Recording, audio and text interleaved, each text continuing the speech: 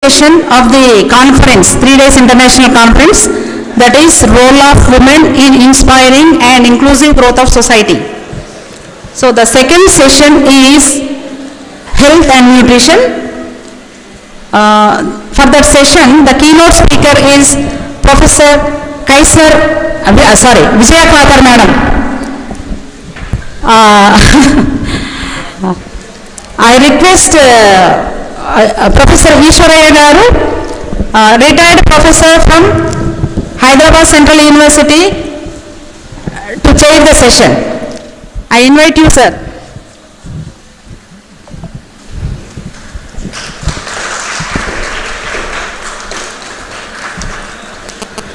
Professor Ishwaraya Garu, former HOD, Department of Political Science, University of Hyderabad. He taught political science at Bhavan's New Science College, Ramkote, Hyderabad. Now I request Karuna Madam from Bangalore on to the dais as a co-chair, please.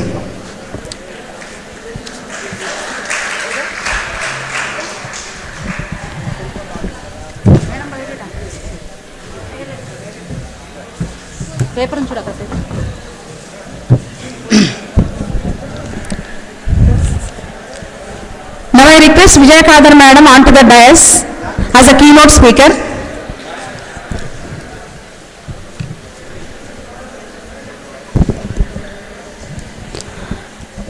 It's a great pleasure for me to introduce Professor Vijaya Khadar Garu. She is known to me since long time. She is Vice President of OWSD, that is Organization for Women in Science for the Developing World, National Chapter, India. And I can say she is my best friend. Why? Because she has given so many valuable inputs for me from the beginning of the program. Actually, this program all about 6 months program. Actually, this is a 6 months program. We made it in a 1 month 15 days. For that success, Madam has given so many valuable inputs for me, and also she has provided international speakers for this conference. I am grateful to you, Madam, and thankful to you. I express my deep sense of gratitude to Professor Vijaya Khadar Madam.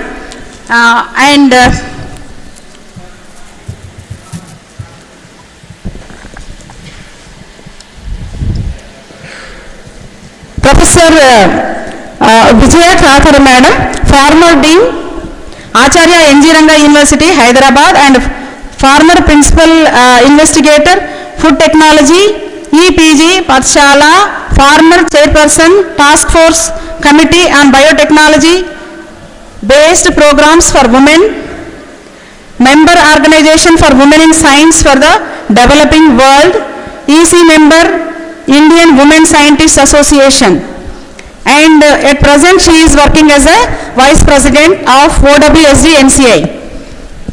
Thank you, Madam.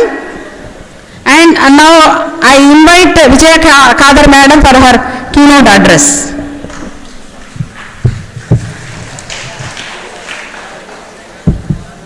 Project touch.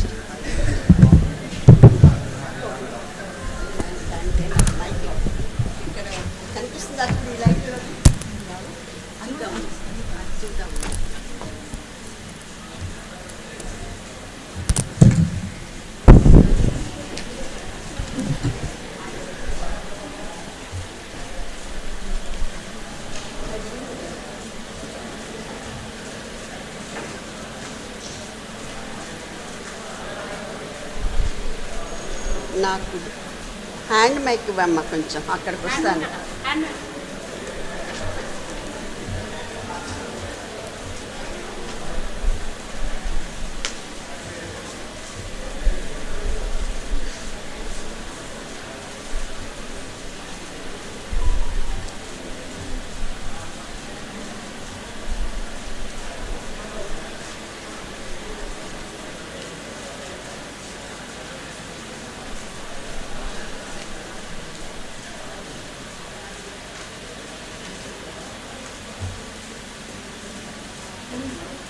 Okay.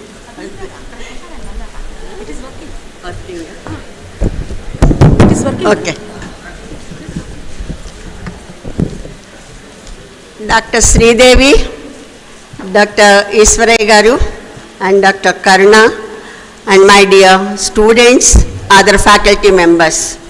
I am really happy to share my expertise with all of you today.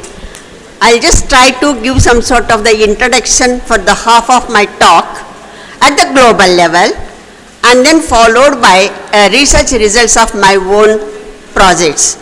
I have completed 22 independent research projects funded by the national as well as international organizations, mainly to improve the nutritional status of the vulnerable group of the population, that is the preschool children, pregnant and lactating mothers. And not only that, I tried my level best to improve the income sources of the rural families, farm women, fisherwomen, and also tribal women. So I just try to condense the information, and whatever I can just pass on to you. It is not like a classroom lecture for all of you. It is a very important, and it may be useful for your interviews in future also. Please pay attention, because it's not that easy. Reading from the books is, you may think that is because going to the net and downloading and everything, that is much easier. But with an expertise, sharing the knowledge is very, very important. It will be recorded in your brain, and if you are having any questions also, you can directly put to the speaker. Okay? With this note, I would like to start my program. See, when you just talk about, especially, I think you should remember the food security, health security, and income security of the family. Whatever we are doing without having these securities is very difficult. Long back, our late Prime Minister Jawaharlal Nehru, he has mentioned long back, I am quite convinced that in India today, progress can be and should be measured by the progress of the woman in India. Look at what a long vision he had. That means unless we progress, our country will not be progress. That is why we talk quite a lot about the woman empowerment, or economic status of the woman, supplementary income of the woman, health of the woman. For these are the things we are talking. And even sustainable development goals also, the woman empowerment is one of the important agenda. Can you easily talk about the next one, please? Next slide. Why it's not? Okay, next slide. Now, there was an international conference during 2016 in the month of August, where there are a lot of international delegates were there. This was mainly because they were all concerned about the role of the woman in the STEM is decreasing very significantly.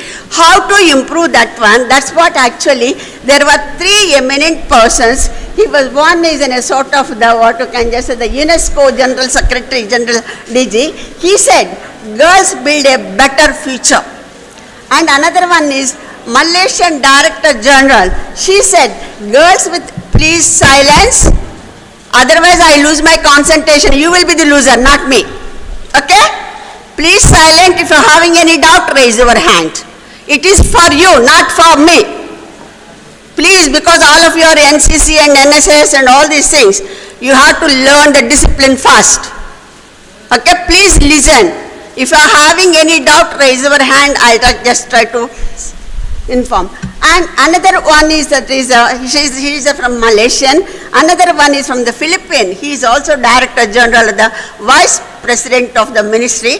He also said about the equal to, not less than. See, you can just see this is in 2018 in an international conference. The top level international leaders, they mentioned what is the role of the woman, because they're all very much worried about the decreasing of the members in the STEM.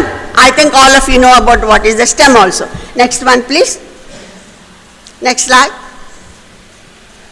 Now, if you just see the insecurity of the food, there is a security and insecurity.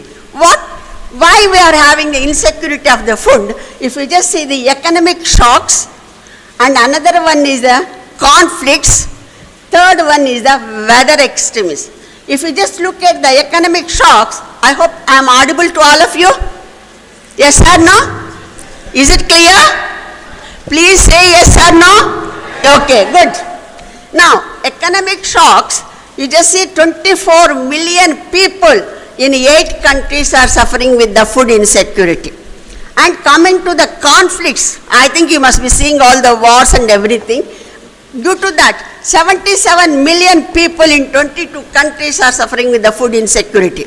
Then coming to the weather extreme, 34 million people in 25 countries are suffering in the food security. Now, these are the 3 major reasons for our food insecurity. Next one, please.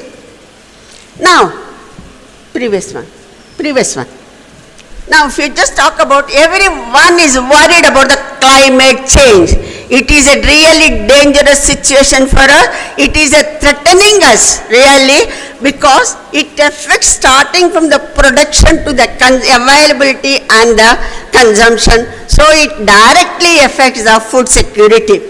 Now, if you just see the reasons why it is a climate change is a threat for us, you can just see it diminishes the food production or the nutrients, and then it slows the rate of the food production or grain production, and not only that, it spreads the diseases, infectious diseases. So these 3 are that is why the climate is really affecting from the production, availability, consumption. So naturally it is affecting the food insecurity. Next one, please. The biotechnology vision. Everyone is, because most of the universities are talking the biotechnology, that is a buzzword, paying so much. We are all going for the biotechnology courses. Even our simple curd fermentation is also biotechnology. Our idli batter is also biotechnology. Our dosa batter is also biotechnology. So it is very important course. That is why most of the universities are capturing that word, and they are trying to start the biotechnology courses without having the proper infrastructure. I am telling you, without having the proper infrastructure. But here, what is a biotechnology vision? It is actually the tool of the future. You can just talk about it, and it is actually the agent to change, transform the knowledge, and at the ground level, grassroots level, it helps. And not only that, it is actually helpful in identifying the diseases, especially because we are coming across a lot of diseases. See, one side we are talking about the production wise, one side we are talking about the availability, one side we are talking about the food insecurity. And all these things, when you are talking about, these are the things is come. Next one, please. So biotechnology is the important subject. Now, global challenges. What are the, I have told you, I am just giving the introduction only the global level, then I just support data with my own research results. Now, when you just talk about the global challenges, biodiversity loss, all of you might have heard about it, and another one is a pollution, and another one is the land and environmental degradation, and then water scarcity. We girls, dear friends, maybe another 2 to 3 years, we are going to face lot of problems in the water. We may have to purchase the water. It is not that easy, it is not available. Maybe for the next generation will be a very tough job, because all the groundwater has been already dried up. Now nothing is available. So water scarcity is going to be a big problem, I am telling you. Please make a note of it. After 2 years, maybe for taking a bath also you have to purchase the water. Then population growth, of course, it's everyone knows about it. And poverty. Poverty is another problem. Why poverty? The lack of the purchasing power of the individual is leading to the poverty, okay? And then food insecurity and malnutrition. We know about all the malnutrition. See, one side we are talking about the production wise, thanks to the green revolution, yellow revolution, blue revolution, white revolution. Now we are in the pink revolution, that means the mutton. And then in spite of all these things, why we are talking about the malnutrition till today? If you really look at it, we are in the first 6 places of the world as far as the production of starting the food grains to the milk and milk products, fish and meat and fish and everything. Now, next one please. Next slide. Now, what are the malnutrition? These are the main reasons I have just mentioned about, starting from the low intake, health care and all these things. Not only that, I will stress one point, lifestyle disorders. Lifestyle, we have changed our lifestyle. Why we have changed? Because we have really forgotten about our traditional food. Our idli dosa is really good for our health. Our combination of the food, cereal and pulse combination is good for our health, because some of the essential amino acids lacking in the cereals, some of the amino acids are lacking in the legumes. They balance together when you combine these two things. So our lifestyle has changed.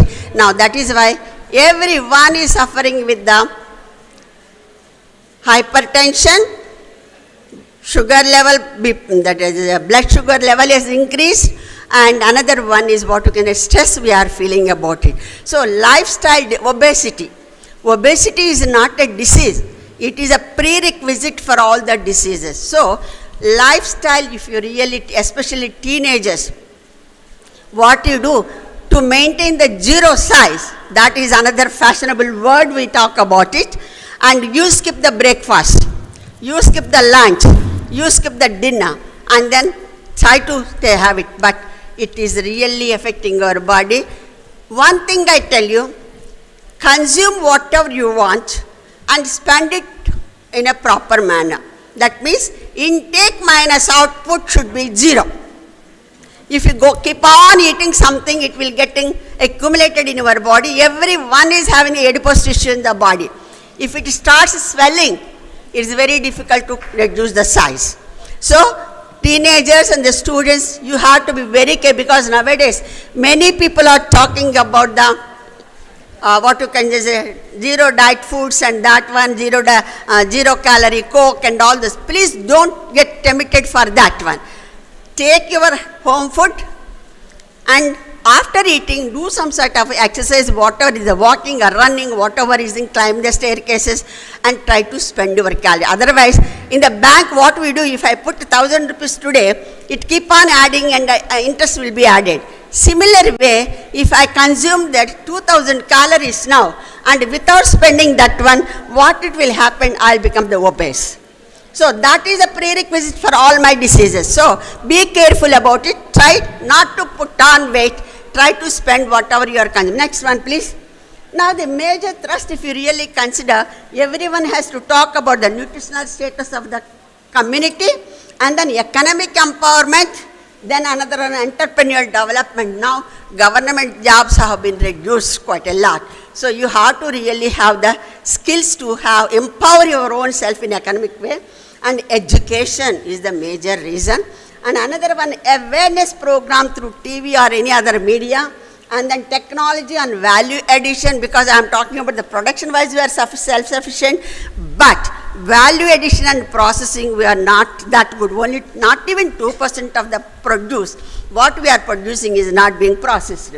And then the healthcare and education material on the mother and child. Actually, next one please. Next slide. Now, hunger. When you talk about the hunger, more than 1.02 billion people are not taking the sufficient food, or 1 in 6 persons are suffering with the hunger. Yesterday someone was asking about the hunger index. I think that gentleman is here answered that question also now.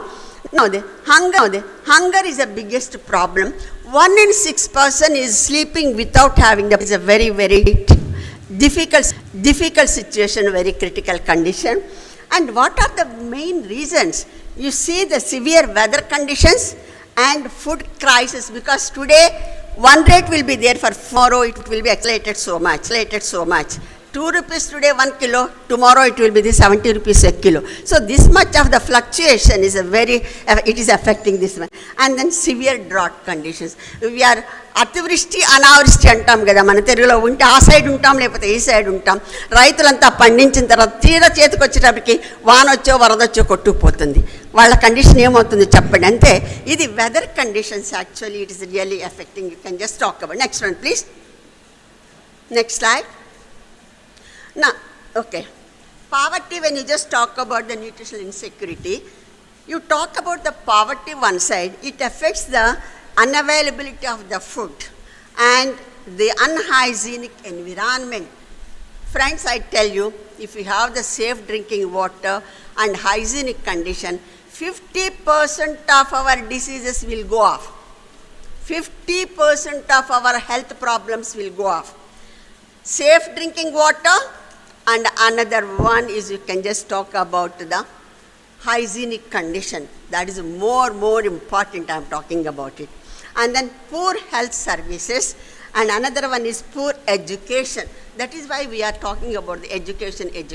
You should know scientific background behind what is happening. I just say the health and hygienic condition, how it is affecting your health. You know the contamination, you know about the infectious diseases, so that you are depleting all your nutrients from your body. So it is really leading to the nutrition insecurity. Next one, please.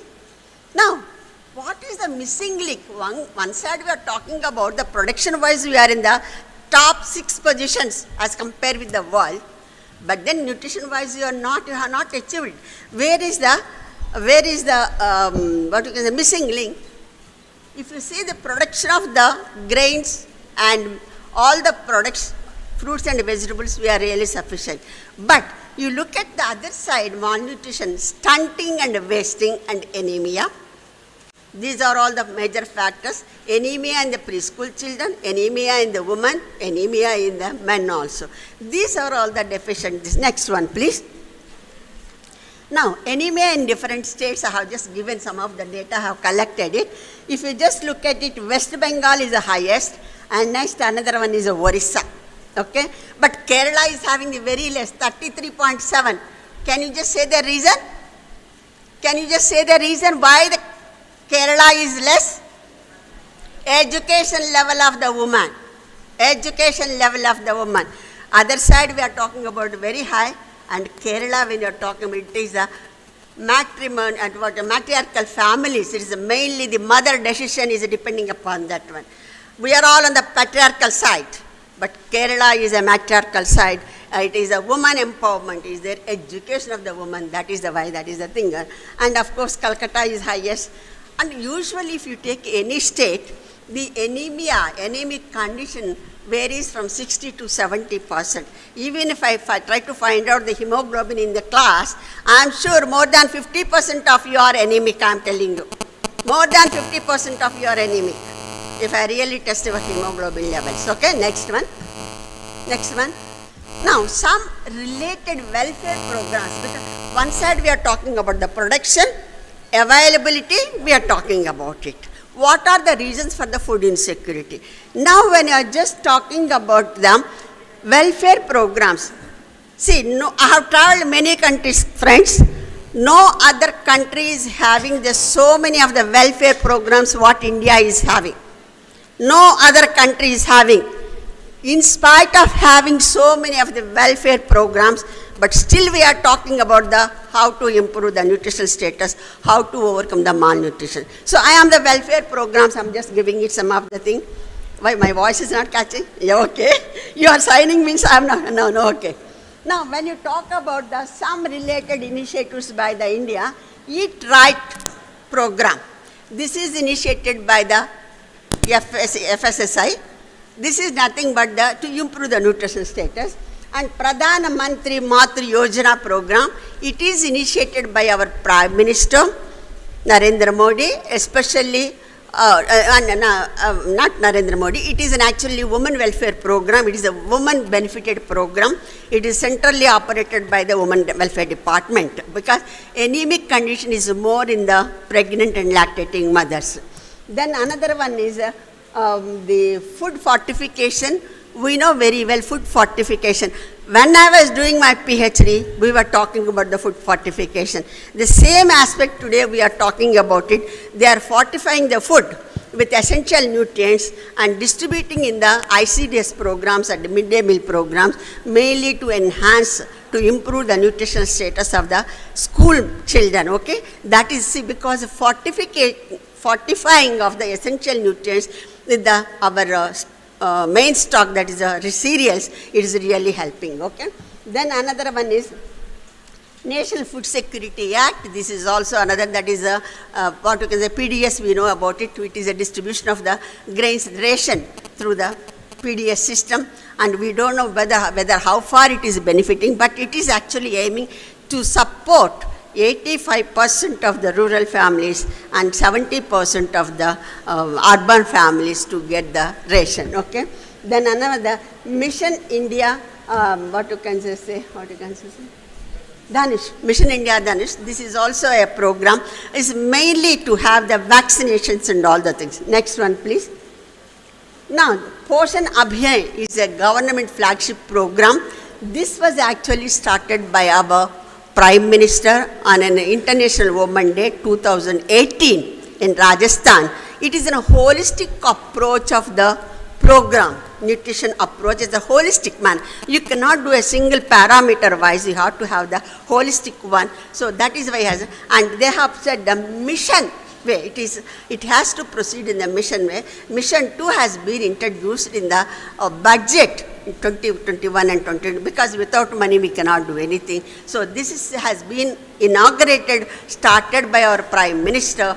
This has been included in the budget, and it is in a holistic approach. Next one, please. Now, Integrated Child Development Scheme. How many of you know about ICDS program? Any nutrition students are here? ICDS, can you just raise your hand, ICDS program? Any one of you aware of the ICDS program? It's one of the good program. No one knows. Anybody knows about it? Raise your hand. No, okay. ICDS is one of the best program in India. Because of the immunization, our health status has improved, I can just say. It has 6 services packages, especially to the 0 to 6 years of the children, pregnant and lactating mothers. If you just see the supplementary nutrition program 1, and then preschool non-formal education 2nd one, and then nutrition and health education and 3rd one, and the immunization is the 4th one. That is very, very important. And another one is a health checkup, regular health checkup and monitoring, and referral services. These are the 6 packages given by the government to 0 to 6 years of the children, and not only that, pregnant and lactating mothers. Next one, please. Now, this is the National Food Security Act, I have just told you. In spite of such a big program, if you just really look at the results, it is a miss and fire actually. Means government has started the program. They are distributing the grains through the PDS. Do you think they are using it?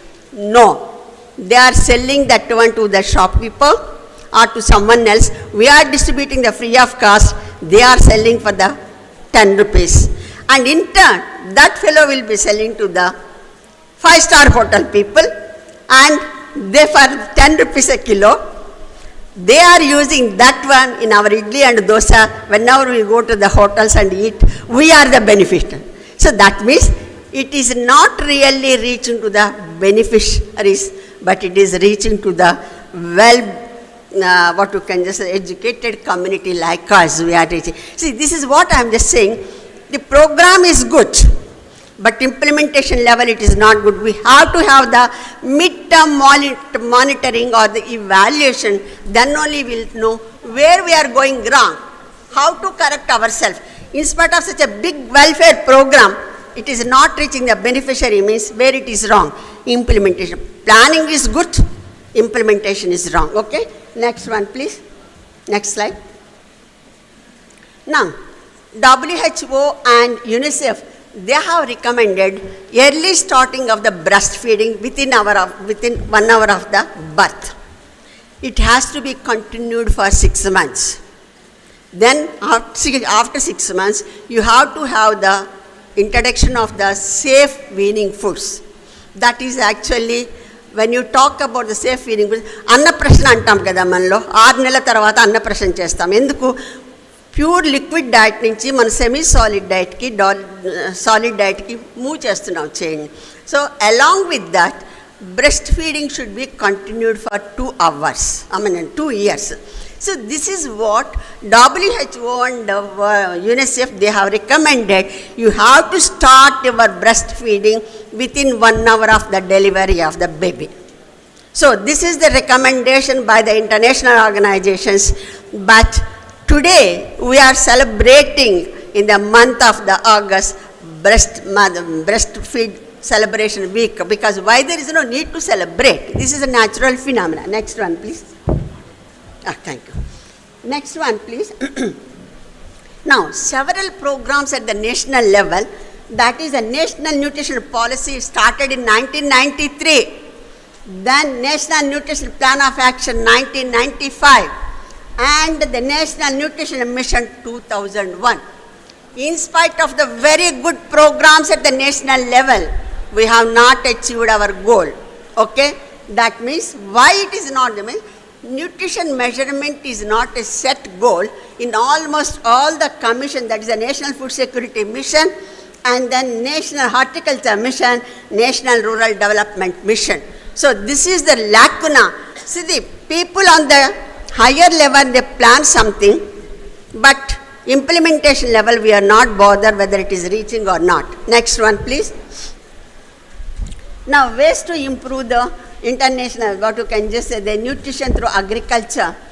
You can just see the global hunger index. I don't know, someone yesterday has asked me, is he here? No. When you talk about the global hunger index, it is mainly measured on the stunting, mortality rate, and wasting. And this is also varies from year to year. There is a lot of controversy, because when you are trying to measure these things, it is very difficult when you are talking about the questions and answers. It may not be a correct method, so that is why people just criticize that one also. But it varies from year to year. This is actually 2003, we have given 117 out of how many? 125 countries. Last year it was 107, okay? Then another one is, you can just have India Human Development ranking, that is mainly based upon our health, education and income status. So poverty index is there. Another one is what you can say, the child wasting, stunting. Why I am just telling, looking at all these parameters, looking at all these indicators, we have to rethink and reschedule our planning to improve the nutritional status of the population. That is why actually you have to think about it. What is the cultivation, processing, distribution, availability. And here, dietary diversification is very, very important. Fortification is important, mainly to have the food security. Next one, please. Now, our late M.S. Swaminathan, I think all of you might have known about his name. You might have heard about M.S. Swaminathan. Bringing agriculture, nutrition, health together, we can really make India as a zero hunger. That is what we are not having a link. Individually, you are all good. You are good in your own way, I am good in my own way, and he is good in his own way, and she is good in her own way. But we are not putting the integrated effort to achieve our goal. That is the drawback with us. What our right hand is doing, the left hand does not know. What left hand is doing, the right. That means there is a lot of work is going on in many of the universities. Wonderful work is going on. But are you taking that one to move forward? No. That is our lacuna. That is our drawback. Next one, please. Now, when we can just talk about our Honorable Prime Minister in one of the national conferences 2016, he has really said, science and technology is very important. It reduces the poverty and advances the prosperity. And another one is a fight hunger and improve nutrition. Not only that, conquer diseases and improve health. So beautifully he has mentioned about the food science and technology. Next one, please. Next slide.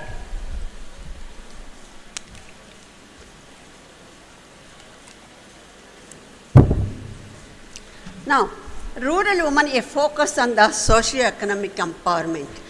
Unless woman is empowered economically, you cannot say the improvement in the nationwide. That's what since yesterday we have been talking about it. That is why you have to provide income status, improve the income status at the grassroots level work. Next one. This is actually, I have compiled the work from the university, from my college. Whoever has done the work on the aspects, this was a book, so I thought let me have the cover page. So it's a food security, health security, economic empowerment. Next one, please. Now, food technology for the rural setting. Whatever we are producing, 30% of the food is wasted. 30% of the food is wasted. When you convert that one in Indian rupees, it is equivalent to 580 crores. 580 crores. That will be useful to feed 232 million people. See, when you talk about the 30%, it can really help feeding of the 32 million people. That means, even if you reduce your food wastage at even 1%, your contribution will be more to the country. Next one. Not only that, establishing of the tiny food processing units at the village level, it will provide the income status to the rural woman, illiterate woman. Next one. Sustainable development goals, I don't want to go into it. There are 17 goals, which starts from the zero hunger to the woman empowerment and all. The next one, please. Now, I think all of you know that 2023 was the International Year of the Millets. Earlier, one thing I'll tell you, earlier we were consuming the millets, girls, but in between, for some reason, we stopped it. So the farmers stopped producing the millets. Now, after some time, lot of the international organizations started funding to popularize the consumption of the millets. So now, that is why everyone is talking about the millets. Restaurants are there, millets, so many of the things are there. But without helping the farmer, can you have it? Some TV people, they have asked me, Madam, can you just talk on, what is that, quinoa. Quinoa is also coming on the millets, but it is not our crop. So they asked me, Madam, you talk about it. And I said, I will talk on ragi or jawar or bajra, but not on the quinoa, because it's not our product. Why? How can I give a message to the media? So this is the next one, please. Now, in Odisha, they were trying to use the millets in midday meal program and what you can just say the Anganwadi centers, and using the mothers committee. So that is actually the products. Next one, please. Next one.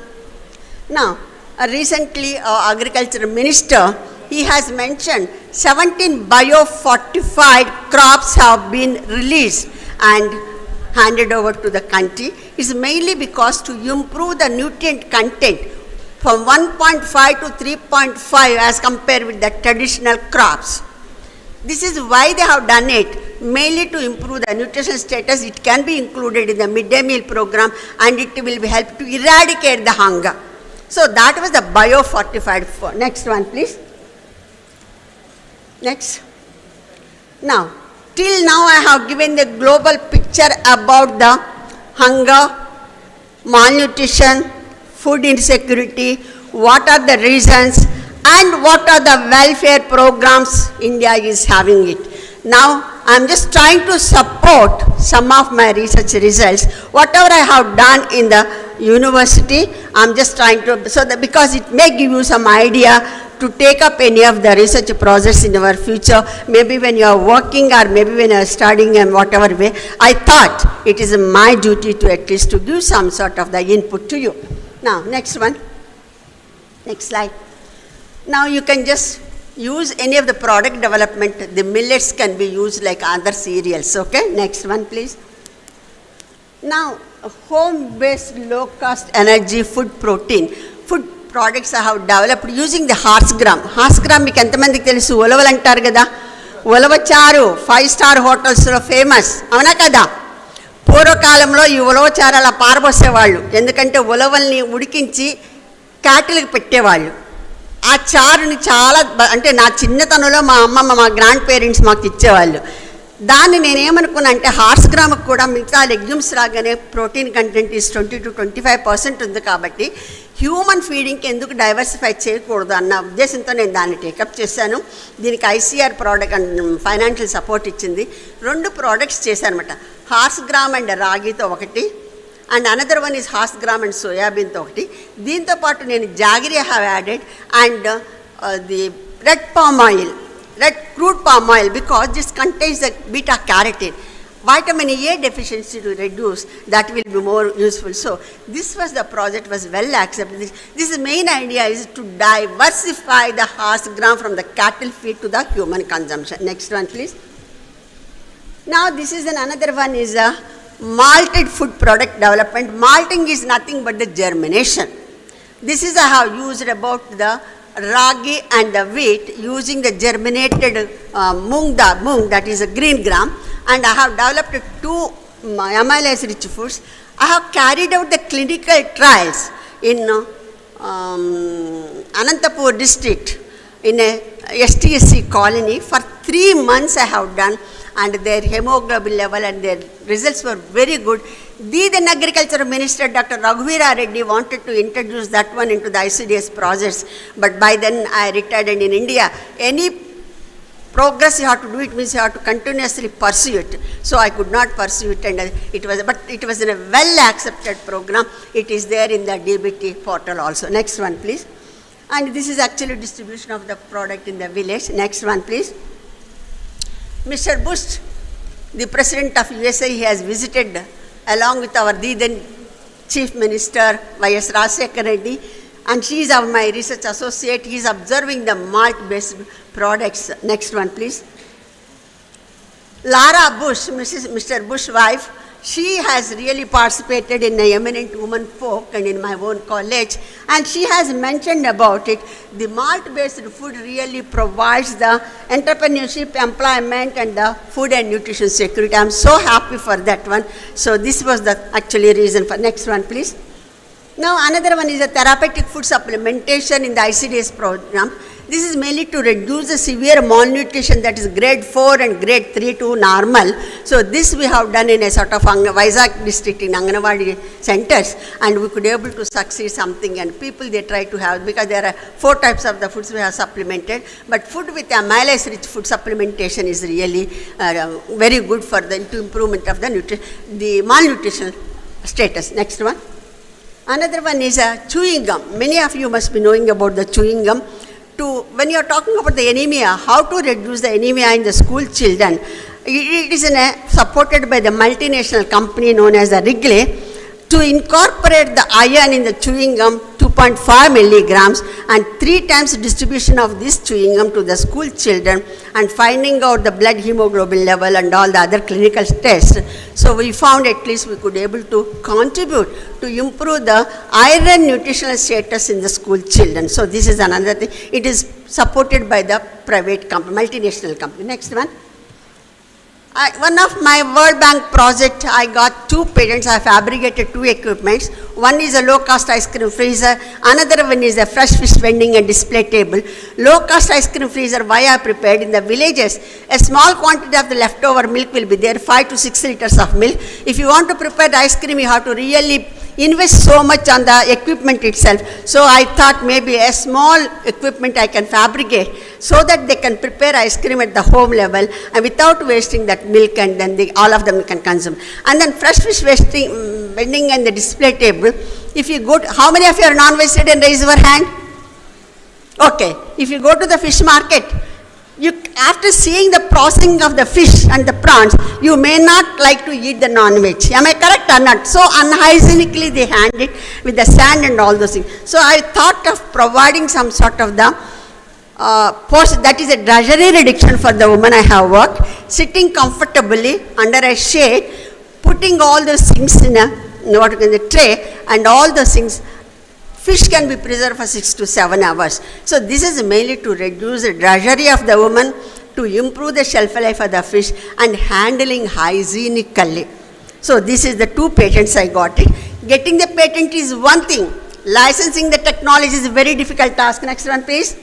I have licensed the technology twice to a woman entrepreneur First one, she is handing over the check to my controller, and another slide, she is handing over the documents to my registrar.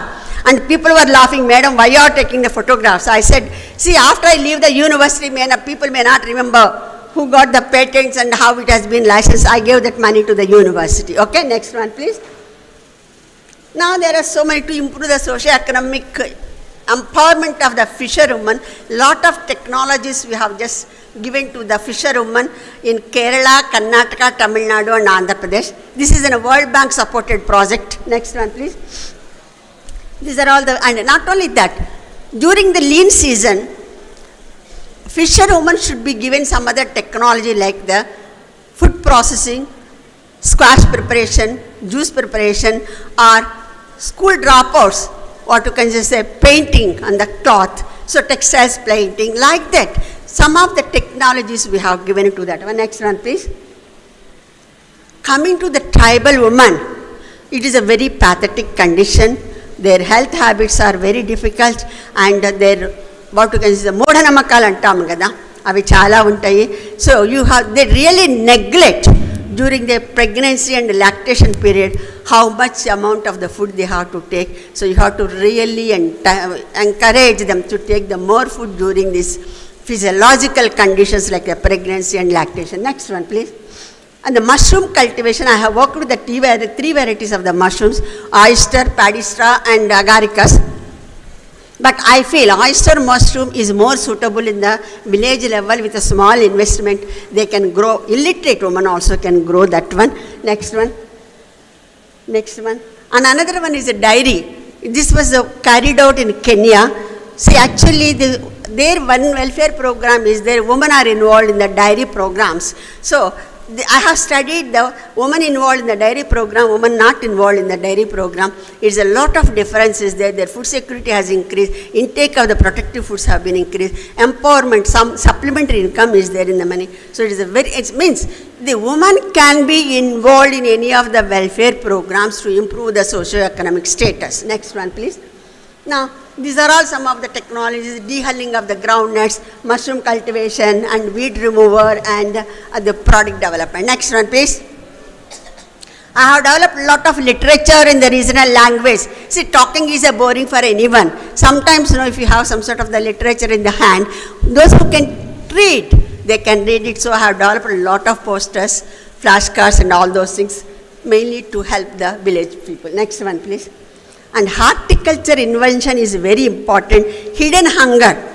We are talking, chronic hunger is one thing, hidden hunger is one thing.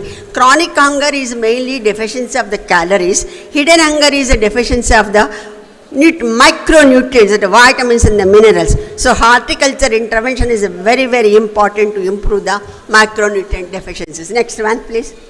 Now, there are so many technologies developed and they are all lying in my university shelves, starting with the, what you can say, entrepreneurship technology development and the knowledge entrepreneur empowerment and the value addition. These are all because anyone are interested, you can take. Many of the universities are carrying out lot of work, but the results are not reaching to the grassroots level. Next one, please. Next one. Take science to women and women to science for country's proper growth. This is what we really require. Next one, please. Now, based on my work, I am very happy to share with all of you. When I was working on mushroom cultivation, the then Commissioner of Horticulture, he has issued a GO for 70,000 rupees to establish one oyster mushroom unit. Many people have benefited out of that. 41 people have established the mushroom cultivation units, and it is really a lot of supplementary income to the rural folk, you can just say, the rural families. And then another one is the 10 families have really taken up the food processing units. Another one is 3 families have taken up the dehulling of the jawar in the rural areas, and self-help groups have been formulated. These are only to say some sort of the success stories out of my research work. I'm very happy to share that one. Next one, please. Now, success stories in the World Bank project, especially in the fisherwomen. 3 fisherwomen from Kerala, they started earning 3,000 to 15,000 rupees, mainly the fish vending and fish trade. And another 2 from the Karnataka, earning 30,000 to 40,000. Even they have established the ice plant also. and one from Tamil Nadu and one from Andhra Pradesh. They are earning 12,000 to 20,000 per month. It is to the net making and all those things, because not only they are earning, they are providing the income to the others also. But one thing I am telling here, the technical knowledge was given by all the fisheries college in all the 5 states. So I am really happy. That is the collaborative work, cooperation between the scientists and the beneficiaries. So I am very happy to say that. Next one, please. Now recommendation, you have to have work in a collaborative way, starting with the the social protection to everything, education and everything. Next one please. Now I want to acknowledge all the national and international organizations for providing me the financial support, and not only that, research associates and the field investigators for helping me to carry out my technical work. Next one. Women empowerment and skill development, you can just see, please go on. You can just see the women who have really served our country. I think you can identify their names, I need not read about it. See, those who have contributed something to the country, that is the thing. Maybe tomorrow, some of you also can be there in that stage also, if you commit yourself to do something to the nation. Thank you very much for all your patient listening. I tried my level best to share some of my achievements with all of you, to create stimulation and all the other things. So I take it a sportive manner. Always work with the team spirit, always help you working together, and you have to have the the moral support. It is not one person cannot see. Today I am in this position means I have acknowledged all my research associates, all my field assistants, all the higher level funding people, and the university for providing an opportunity to carry out of this work. One thing I tell you friends, through my 22 research projects, my contribution to the university is more than 2 crores at the level of the 15%. That was the testimonial I got from one of my vice chancellor. 22 projects, 15% level, I have given the money to the university. Thank you very much. Any doubts, any questions, I am here.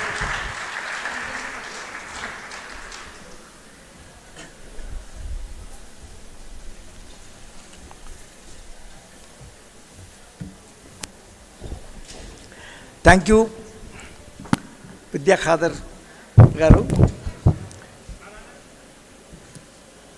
Actually, health and nutrition సంబంధించిన అన్ని dimensions గురించి మాట్లాడేవారు. Health and nutrition గురించి అన్ని dimensions గురించి madam మాట్లాడింది. అన్నిటికంటే ముఖ్యమైనది నాకు తెలిసినంత మట్టికి ఆమె చెప్పిన ఇన్ఫర్మేషన్ బట్టి మనము నిజానికి మన దేశంలో ఎంత వెనకబడి ఉన్నాము, పర్టికులర్గా young children in the schools and colleges. నిజానికి చాలా స్కూళ్ళలో చిల్డ్రన్ ఎట్లా చదువుతున్నారు, వాళ్ళ న్యూట్రిషనల్ కండిషన్ ఏముంది, ఎట్లా బాధపడుతున్నారు అనే హెల్త్ చెకపే లేదు. కొన్ని స్కూళ్ళల్లో ఉందండి. సో నిజానికి there is a need for getting information, awareness of nutrition, and also health checkup to find out, the condition of nutrition, macronutrients, and so on and so forth. So madam గారు చెప్పిన ఇన్ఫర్మేషన్కి తర్వాత చాలా ఆమె ఇచ్చిన conclusions కూడా చాలా బాగున్నాయని నా అభిప్రాయము. అన్నిటికంటే ముఖ్యమైనది ఏంటంటే ఆమె చెప్పింది ప్రోగ్రామ్స్ చాలా ఉన్నాయి, కానీ అది ఇంప్లిమెంటేషన్లో సరిగా జరగడం లేదు, ఇంప్లిమెంట్ కావడం లేదు అనేది మనకు బాగా సుస్పష్టంగా చెప్పింది. అయితే మన అందరము, మీరందరూ కూడా ఆ ఇంప్లిమెంటేషన్ యొక్క గ్యాప్ని ఏ విధంగా పూర్తి చేయాలనేది. అయితే నాకు ఒక డౌట్ కూడా వచ్చింది. ఏంటంటే she recommended that nutrition questions problems should be addressed. అయితే మన దేశం అంతా నిజానికి ఏ దేశంలో ఉందో లేదో కానీ రైస్ అనేది తప్పకుండా అందరికీ and also cheaper rate, it's accessible to all the people. అయితే దాంట్లో ఒక రైస్ మాత్రమే 1 రూపీ కేజీ ఇస్తున్నారు కానీ వేరే న్యూట్రియంట్స్ దాల్స్ కానీ ఆయిల్స్ కానీ తర్వాత మన అదర్ థింగ్స్ కానీ నిజానికి సప్లైలో లేవు. అవి చాలా, అంతేకాకుండా మార్కెట్లో అవి చాలా రేట్స్ ఉన్నాయి. సో మేడం ఎక్స్ప్రెస్ అంటే నాకు సర్ప్రైజ్ అవుతుంది, హంగర్ అంటుంది. అరే people are getting rice at 1 rupee KG and also whenever they are feeling supplies they are also selling in the black market. కానీ ఆమె చెప్పింది ఏంటంటే ఈ మధ్యన మీరు Chandrababu, I mean no political thing, Chandrababu ఏమంటున్నాడంటే నేను అధికారంలో ఉన్నప్పుడు రైసే కాకుండా వేరే న్యూట్రిషన్స్ ప్రోటీన్స్ అన్ని వస్తువులను కూడా 8 వస్తువులను కూడా మన తక్కువ ధరలకు అమ్మించానని చెప్పాడు. సో ఈ was criticise and this also true. I mean you can see these things. అయితే విషయం ఏంటంటే మేడం చెప్పిన అన్ని అంశాలపై మనము వివరంగా తర్వాత చదువుకోవచ్చు. But for the expertise and not only that we should appreciate. నేనేమనుకుంటున్నా అంటే అసలు she is the best example.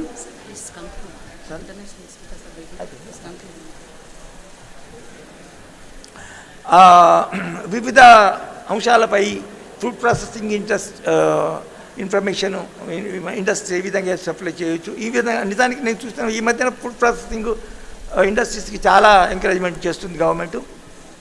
తర్వాత ఆమె అచీవ్మెంట్స్ కూడా మనకి చెప్పింది, పేటెంట్స్ వచ్చినాయి, తర్వాత చాలా ప్రాజెక్ట్స్ వచ్చినాయి. నిజానికి ఆమెను గురించి మీరు ఇంకా ఎక్కువ మీ పేరెంట్స్ ద్వారా, మీ టీచర్స్ ద్వారా ఇంకా ఎక్కువ తెలుసుకోవాల్సింది. కానీ ఇంతకంటే నేను టైం ఎక్కువ తీసుకోలేదు. We thank her again.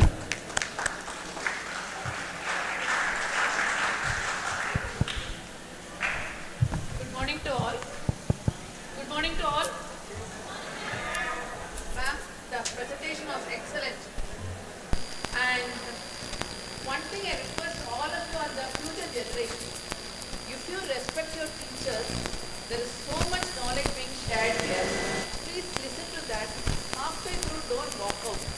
At least listen to the full thing and then walk out, that's fine. Now, I want to ask, any of you want to ask any questions? Any questions in what she asked? No? Do you have any doubts? Absolutely? Okay. Can I ask you a question? What she asked? Can I ask you? Yes or no? Yes? Very good. I'll ask one question. She told one side was heavy production and one side is our nutrition education. Is like a missing link. Did anyone ask you about a missing link? Any missing link? What was the missing link there? Anyone ask? No? Okay.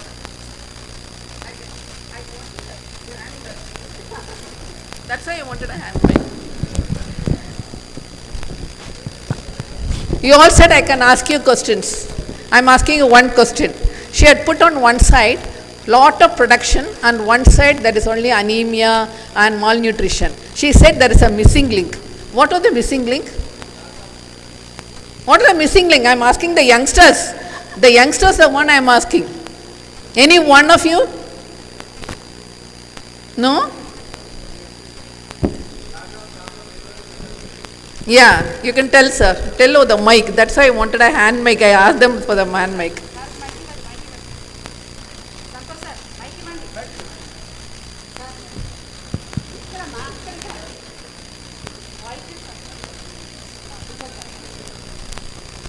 Okay. Anyway, doesn't matter. So only I'm requesting is your conference is being held in your college at this level. You should be, please be attentive for your this one. Thank you, ma'am. Thank you for the excellent work.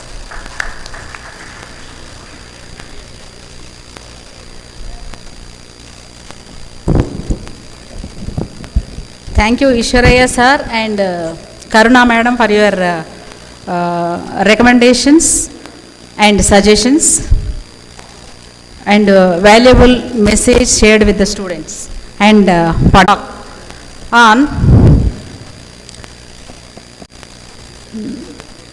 role of women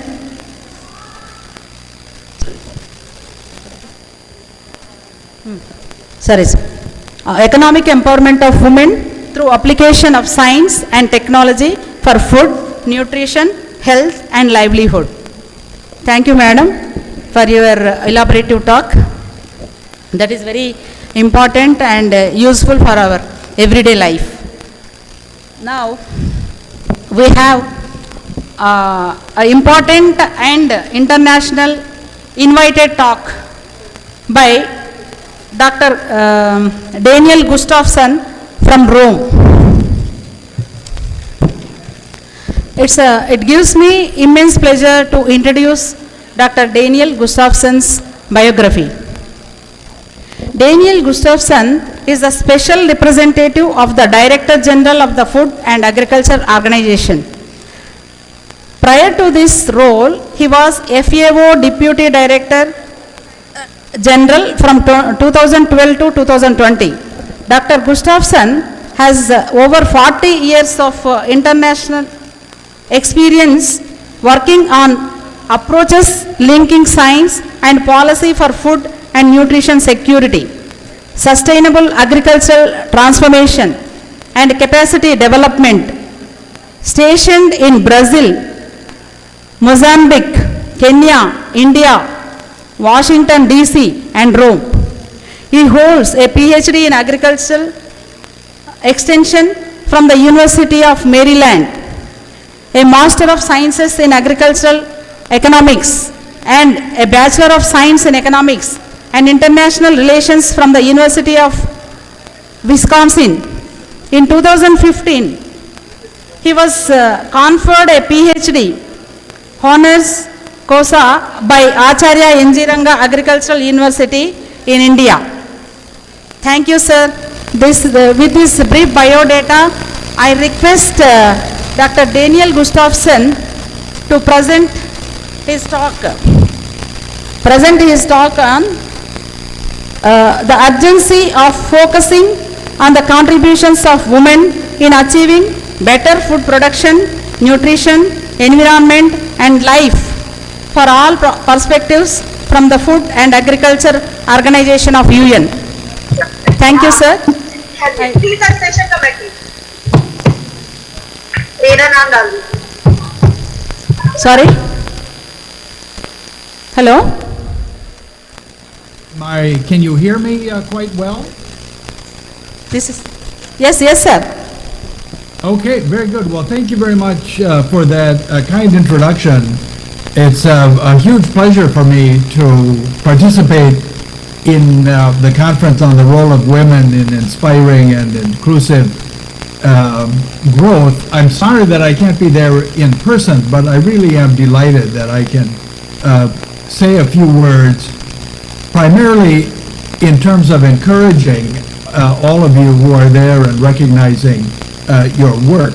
I'm especially happy, in fact, to come in the conference between my very dear colleagues, Dr. Vijaya Kadir, who I've worked with for many years, and really have been an admirer of her work for a long time, and then following me, Dr. Mirbat Foda, who is a newer friend and colleague who I met in October this year at the Organization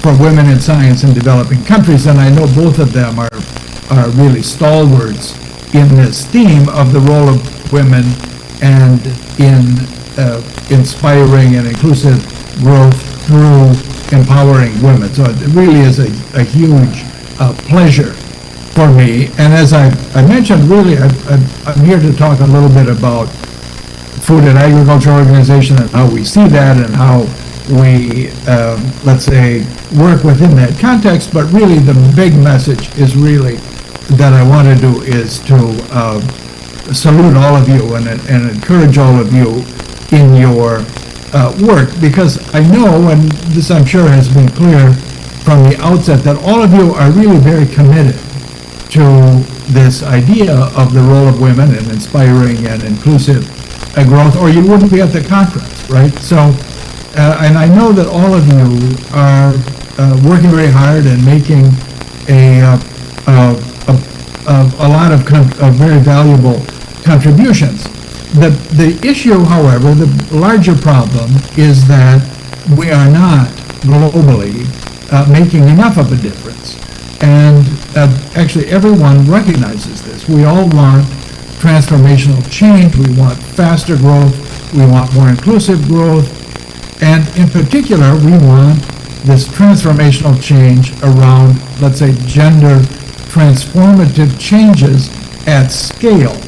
This is what, of course, we all want, but very few of us, and perhaps in the conference, almost none of us, actually work at that level. So the question is, how are we going to get this more inclusive, faster, more women-centric growth through the activities and that we are doing?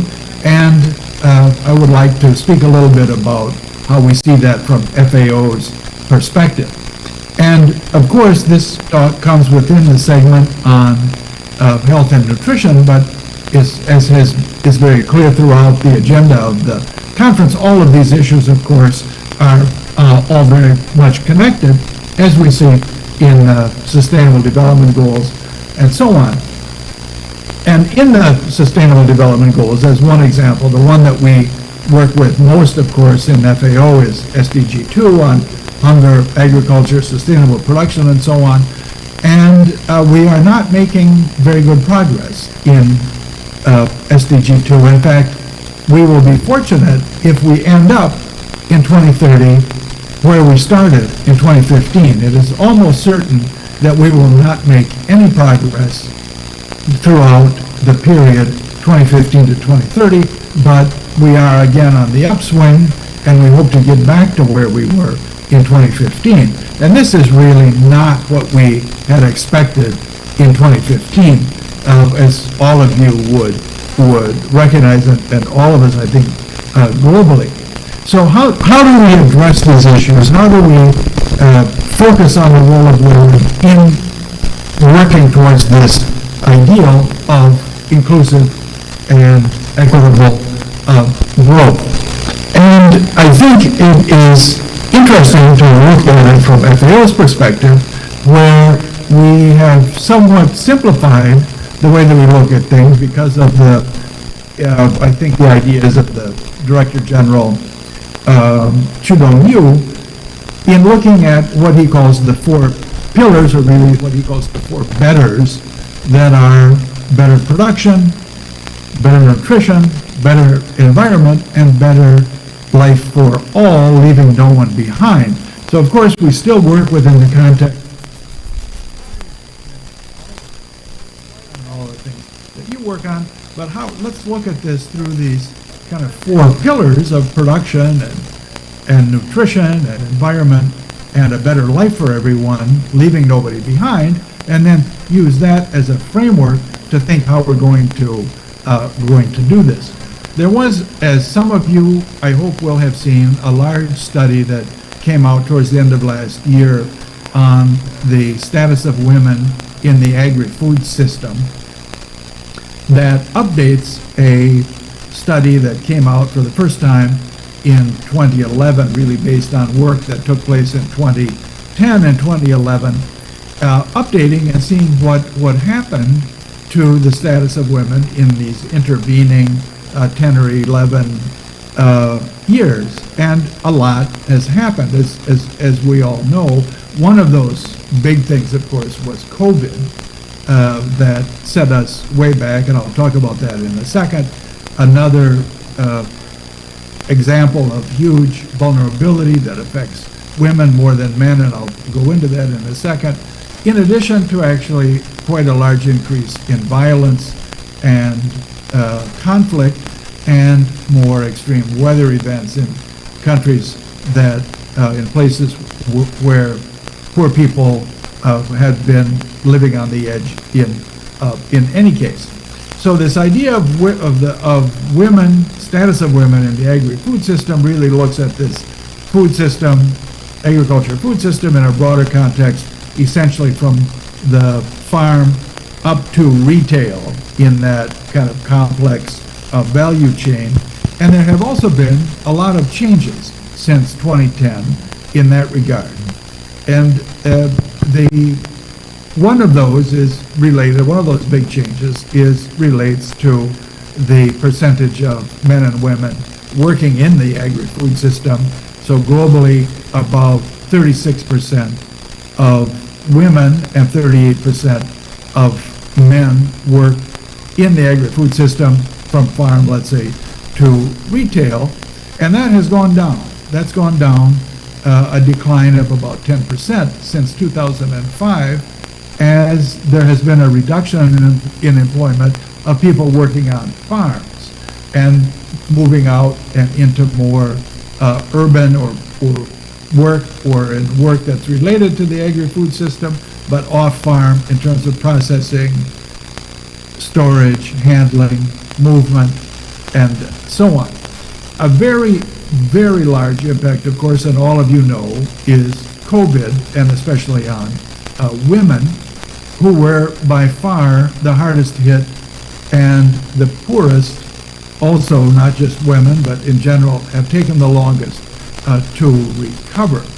An interesting piece of information from this study that came out last year, that globally, 22% of women who work in the off-farm segment of the food system, right? 22% of those lost their jobs in the first year of COVID. COVID 2019, first year, 22% of women working in the non-farm segment, off-farm segment of food system lost their jobs versus 2% of men. Only 2% of men that first year lost their jobs. 22% of women lost their jobs for a lot of reasons that we all understand. Women are caregivers. They were also had demands placed on them, additional burdens required them in many cases to leave the workforce, and also they were working in parts of the economy that were the first to shut and that were the hardest hit because of COVID.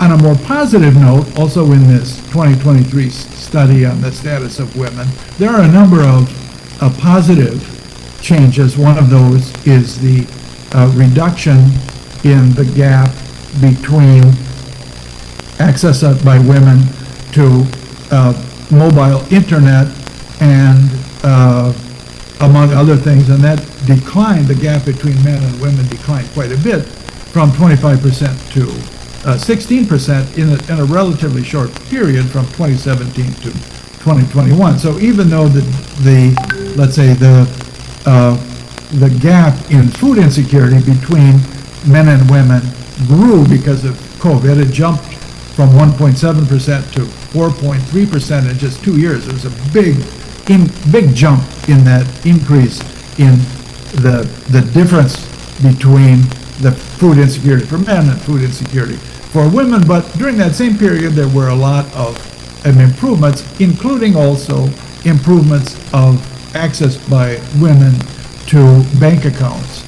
And that narrowed, the difference between men and women narrowed from 9 percentage points to 6 percentage points in relatively few years, thanks in large part to the experience of India, of course, with the huge expansion of bank accounts essentially for everybody.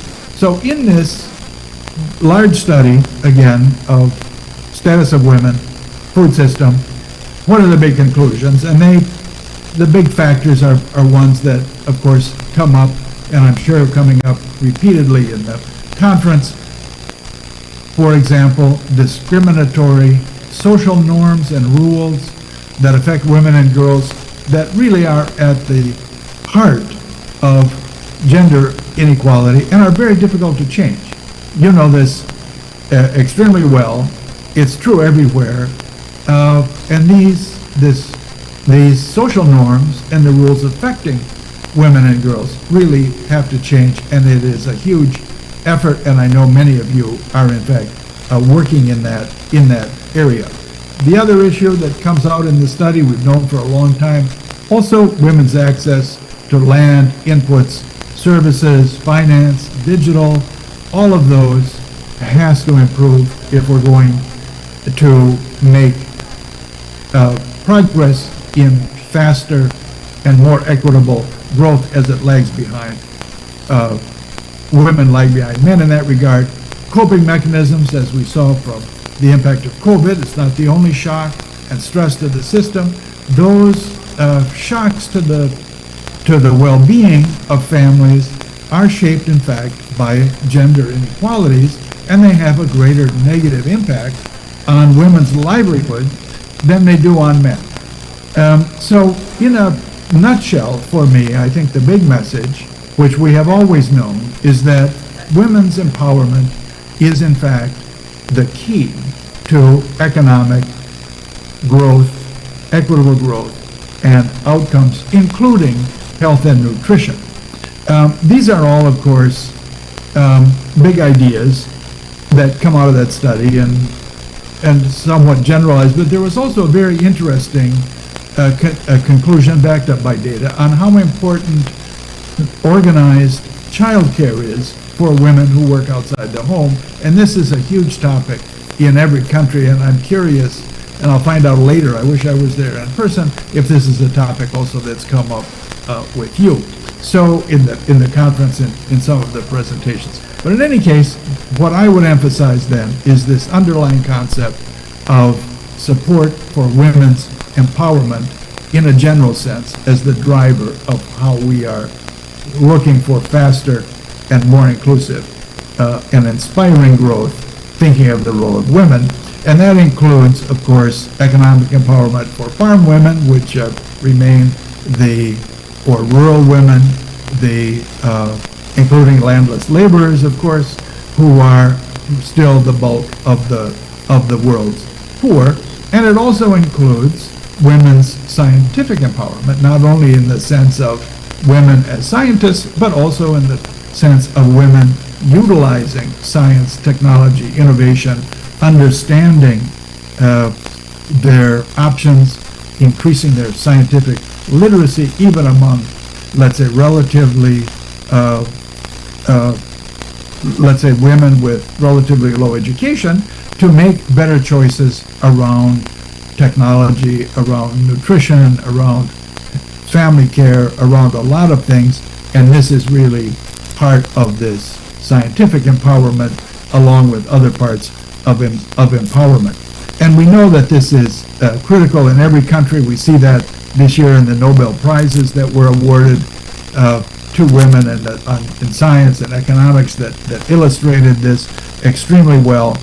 And we also need to have women and I know that the audience is in the conference is full of you who are making an impact in helping policymakers understand the trade-offs and make difficult decisions that, in fact, address the social norms that hold women back and that address the lack of access to finance, to inputs, to education, to internet, and so on, that make such a difference. And I know that this has come up, I'm sure, in the comments of Dr. Kader, and also next in the comments of Dr. Mervat Furda, that will, I'm sure, highlight that in different ways. Okay, so the question then for me is how then, or let's say the approach is how to think about this empowerment of women as the driver for inclusive and inspiring growth when we think of these four pillars that FAO is talking about. So when you look at production, very clear, agricultural production, you're going to need women to be empowered, to have access to inputs, land, credit, knowledge, work in groups, have more clout in marketing, have more clout in influencing policy change. When we look at nutrition, likewise, health and nutrition, the focus of this segment of the conference, the importance of women having options, understanding those options, understanding what's behind the messages that come out in terms of childcare, in terms of diets, in terms of let's say, the overall management of the household. All of that is dependent on women's empowerment within that better nutrition box, let's say, of all the things that we are working on. Similarly with environment, better environment, who is it that's suffering from this? Land degradation, water, sanitation, climate change. How can we empower women, groups, individually, making better decisions, understanding the science, understanding the technology, coming up with innovations, and then clearly this final killer, this final better life for all really doesn't require greater agency and greater empowerment for women in order to improve the life of everybody. In my own field, which has been in agriculture extension, as you heard in the introduction, this has really been, I think, a revolution in the time really that I've been working in recognizing all of the ways that extension can work differently than in the past. Used to focus on men, now we know how critical women are, women's groups, women's self-help groups, how you work, how you get people to work together in all these ways that in fact increases empowerment.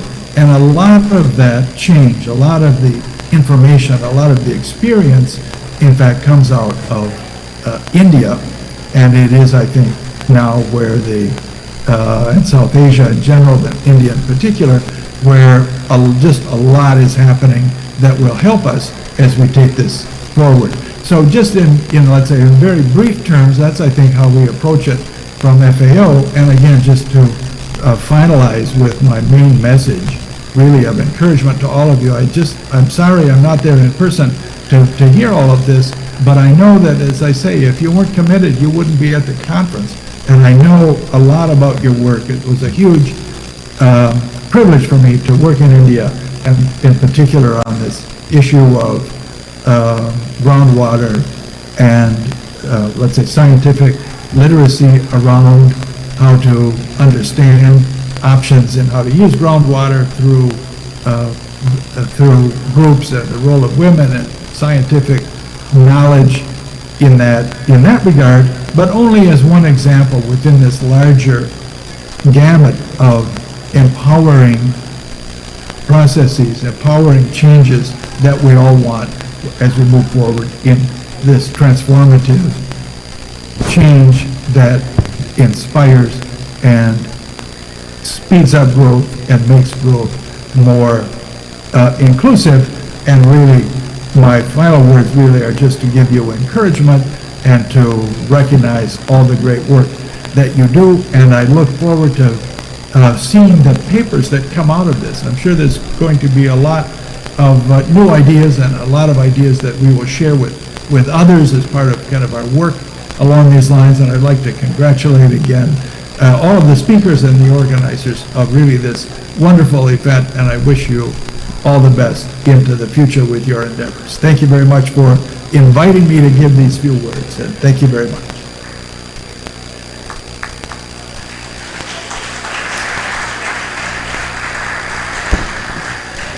Dear friends, any questions to Dr. Gustafson?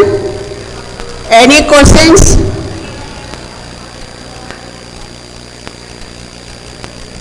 Thank you very much, sir, for your input, especially the role of women, starting from the production, the food chain, and economic improvement of the country or the nation.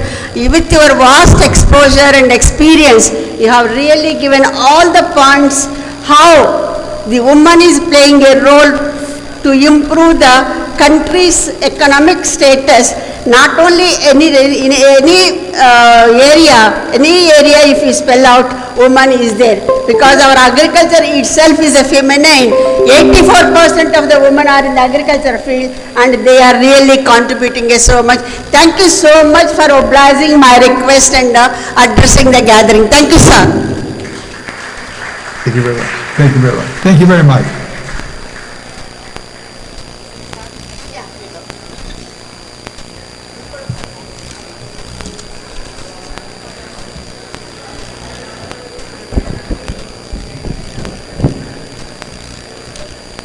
Now we have another invited talk from international speaker, that is Professor Marvet Foda from Egypt. Madam Marvet Foda from Dairy Science and the Department of Food Technology and Nutrition Institute, National Research Center, and President of OWSD National Chapter Egypt. And Madam is the President of SASNET National Chapter Egypt. So with this brief introduction, I would like to invite Professor Marvet Foda to address the gathering with her valuable message.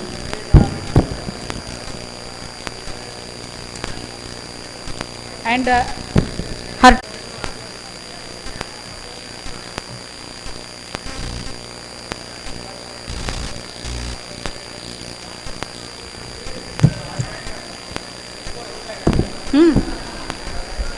Join కాలేదా?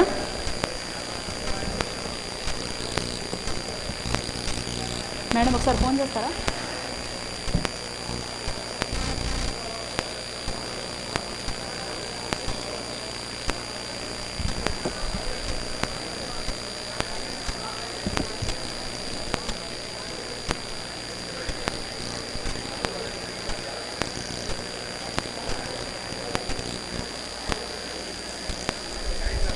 కాలేదా? Shall we go with other speaker? No?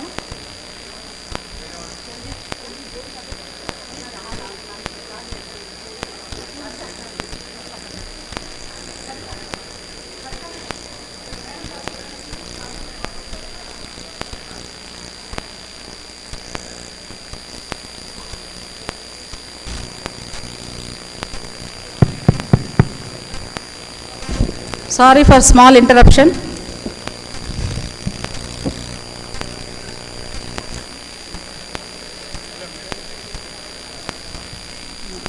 అక్కడ వాళ్ళకి madam వాళ్ళకి ఇక్కడ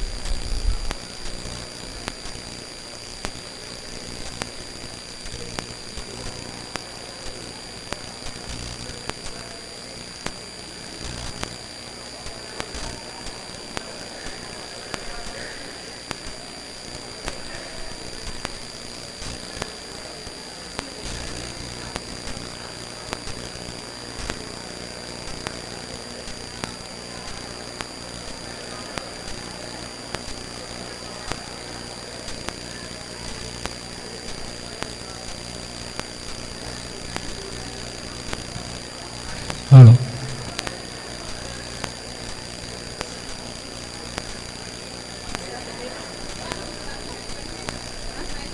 one bed there. So meanwhile we can present. Okay.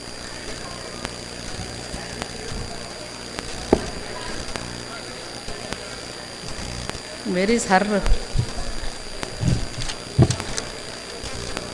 Okay. Meanwhile, I invite Dr. Karuna Ramesh Kumar Garu, pathologist from Bangalore. Madam is going to talk on topic. Okay. Her topic is effect of environment, climate and infectious diseases. An appraisal of 2 years. Thank you, madam. Please take your session.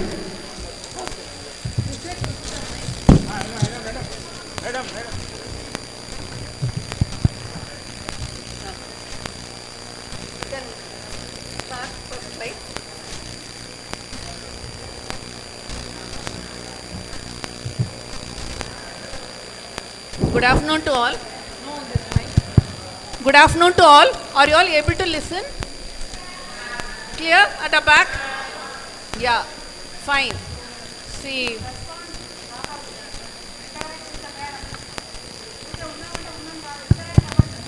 Okay. Good afternoon to all. I thank the organizers first for allowing me to giving an opportunity to be part of this program on International Women's Day, and especially I thank Dr. Sri Devi. Ma'am, I think this mic is not working. Yeah. Yeah, ma'am. Okay. I am going to talk on climate and infectious diseases. Why all the girl children are walking out? May I know why all the girls are walking out?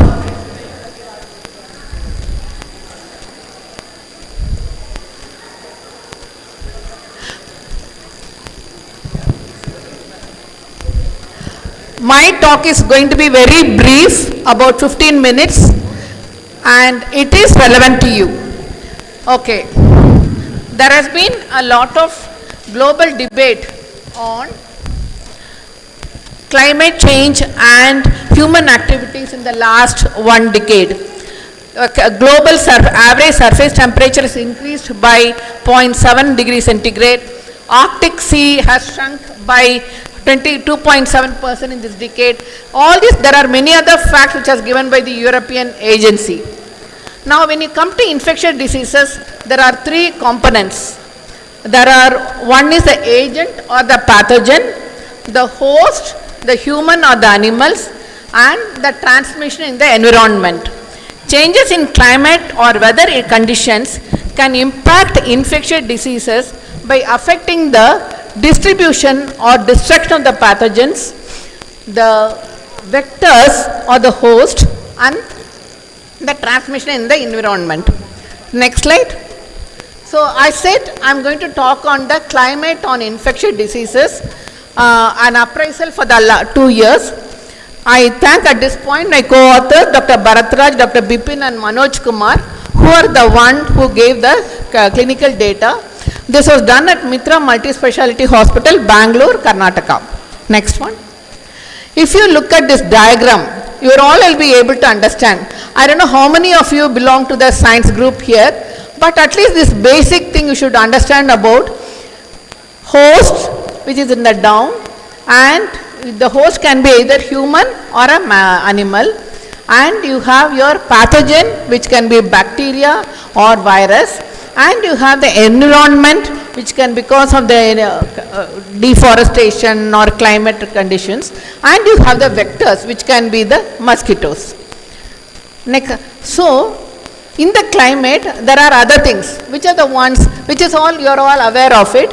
One is the sunlight, which is the cause of radiation, and you have the clouds and the precipitation and the interaction between the sea and the air, and you have the rainfall and the human made pollutions like that, air pollutions like that. Next one.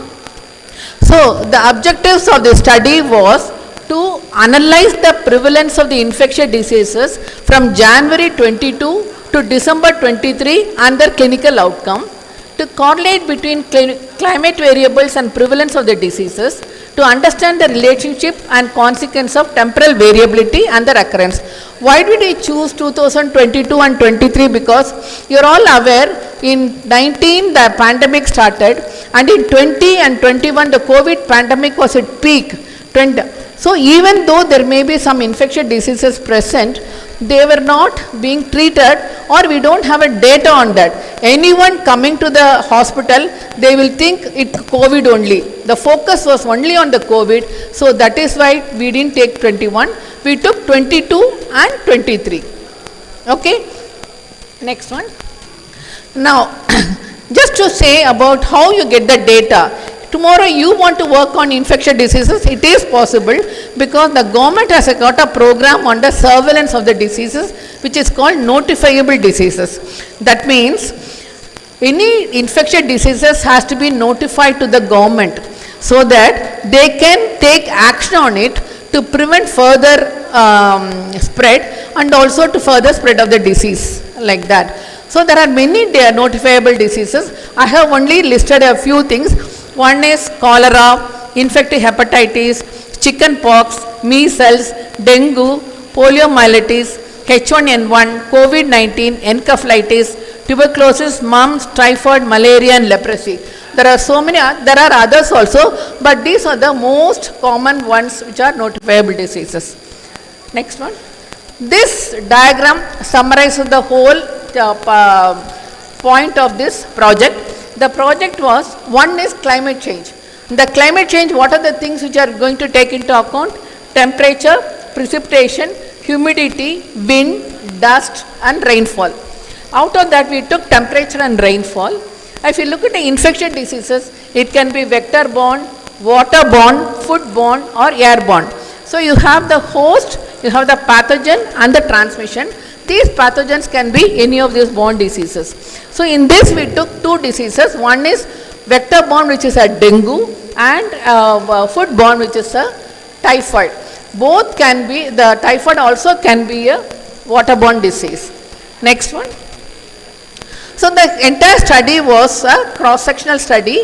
We covered for the 2 years, and this hospital was in the midst of, one is an IT area like Wipro, Infosys, all were there. On one side was totally a rural area with all the fields, and one side you have an industry. So it is not that these diseases were only particular to urban or rural or anything like that. It was a representative of the entire population of the urban and rural area. Now the test done. How many of you had gone to a hospital for fever? How many of you have gone to hospital for fever? Put up your hands. Oh, all of you have gone. Oh, many. Okay, tell me what test they do. Any idea? Blood test. Blood test. You don't ask what test? What test? Any one name of the one test you tell? Huh? Complete blood picture, CBC. That's all, like you know. So for infectious diseases, CBC only just gives you a overall picture. So we did particular specific test. For Vidal we did Salmonella typhi, we did in dilutions. 1 in 20, 1 in 40, 1 in 80, 1 in 160 and 320. Dengue serology was done by CAR test, NS1, IgG and IgM. COVID-19 antigen testing, and tuberculosis, MANTO and chest X-ray. And all patients didn't have the chest X-ray, only based on the history we took the test one. Next one. Now the characterization of the temporal trend of the disease in 2022 and 23 was performed through analysis of screened and positive number of cases and correlated with the data. That mainly we took, I tell, temperature one. The patient diagnosed as positive for any of the disease above, but treated with standard protocols. You all must be having, at least everyone would have had a paracetamol, right? So dengue, which is a viral fever, we only treat symptomatically with only for secondary infection. Sometimes we give antibiotics. But for typhoid, because it's a bacterial disease, we give antibiotics, and this one treated with the standard protocols. Next one. See, if you look at this temperature, unfortunately I don't have the pointer, but you can make out, if you look at it, at that March to April, that's where the temperature increases. It must be, it's not only in Bangalore, I think I have taken only Bangalore data because the study was done there, but I think generally, or from March it goes up and in April it comes. and you have the rainfall, you have the humidity, it starts increasing from the month of May and then goes up, and then this is for the temperature. Next one. If you look at the rainfall, Bangalore generally is a colder climate. It's not very hot. Okay, the maximum temperature even during summer is something around 28 or something like that. But in compared to Hyderabad, which is very hot. Now, in rainfall, if you look at the rainfall, it is around August and September, like that it is increased in the Bangalore. Next one. So, during these 2 years, we did 1601 patients were screened, 743 were typhoid positive, 230 were dengue positive, and COVID-19 only 90, because slowly they started the COVID, I said it tapered down. By the end of 2022, around June, there are no more COVID cases. Tuberculosis, we had only 4 positive, because generally tuberculosis patients, they go to the government setups and all that. 526 patients were negative for all these tests. So that means it is possible. Their rare disease, it could be only a viral. It may we didn't able to specifically tell what type of disease it was. Next one. Now, before going to the pathogenesis, let me see. I have highlighted in this table, in the month of March, if you look at it, you have the typhoid, which is very high, and in August and September, around September, you have both typhoid and dengue, which is positive. No need, no, positive. It's so increased. So that means, next one, the typhoid and dengue both were high during the September in both years, and typhoid only in the month of March 2023. COVID, as I already told you, by 2022 it stopped. The prevalence was not there. This is just to show the temperature charts. Next one. So, a definite correlation was observed for the typhoid, but there was no impact on the severity. Whether it was 1 in 160 or 1 in 320, the temperature didn't have any change, but patients were typhoid positive. Dengue incidence was more during September, that means during the rainfall time, and they all were treated on the OPD basis, but dengue patients, some of them had to be treated as to some extent as a observation patient, because dengue always affected the platelets. Sometimes the platelets were less, so we are treated with a platelet transfusion. But there was no fatality because of the infectious diseases. In these 2 years, we didn't notice anything. Next one. No, before going into the why it happened during summer, why dengue happened during rainfall, I just show the pathogenesis. If you during the salmonella, what happened? The salmonella typhi organism is ingested and it goes into your stomach, and from there it goes to your intestine, and that's the time it goes into the bloodstream. During this period is only incubation period. You don't have any symptoms, but you are harboring the salmonella typhi organism. Then after 5 or 10 days, what happens is it goes to the liver, gallbladder and spleen, and it's going to the intestine, and the organism is passed into the feces. This is the time the patient is very infective, and he also exhibits symptoms like nausea, vomiting, fever, diarrhea, all those symptoms he exhibits. Okay, next one. So they say that typhoid spreads by 5 F's: flies, fomites, food, I have put all those things, fingers, and fluids, that is your feces and all those things. So it spreads by 5 F's. That's what we teach our students, and we have to be careful about the 5 F's. You have to have a good sanitation, you have to not eat contaminated food or contaminated water, and that's how it spreads. 5 F's. And as you see the temperature chart, the salmonella is a foodborne disease, I told you.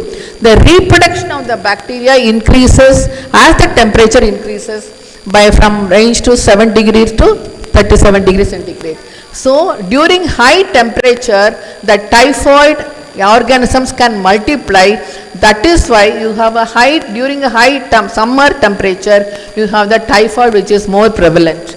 Next one. Coming to the dengue fever, you all know dengue fever is caused by the mosquitoes, the Aedes aegypti, and it spreads, the virus is spread by that. And if you look at it, here you have the dengue, you can have a fever, or patient can have rashes, and all those things.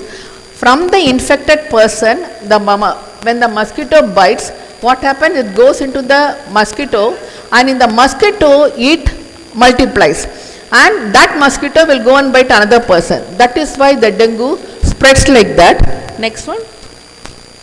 So this is the one I put a flow chart, like from the mosquito it goes to the person, and that person gets again infected, and from that infected person the mosquito goes and it goes like that. So it's a cycle of that. And during the monsoon, during the rainfall, there may be other diseases also, dengue, malaria, all those things which are caused by the mosquitoes, and you have fever, you can have rash, and you can have hepatitis.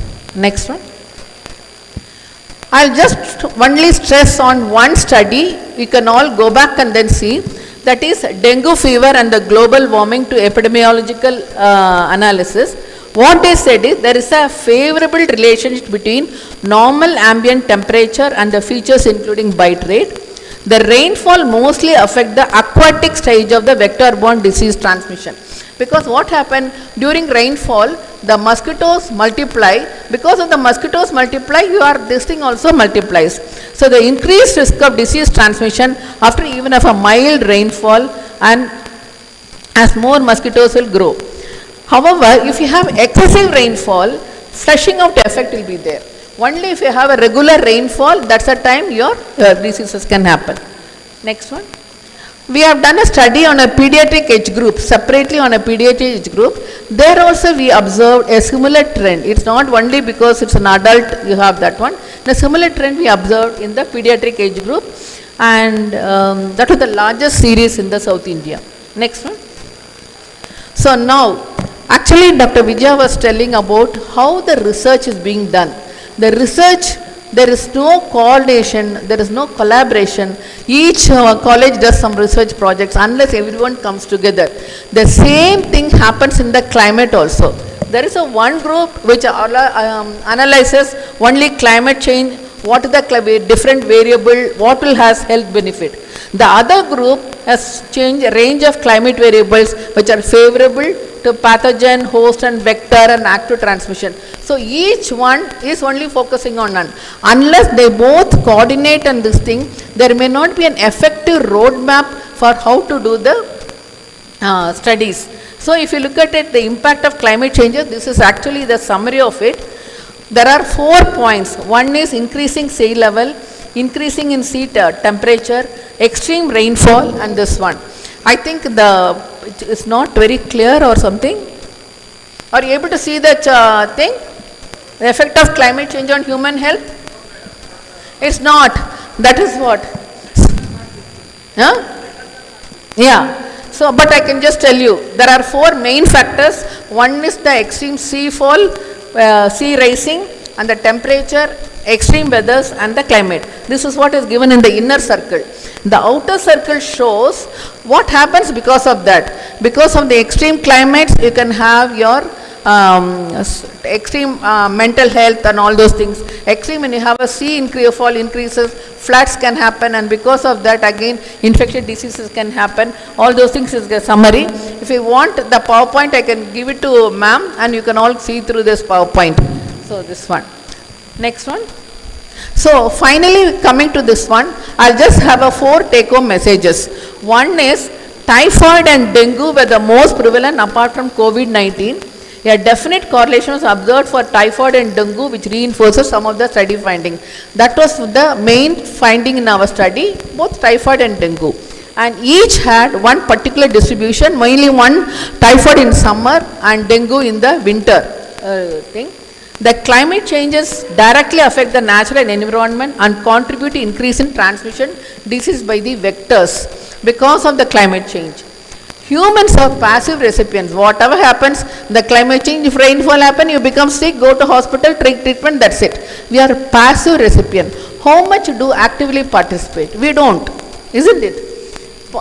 Because poor understanding, okay, the doctor said this, that's all, you take the medicines.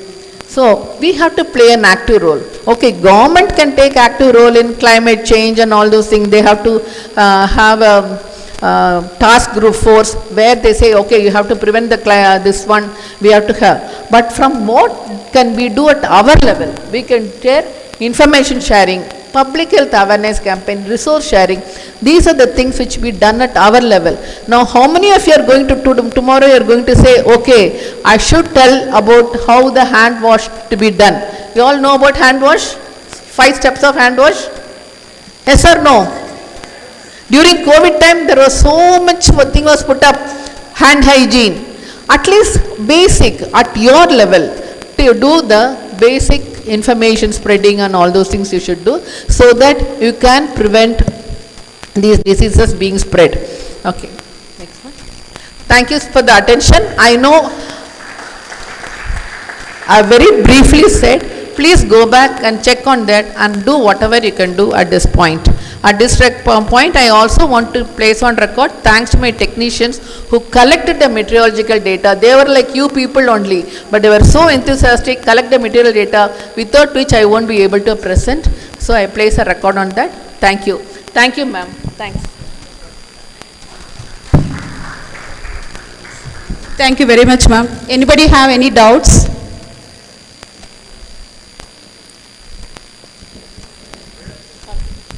Yes. Yeah. The problem. Okay, ask sir. No, that mic will not be used with it. No problem. Madam, one small doubt, madam. I do teach environmental sociology in IGNOU. There is a human determinism versus climate change. In the sense, human in the sense of conquering the nature, high level of technology, deep seeing, deep mining is happening, madam. I think this human incapability to understand the nature has caused the climate change. How do you think, madam, we have to reduce the technological this thing? That cannot be done at the individual level, sir. As you said, this requires a policy thing, and then all this process has to take place. That is what I said. Here also, you have the rainfall which is happening, you know all the construction works is happening. What's happening there? On the local level, there will be stagnation, the mosquito will breed and then it causes. So what we can do at our local level only, I will be able to help.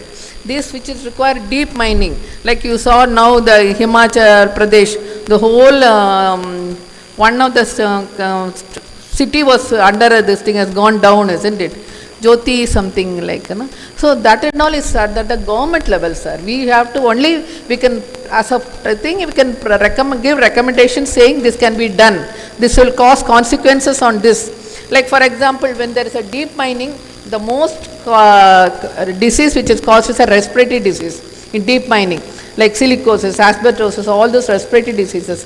You project to the government saying, in our setup, this is what is happening, so do that, something you do. So the government has to take action.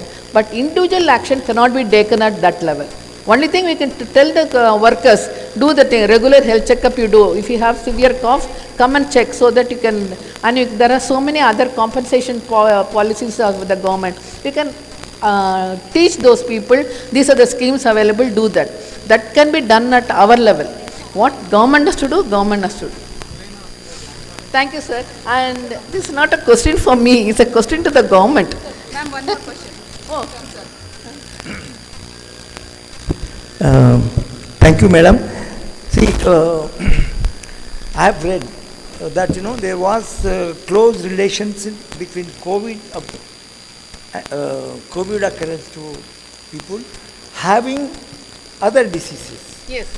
So that, Comorbidity, can you sir. just explain, that, so that, the patients, parents can take more care to, prevent, COVID. COVID, sir? Yeah. At present, we don't have any No, COVID. not that is true, but was it true that, only patients who are having other problems were affected? Yes. Mostly, His question is, when they had other comorbidities, they were affected more by COVID. That's true. Suppose the regular person, someone who is normal person had a COVID, his affection will be little less compared to a person with a comorbidity like any other disease or hypertension, diabetes, which compromise on your immunity. So definitely it will be there. So, but we don't have much data on the infectious diseases during COVID period. That's what I told. That's why we didn't choose 2021 at all. I'm so happy people are asking questions. That means they have listened. So I'm happy for that. Thank you, sir. Thank you. Thank you so much, ma'am. Ma'am, small facilitation for the ma'am by Dr. Vijay Kadar and Professor Vishraya and okay. And please join all the WEC members also.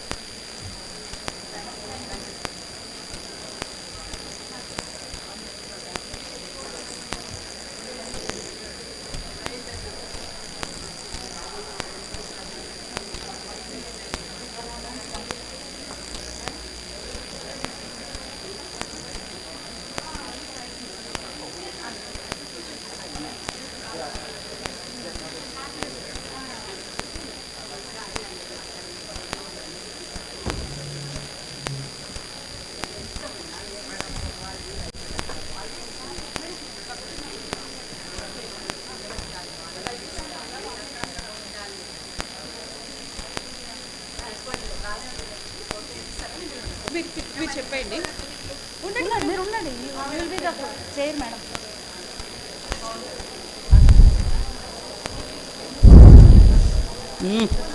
అది ఎక్కడ పోయింది ఇప్పుడు?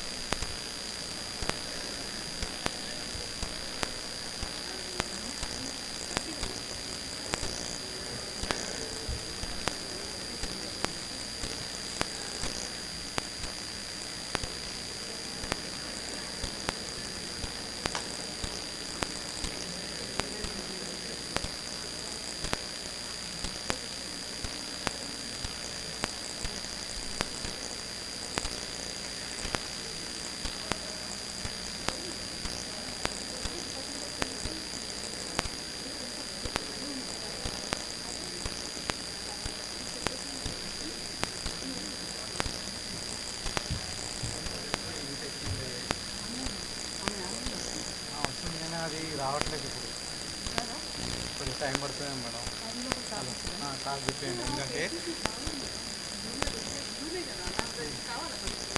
చదివితే కావాలా ఇక్కడైతే ఇది ఉంటుంది, మళ్ళీ ఇక లేదు అంటే చెప్పేసి ఇక్కడ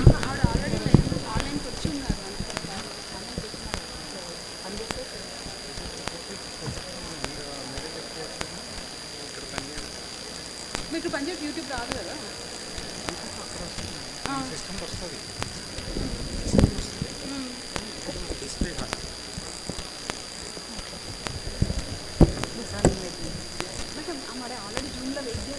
నేను I will convey sir. Now you are going to madam is there, she is there now. Okay.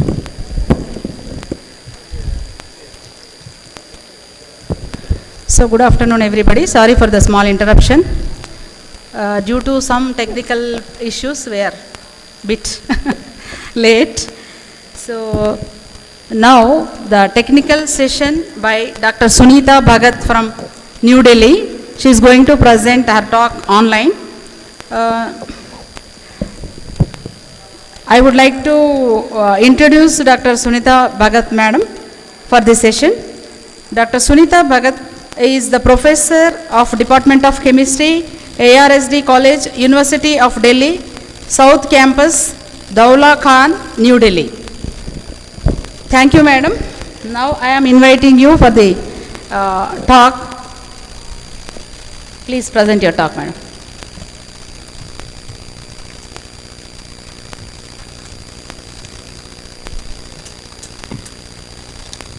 Am I audible? Am I audible? Yes, Madam. Yes, ma'am. Okay, so namaskar. Very good afternoon to my dear friends, and thanks to the organizing committee for this conference, who have been, working hard for the last so many days, or I should say so many months, to make this program a success. And I wish them my congratulations message, and thank you so much for giving me an opportunity so that I can interact with you all. Thank you so much. So the theme of the, will I be able to share my screen? Okay, okay. So as the, Yes, Madam. Please continue. okay. Huh? Acha. Okay, you can share your screen, Madam.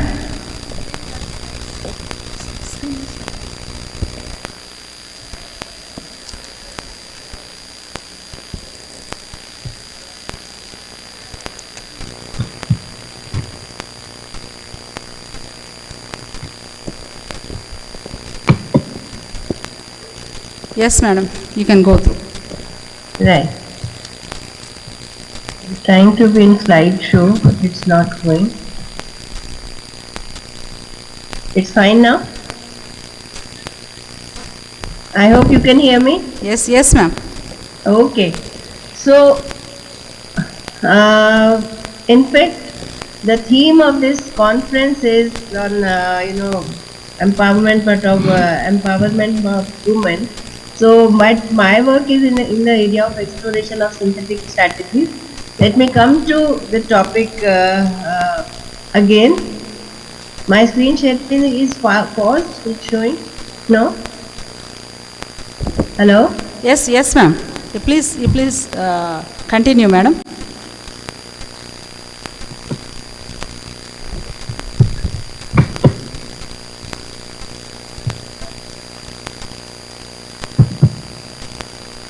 So my college is in Delhi. It's at Atmanam Sanatan Dharma College. It's one of the best college of Delhi University, and with the NIRF ranking of number 6, that is the all over India ranking, with NAC score of 3.77 with A++ grade. So it's one of the prestigious college of Delhi University, where we have different faculties, and chemistry department is one of the best department of the university. So coming to the theme of this conference, let me say that how can we say, means how this we can define a woman. A creator is most definitely a woman. She is mother, she created us, we are made of her, she is not made of us. She taught us to be human as the nature nurturers, and as they have close bound with the human in their life, as well as the natural environment around them. So they know nature needs to be taken care of if the human in the environment are to thrive. So considering this, we all know that how multitasking these we women are. We are there as an administrator, as a manager of the family income, leader of household, as a wife, as a doctor, as a professional, as an educator, and as a mother. So we are taking care of all our responsibilities with zeal and enthusiasm. So considering all this, I always consider that women are the key to sustainable development. They hold half the sky. I hope all of you agree. So this is usually said when someone reminds us of an important role they play in our life, so it's always a woman. As a matter of fact, due to gender roles assigned in the society, so they have more responsibilities, but there are other challenges of doing field work, getting permits on time, managing logistics and field stuff. So we can keep a good balance between work and home, and that's the spirit of all women, I feel.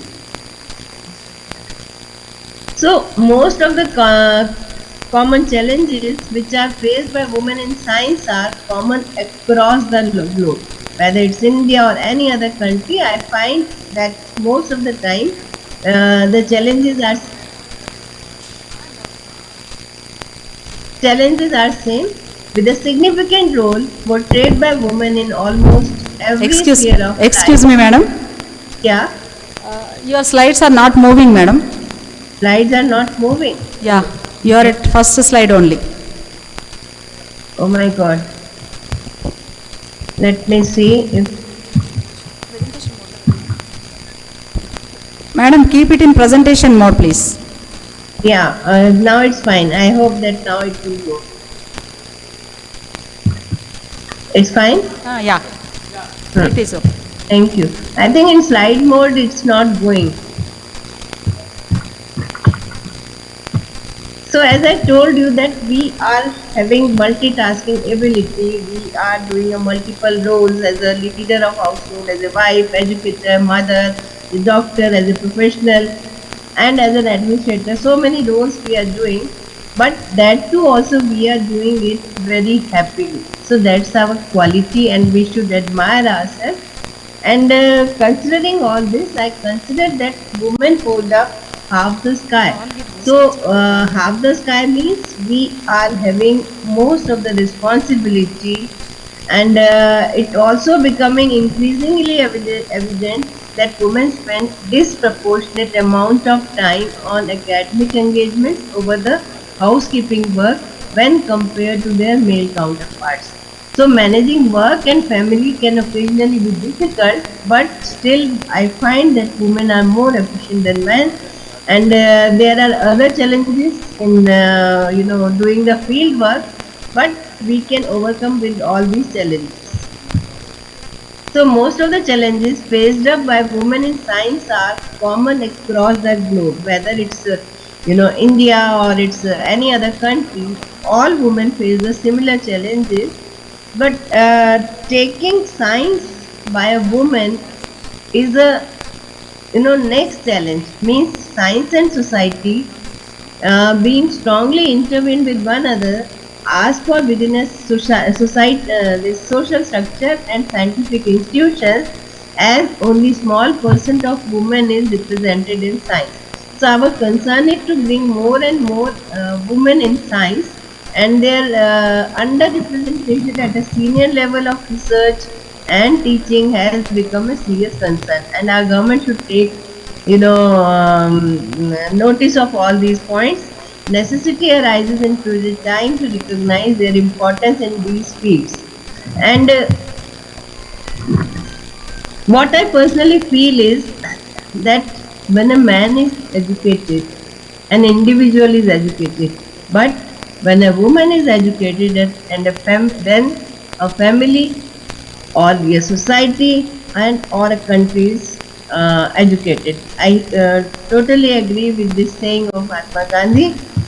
And realizing this women intellectual potential, that is why it's a big challenge. In 2001, it was this year was declared as a year of empowerment of India, developing countries that have made remarkable societal progress, and they have done so primarily through the empowerment of women. It is to be ensured that people-centric sustainable development ensures women equal access to science and technology, education, training, economic resources, information, etc. So, as I told you, that women constitute half of humanity, yet the number in mathematics, sciences and engineering is low. So, these professionals, women, seldom reach the pinnacle of hierarchy in the academic and the research institutions. So women inclusion is necessary in all the fields, whether it's government sector or it's the private sector, to bring diversity, which always improves the quality of science and technology. So let us consider this let us not consider this to be the charity to the women, because we are not asking for our right; it is our right. So the world needs to be more problem solver and innovator than the consumers. Different organizations are at the national level, like NASI or INSA or Indian Academy of Sciences, inter-academic panel. They are, showing their interest towards inclusion of science in their panels. There is Women in Science panel by Indian Academy of Sciences, Department of Science and Technology and Department of Biotechnology. Different schemes are there which are promoting women to be at a higher level. Women technology parks are being incorporated by the government, where women empowerment is the necessity of the hour, as no community will be developed if both genders of the population are not moving at the equal pace. So all these points, consider it to be that how we can go ahead with what we are doing and how confident we are. So the Department of Biotechnology, they brought some these schemes which are specially for the women who can be benefited or who can train the younger generations for this. And these are the different areas where the different steps have been taken by the government: agro-biotechnologies, aquaculture, animal feed, hybrid seed production, Prasad kits, rural bioresource complex, etc. So the academies, what is the role of academies? The role of academies is to establish a diverse committee that addresses gender issue, reports to the President and Council of track progress, to promote women members to decision-making levels and appoint women scientists to panels and committees, to increase the number of women scientists in the nomination pool for membership, prizes and awards, give visibility to women scientists and represent women as well as men in the academic portrayal of science. Slides are moving? Sorry? Slides are moving or not moving?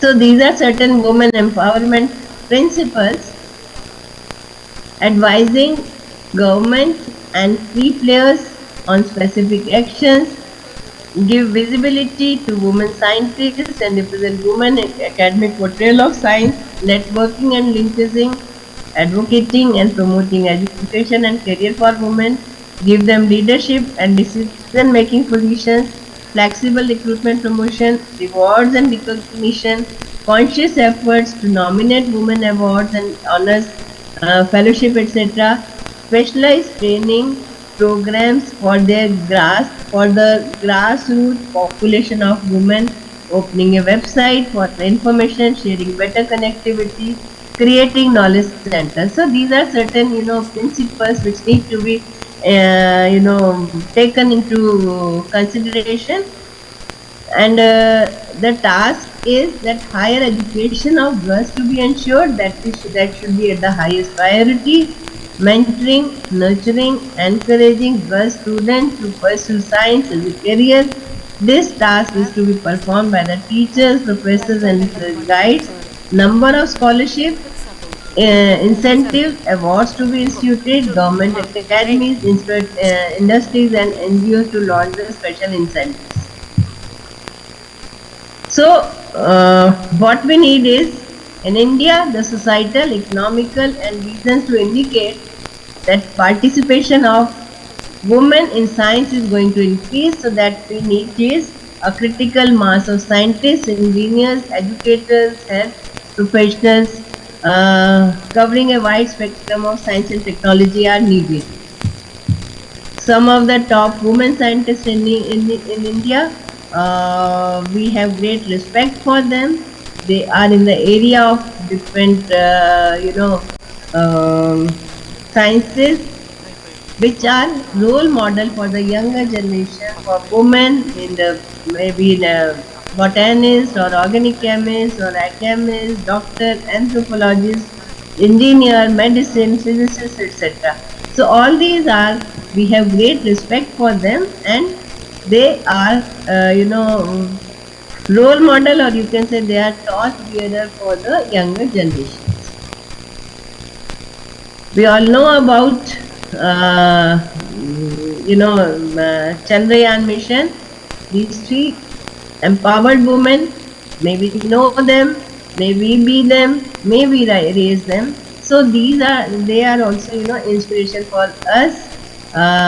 Madam Vanita, Ritu Karidhar, and further similarly, this Nobel Prize, since I am in this subject chemistry, the Nobel Prize in chemistry was shared by Jennifer Doudna and by Jennifer Doudna and Amul Carpentier. Those who they have done, remarkable work in the area of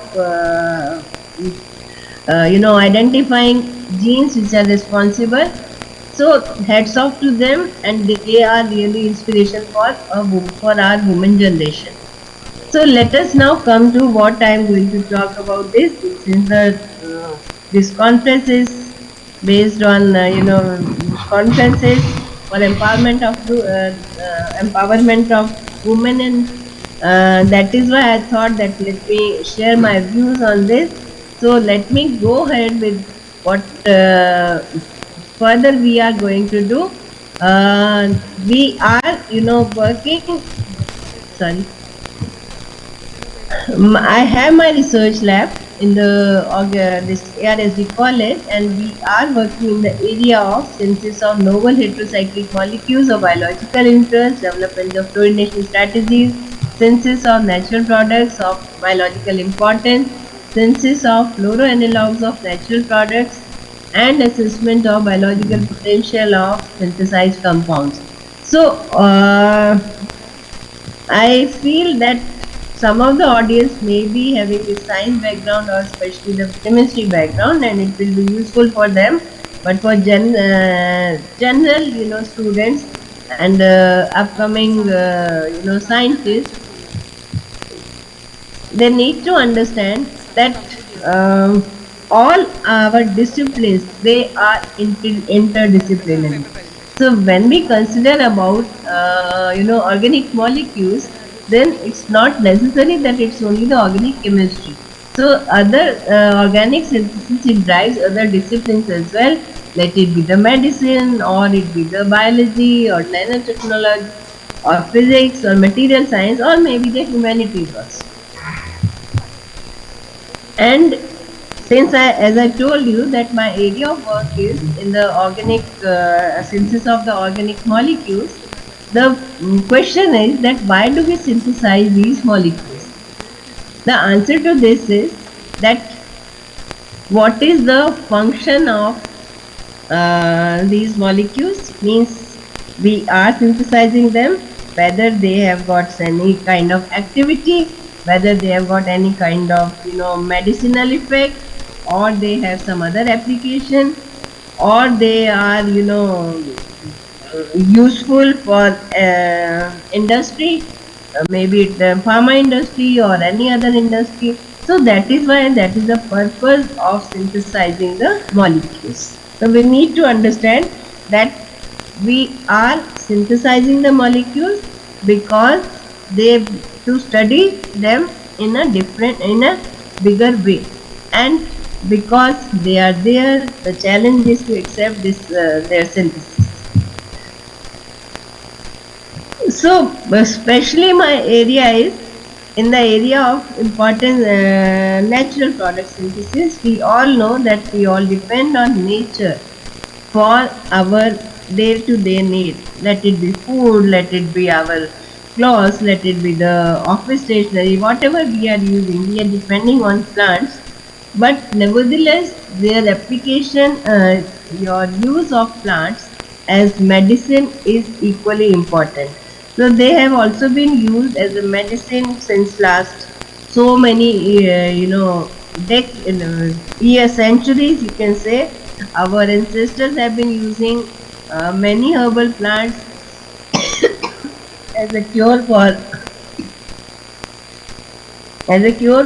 many of the diseases. So the uniqueness of natural products is that they have got one or the other,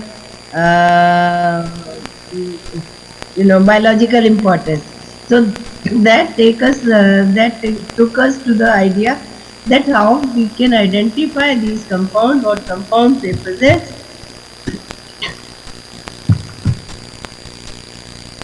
and considering this, we have identified some of the plants which have got this anti-inflammatory activity, which have got anti-malarial activity, which have got antioxidant activity, which have been isolated from the plants, studied their biological activity, and then identified the active component, like these are the active component of these, which are responsible for a particular kind of effect. So we thought of synthesizing these molecules in the lab, and we have been successful in synthesizing them and compared their activity with the natural sample.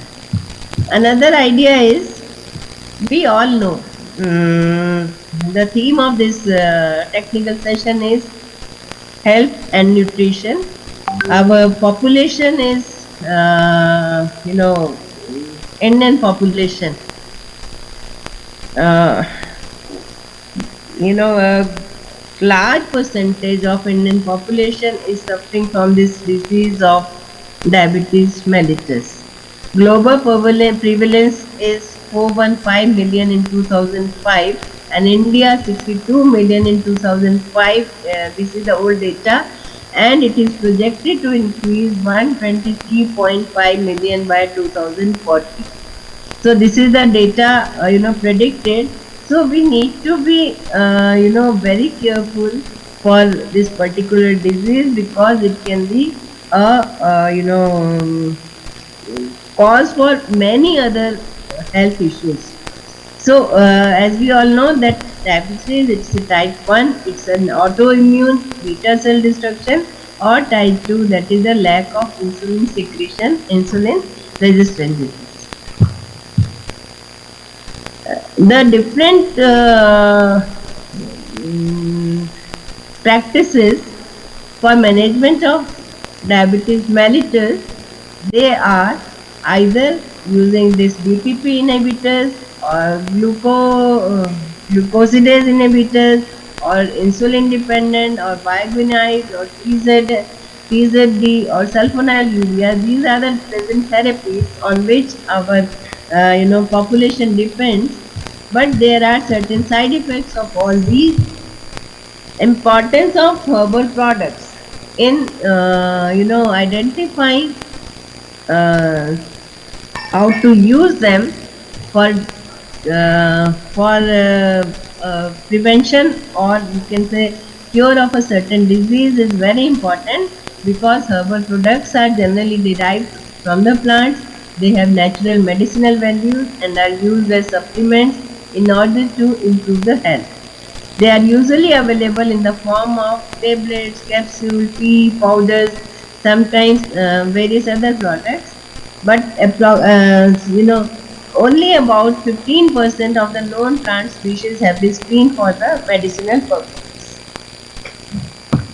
But in particular case, we know that this jamun, that is the E. jambulana, more than 62 million of E. jambulana is a fruit which is always recommended for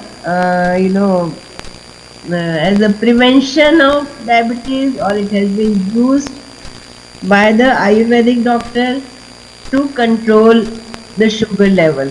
But the problem for this fruit is that it's available only 2 months in a year.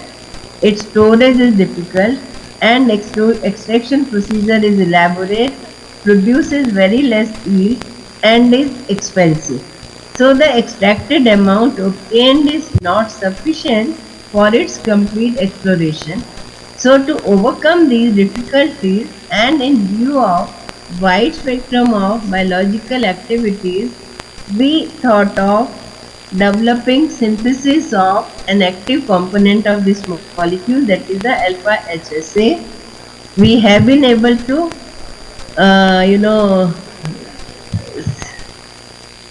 so the objective is to design and develop a synthetic strategy for this herbal anti-diabetic compound isolated from fruit pulp of E. jamulana, to study the anti-diabetic, antioxidant and hypolipidemic activity of the synthesized compound and compare its activity with natural sample, and to study them for their different toxicological level, and to study the mechanism of action, means what can be the mode of action. So we have been successful in synthesizing this molecule. It has been patented by ICMR and it's there on the website. Any industry, if they approach us, then we can give them the technology for developing this molecule. And the different strategies which we have opted for synthesizing these molecules is using different fluorinated groups, using the functional groups, using the fluorine containing building blocks, etc. So this is about natural product synthesis, as I told you, and this is about the different projects which I have been undertaking. That is the total grants received, more than 1.15 crores. We're using the different ICMR, DST, UGC, ICMR projects. My research group, we have published 55 plus research publications, 2 patents filed, book chapters, books, invited talks, and so on. This is my small lab. 9 students have already completed PhD. Under my guidance, this is my small lab with its research students. These are the different instruments which we have been having in our lab, and some of the awards of which I am recipient, I just wanted to share with all of you. We have also been organizing different activities in our college. I think before this COVID period, we have organized this PSC meeting in our college, and all the scientists from India, they were part of this meeting, and the different people from different areas in chemistry, they gave their deliberations, presented their project, and it was great interaction with them. We have also organized a project writing workshop to aware the faculties, the research scholars how to write a project for get the grants. So these are the different activities which we have been doing, inviting speakers in our college, making our students aware of what kind of recent advances are there in research and the other areas. So I end with this, that is the woman in science. Life is not easy for any of us, but what of that? We must have perseverance and above all confidence in ourselves. We must believe that we are gifted for something and that this thing must be attained. So thank you so much for your patient hearing. I'll be happy to answer if any questions are there. Thank you. Thank you. Dear audience, అసలు first part బాగా అర్థమైంది. నేను అనుకున్నాను, I felt that the first part would be the whole lecture, but actually it went on. I mean, after the few remarks on involvement of women in science, her recommendation for involvement of women in science, that's the whole lecture I thought. But that's not so. The most of the lecture, refer to or explain the importance of actually herbal product, exploration of the importance of herbal products in treating different diseases. I think more will be I think covered by Sabita, who will also thank the speaker. Sir, your voice is not clear. Ma'am, I have a doubt. Yeah, I Sunita could ma'am. get your message. Ma'am, how many but still compounds it's till not- now are you able to synthesize? Natural compounds? Yeah, natural compounds we have been able to synthesize. This Jamun one I told you, and there are some anti-inflammatory compounds from the marine natural products that we also have been synthesized. Overall, 80 to 90 new molecules we have synthesized in our laboratory. Oh, good. Thank you, ma'am. Hmm. Anybody have doubts? Students. Thank So you any very student much, who is ma'am. willing to see my lab, any student or any faculties, if they are willing to get trained what we are doing, they are most welcome. They can write to us, and my contact number Vidya ma'am will be sharing, and you can always reach to me. I'll be happy to support in any way Yes. possible. Yes, ma'am. I am Dr. Sabita. I am also working on natural products, but in silico we are trying to looking, ma'am. After that we are going for biological activities. So Yes. definitely I'll call next week and I'll talk to you, ma'am. Yes, so Okay. University College of Medical Sciences is there in Delhi. So we are doing the biological testing there, and All India Institute of Medical Sciences Forensic Lab, they are doing the toxicological study. Thank you so much, ma'am. Sorry? Thank you, ma'am. Okay, thank you. Namaskar.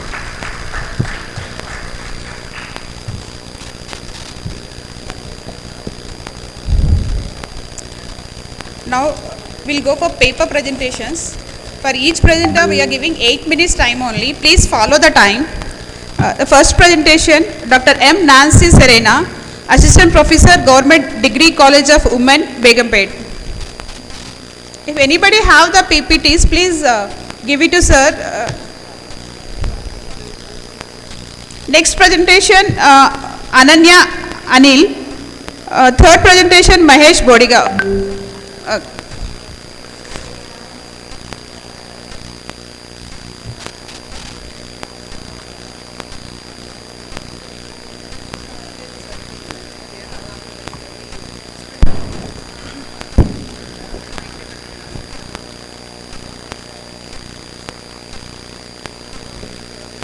Good afternoon, everyone.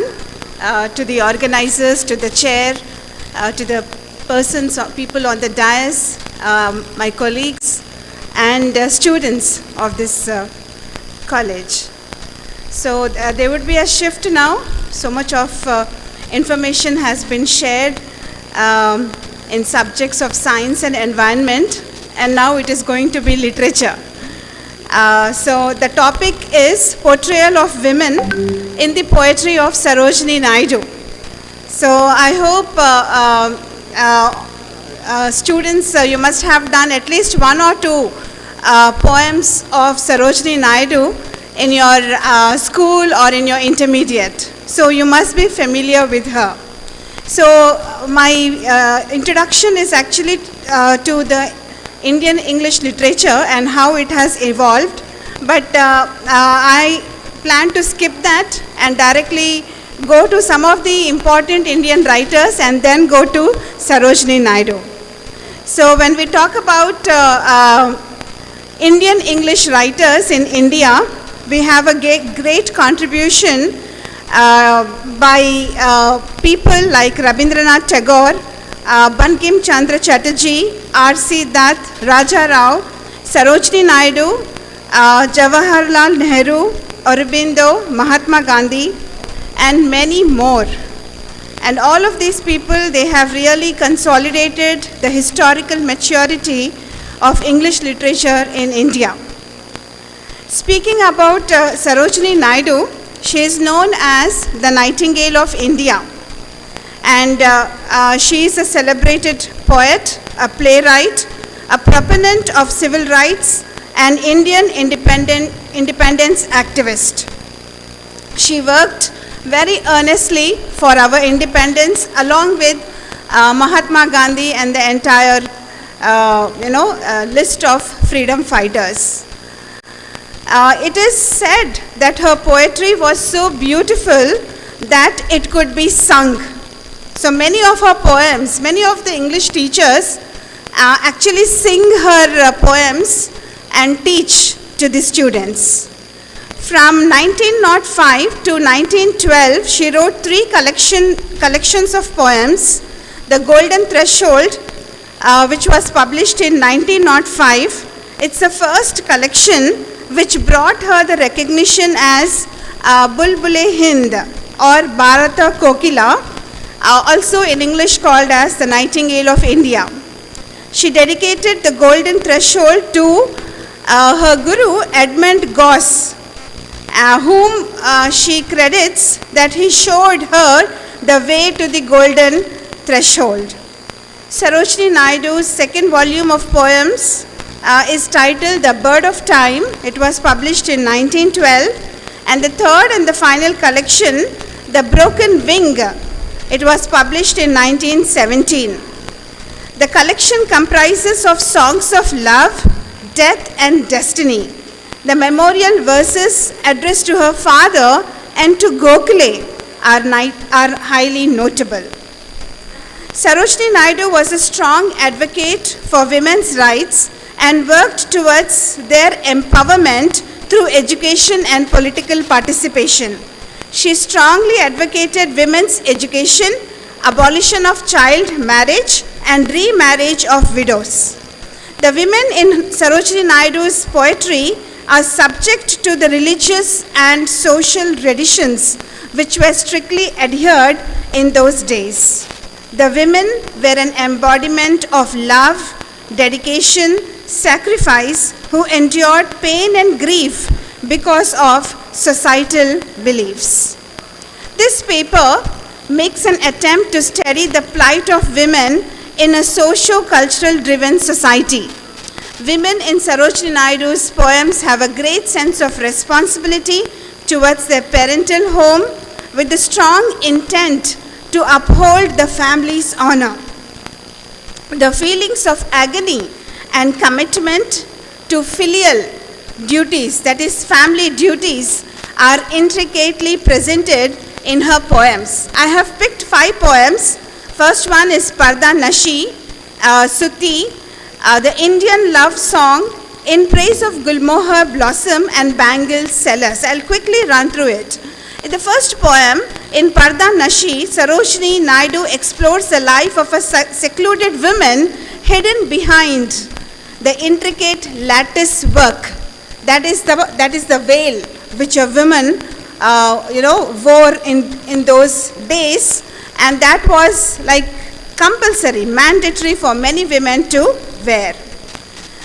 This poem has 3 stanzas. I thought of reading the stanzas, but time doesn't permit. So here, I would just like to tell you that in stanza 1 and 2, the seclusion of being behind the veil is meant to shield her from the world. But with passage of time, she experiences suffering behind closed doors. The poem speaks volumes of ongoing struggles of women, the subjugation and the yearning for freedom.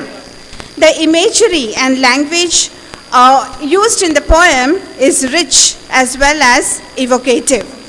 In the third and the final stanza of the poem, the caged bird, that is a woman over here, a woman is symbolic of a caged bird, and she is denied freedom of thought, and she lives in isolation with her unfulfilled dreams.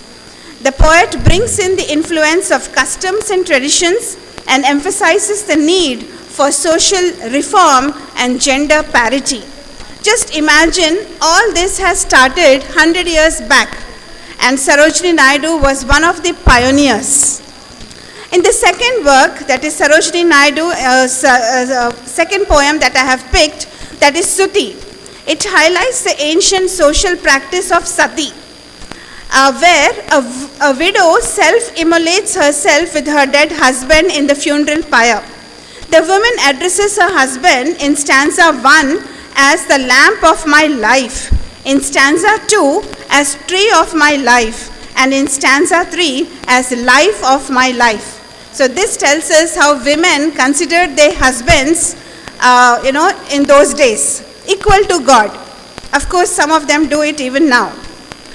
The death of the husband makes the speaker question whether the blossoms can survive if a tree itself is dead. The speaker expresses her pathetic predicament and ponders whether the body can continue to survive when the soul has departed. The poem shows the love and devotion the woman has for her husband. Sarojini Naidu strongly uses the rhetorical devices to indicate contrasting ideas of life and death. Death is personified, that is, it is given life in many ways, as if it was a person responsible for separating her from her husband. In the third poem, that is the Indian love song, it's a conversation between the lover and his beloved. The lover expresses his undying love for his beloved. He pleads his beloved to remove the veil, but the beloved is unable to do that because it would go against the customs of her race. The beloved tells that she is bound by law which does not permit her to reciprocate his love. This talks about the daughter who is not ready to accept the love of the lover because there are a lot of contradictions. Things don't go well as per the society. She speaks of an ancient feud and the historical conflicts between their communities which makes their union difficult. The next poem is in praise of Gulmohar blossom. Sarojini Naidu speaks of the lovely shade of Gulmohar flowers which blossom in spring season. The surpassing beauty of the rich color cannot be rivaled by the glimmering red of the bridal robe, nor the rich red of the wild bird's wing. The poem glorifies the valor of Rajput women. She refers to the beautiful queen of Chittor, Padmini, who along with other women sacrificed her life by performing Johar as the kingdom of Chittor lost her battle against Alauddin Khilji. The women had to sacrifice their lives to save their honor and purity. The women described in the poem were chivalrous, dedicated and brave, but victims of ancient customs and traditions. The last poem is Bangle Sellers. It celebrates the life of women. Here she speaks of the love that women have for bangles. Silver and blue colored bangles are worn by young women, red, yellow and orange by newly wed brides. Purple, gold, grey are for middle-aged women. These women have supported their husbands in their joy and sorrow and raised their children well. The duties that a woman performs as a maiden in her father's household and as a married woman are beautifully represented in the poem. I would like to conclude by saying that Sarojini Naidu's women portrayed through her poems are endowed with remarkable virtues.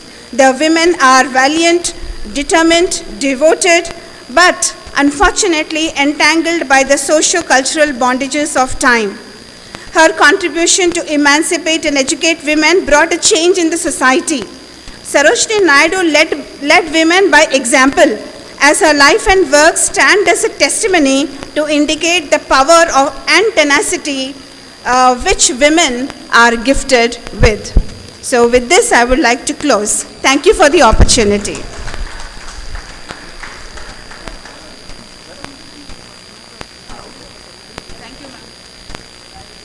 Thank you, ma'am. Next presentation, Ananya Anil from Department of Microbiology, University College of Sciences, Usmania University. Tomorrow we will present Best Presentation Awards in the valedictory session. Please join all of you tomorrow also.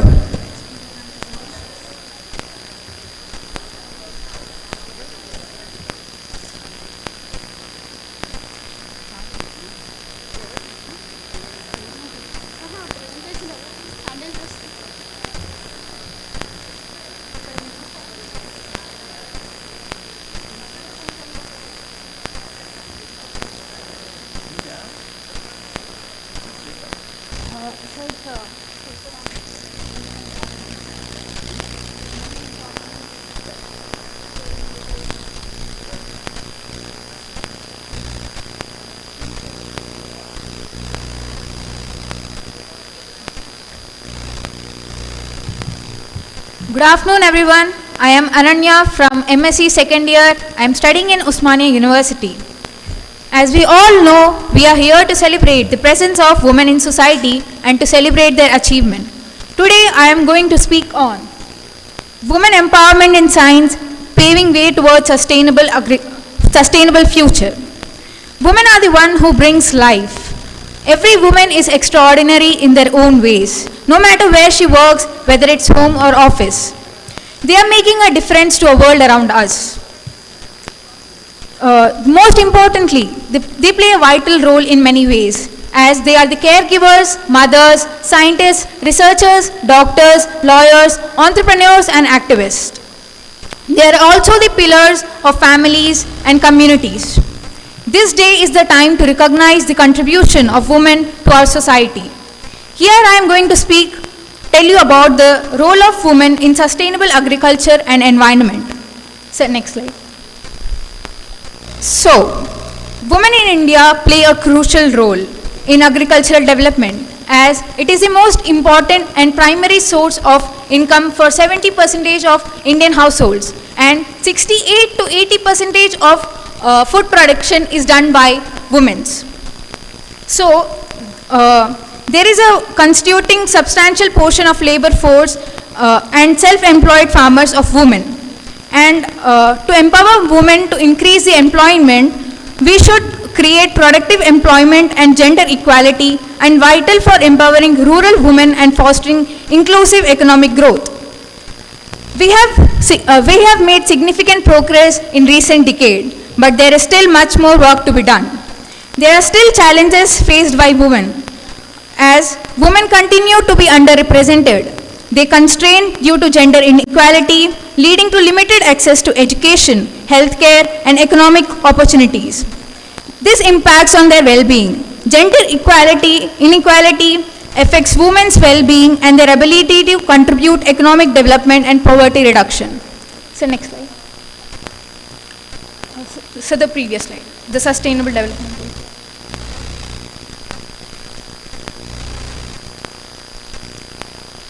So, previous one.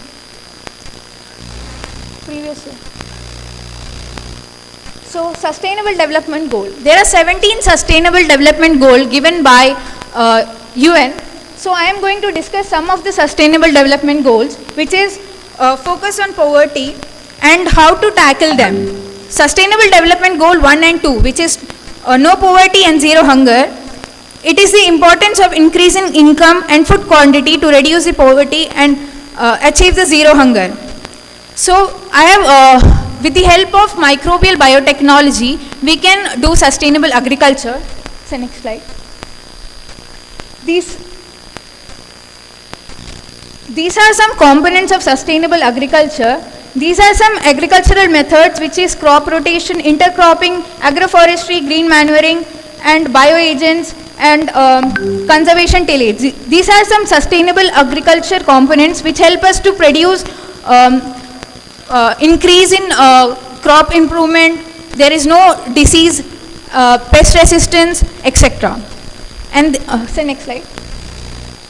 There are some role of microbial biotechnology in agriculture, which is to manage biotic stress, which is the disease, pest resistant and all, and manage the abiotic stress, which is temperature, salinity, flood, drought, which is caused by global warming and all. And to promote bioremediation, it also helps in add as value addition in crops and increase productivity and quality of crops. So next. As I have earlier said about the challenges of women which they are facing, here I am addressing the social parameters. Achieving justice and improving well-being requires addressing underlying social and economic parameter, not just reducing ill-being. Women are discriminated in their workplaces. So, in agricultural field, women are extremely performing well in lab management. So there is a method which is called as micropropagation, which is done in labs. Vegetative propagation technique, which is used to produce a large number of transplantation in limited time and space. So next slide. This is the other sustainable goal, which is good health and well-being. Every woman should be healthy to make them think insane. So there are, as we ingest chemically used crops, foods and all, so there is a method called biopesticide, and use of biopesticide and biofertilizers help us to produce natural food which is healthy for our body. There are some microbial bioinoculants which is used, for example Rhizobium, Azotobacter, Azospirillum and mycorrhizae. This will decrease the cause of premature babies and C-section babies. So next slide. Call to an action. Empowering rural women is essential for achieving inclusive economic growth by reducing the climatic changes. As earlier many speakers have told about climatic changes, so there are women who strive to work on climatic resilience. There is a method to reduce the climatic action, which is bioremediation, and also in daily our homes, our mothers use the remaining peels of vegetables and fruits, which is good for composting food waste, and it helps to promote plant growth, and which helps in microbial consortia for sustainable plant growth. These are the sustainable goal which helps in sustainable cities and communities, and also which is responsible for consumption and production. So next slide. As I would like to conclude, let us pledge to support and empower the women in our lives. Let us encourage them to dream big and pursue their goals. By recognizing the significant contributions of women in agriculture, we can work towards more equitable and prosperous society, just like using microbes in sustainable society. Thank you.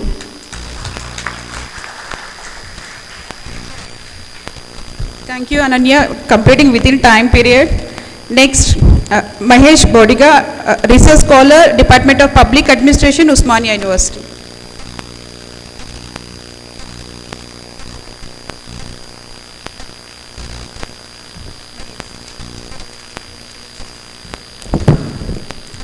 Respected dignitaries on the dais and off the dais, my dear students, a very warm good afternoon to everybody. This is Mahesh Bodiga, a PhD research scholar from the Department of Public Administration, Osmania University. Today, my topic for this conference is a study of the role of C-team in Hyderabad with regarding to gender equality and safety of women. First slide. First slide. Next. See, my object of the study is, I divided my objects into 3 types. First object is to evaluate the cause of gender discrimination. What is the major reason for the gender discrimination against women in the society? Next, what are the measures taken by the government to protect women in the society? Next, to understand the purpose and responsibility of the C-team in protecting the women in the society. These are my 3 objectives. Next. And my methodology is, I used a descriptive tool to analyze secondary data of C-team. So I used a descriptive analysis which is provided by the C-team secondary data. First, we used to treat women as a goddess in our Indian culture. We used to respect like women as a goddess. But beside, there are a lot of bad aspects regarding women in India. See, if you see, there are a number of different violations like harassments, discriminations, molestations, physical attacks, sexual assaults. There are a number of attacks on women in different places like public transportations, movie theaters, parks, and etc. If you see the data, if you see the data, every 20 minutes in India, the girl is attacked in somewhere else. Every 20 minutes, the girl is suffering with sexual harassment or any kind of gender discrimination. I divided gender discrimination into different types. First, health. If you take health, most of the girls or women, they are suffering from malnutrition, high mortality rate. And if you go for education also, in Indian society, we never encourage a girl child to go for education. Mostly if you go for, nowadays in urban, they are getting a lot of awareness, but in rural areas still they were following that boys should be educated. Girls, వాళ్ళకి విద్య ఎందుకు అవసరమా, child marriages సరిపోతుందని. This is one kind of discrimination. And see, Indian society itself is a male-dominated society. It's a male-dominated society. Whenever they come to decision making in the family, the man is to come front. They never encourage a woman, because that kind of a patriarchal attitude, a traditional attitude, still is continuing in this 21st century where we are living in this artificial intelligence. There is no change of mindsets in women as well as in man. And if we go for violence against women, what kind of violences? The most in society, the violence like domestic violences, sexual harassments, discriminations, dowry, domestic violences, etc. This is one of the biggest social evil which is prevailing still in India, in this artificial age also. See, and if you see, we are saying that great democracy in India, great democracy, but in this democracy also, still there is Indian culture, we are following a traditional beliefs and customs and culture. Following by these tradition, cultures and customs and rules and regulations, still the woman is not coming the mainstream. She is not catching the globalized platform. This is great threat for the democracy. And if you see, legally, we have number of sections, constitutional rights, legal rights, protections, everything. Despite having all the sections, constitutional, fundamental rights, which is nicely crafted in the Constitution of India, legally, constitutionally, but despite having all these constitutional laws, she is suffering a lot. Next slide. She is suffering like a sexual, physiological, psychological, emotional, all this she is facing a lot. This is one of the biggest threat. See, having a gender discrimination, nothing but she is losing her basic fundamental rights and property right also. She can't open her mouth also. This is one of the biggest evil which is killing women silently in the society. And if you see, nowadays there are a lot of anti-discrimination acts, but we don't know. And most of the people I used to ask, what is cheating in my university? For my colleagues also, they said that it is in a department of police, but they don't even what is their CTM is doing. CTM is made especially for the protection of safety for the women in Hyderabad, in Telangana, which is new model created by government of Telangana. They don't know. So anti-discrimination acts, there are a number of acts and laws, but they don't know. The implementation is very poor, lack of awareness. And if you see nowadays social media platforms like WhatsApp, Twitter, Facebook, they are the biggest enemies to the younger generations. They don't know how to use, salt. Same social media also, it has the biggest threat for the youngsters. They are misusing a lot, and young girls are attacking like anything. This is one of the greatest discrimination for the younger generations. And these are the societal and law discriminations. But beyond that, there should be some institution. There should be some institution which should protect the woman, and which not only protect, they should bring awareness. CTM, which is created by Telangana government for the protection and safety and security for the women, especially in Hyderabad. Why only Hyderabad? Hyderabad is a city of culture and religious. It's a land of industries, pharmaceuticals, as well as it's a land of 1.4 residences. So all over the India, most of the people used to go for employment for Hyderabad. For that, keeping this population, the government has to girls and women's security priority as higher priority. For that, they have established the CTM. Let's see what are the major functions of the CTM, how it will function. See, the object of the CTM is to make Hyderabad a safe and smart city by ensuring the protection of women in Telangana. Not only safety and security, but to empower them to speak out without fear. mostly empowering of women is most important. They won't come outside the kitchen, they won't come outside the home, they will stay with one kind of stigma. Not only safety and security, but empowering women to come out the house and they should speak louder. That is one of the biggest goal for she teams. And not only that, they have controlling of eve teasing and social media misuses, as well as having a support during the cases. And they are addressing the early issues. If they have some, most of the people, they will feel that నేనేదో చెప్తే మా కుటుంబం పరుగు పోతుందేమో, మమ్మల్ని పెళ్లి చేసుకోరేమో అని ఒక రకమైనటువంటి స్టిగ్మాలో ఉంటారు. అలాంటి కాకుండా ఆ బ్రేక్ చేసి మీరు రావచ్చు, మేము ఉన్నామని ఒక భరోసా ఇవ్వడం. That is one of the greatest support from SHE team. And not only that, they are helping for, they are being awareness. మీరు చాలామంది చాలా బస్ స్టేషన్లో కానీ మెట్రో స్టేషన్లో చూస్తుంటాం placards. They are bringing one kind of awareness. We are there with you, come you talk to us, like that ఒక భరోసా ఇస్తున్నారన్నమాట. It leads to gender equality and safety of women. They are the major goals by the C team. Let's see the function of the C team. I divided 5 types of functions. One of the major function is hotspot area. What do you mean by hotspot area? Nothing but there are certain hotspots in the Hyderabad. Parks, universities, colleges, bus stops, bus transportations, metro stations. They are meant for eve teasing and harassments. So one kind of team, they will go and they will observe secretly with CC cameras or spy cameras, and they will find out the victims, and immediately if they fault any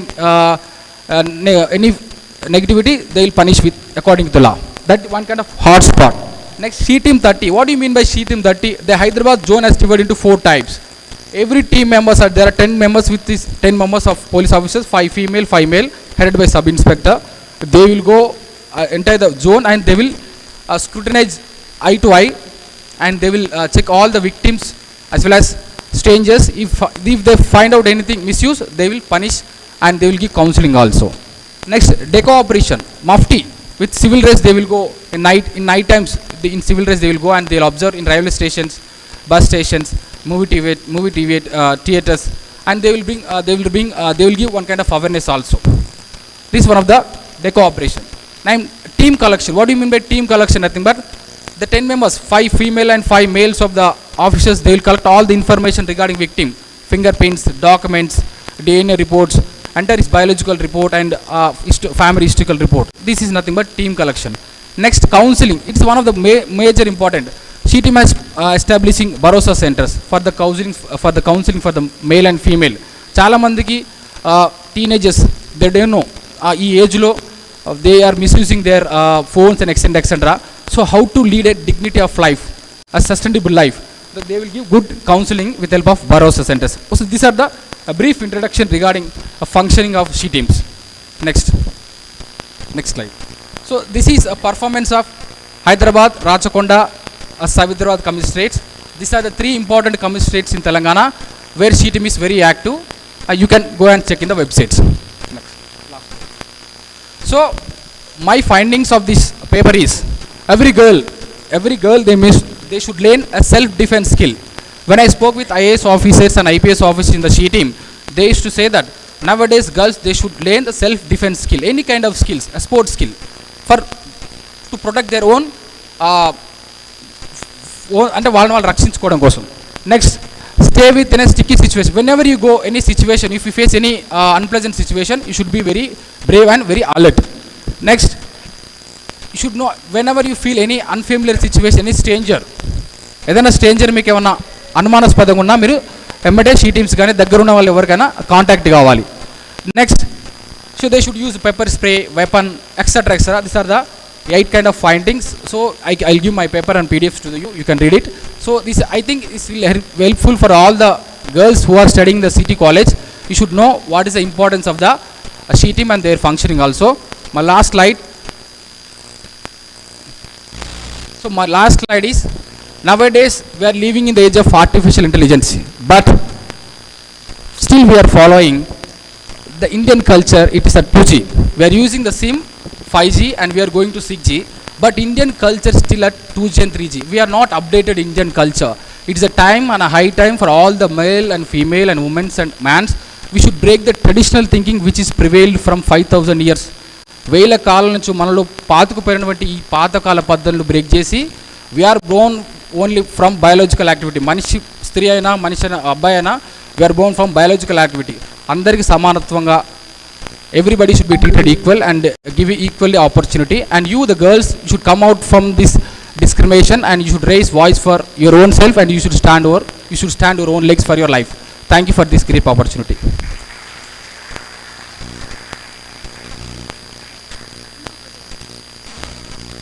Thank you, Mahesh Garu.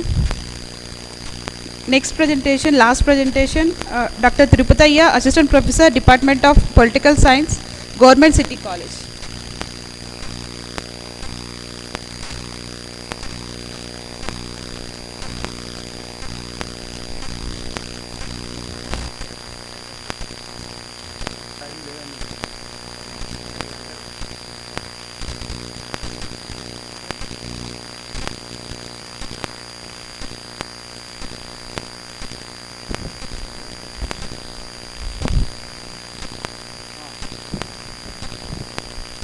Respected chair and all the dignitaries on the dais and off the dais and dear students.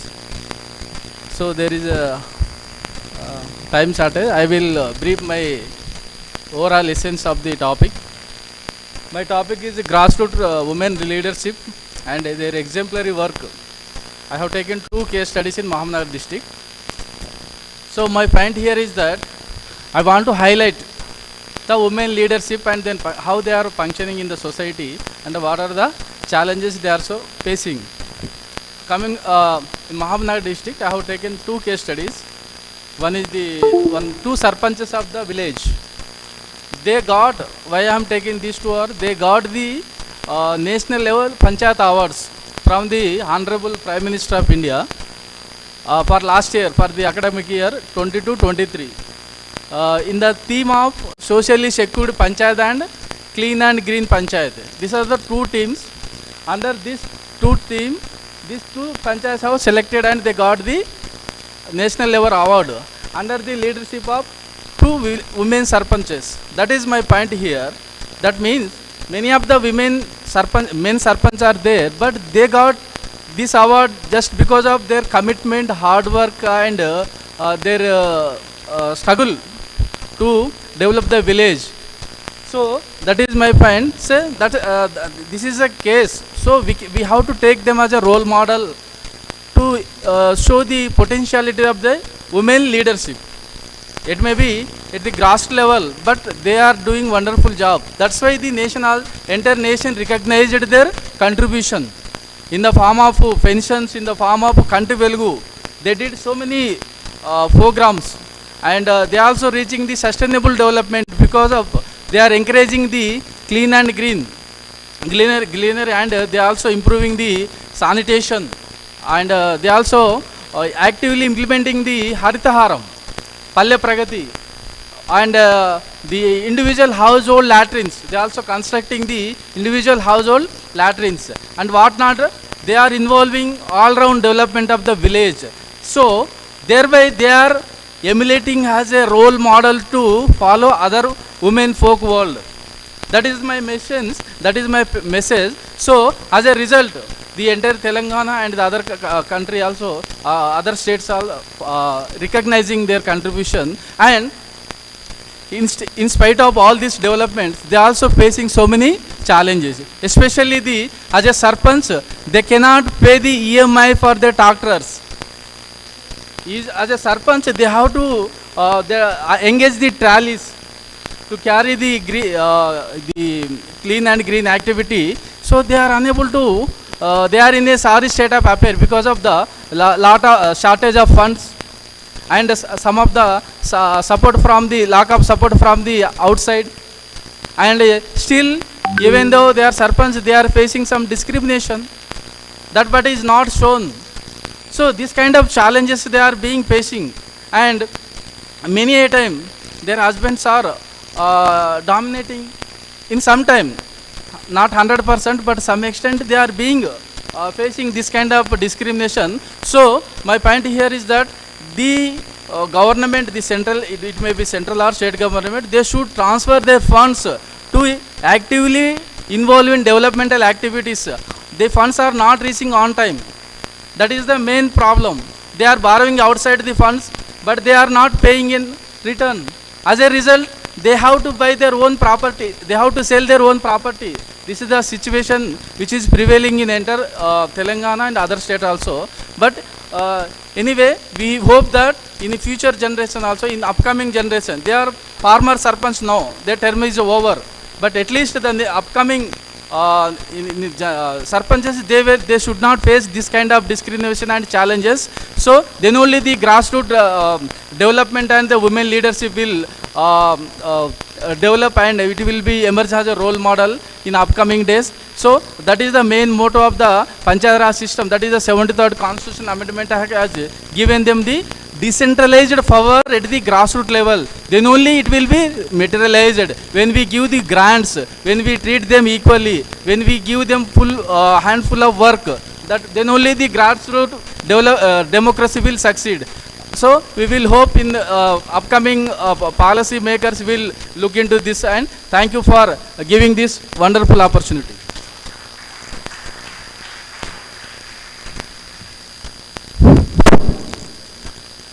Thanks to all the 4 paper presenters.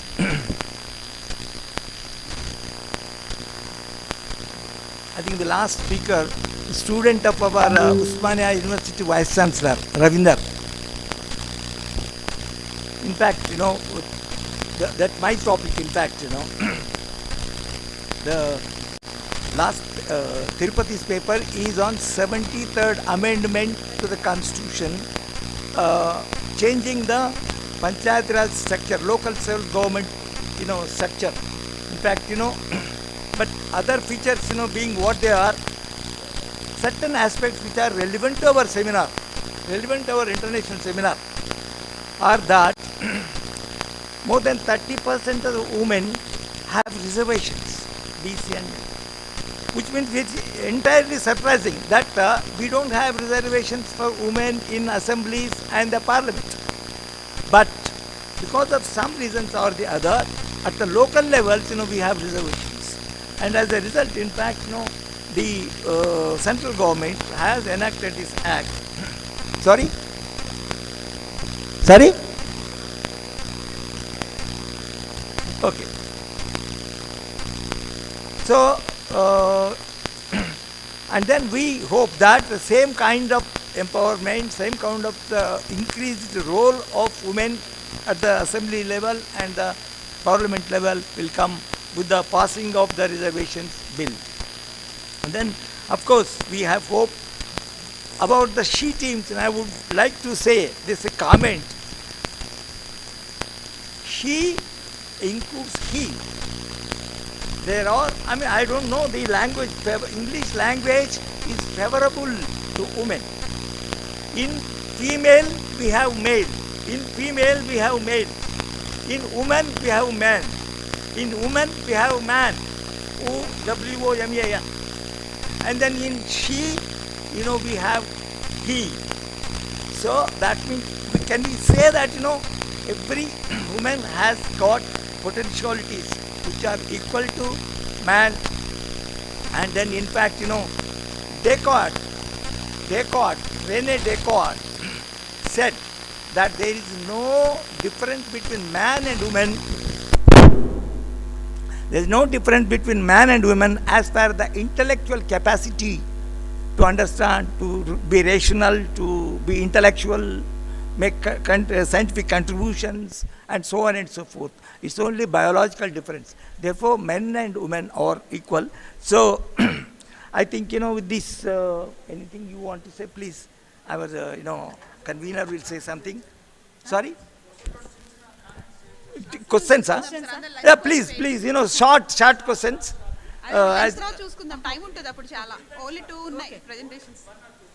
Yes, that's what the purpose of seminar, but brief, very brief, please.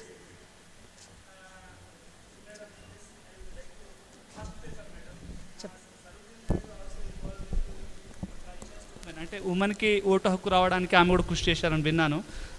Does she wrote anything about rural madam? That is one question to madam. And when it comes to the sustainable development goal, some girl has presented. See, there is a concept called common but differential responsibility. Who is bulldozing environment? It is US, it is UK. They are polluting the environment, but they are pouring their responsibility on us third world countries. US is consuming highest energy. UK is also common but differential responsibility. They have more responsibility in protecting the nature. They use big cars. They use every time helicopters. So you have to take little bit that, see, just talking about sustainable development goals is not only sufficient. When you are in third world country, who is responsible for the destruction of the environment? You have to be critically evaluate that. That is one thing for you. Yeah, maybe each one can answer. Yeah, completed. I have a lot of questions, but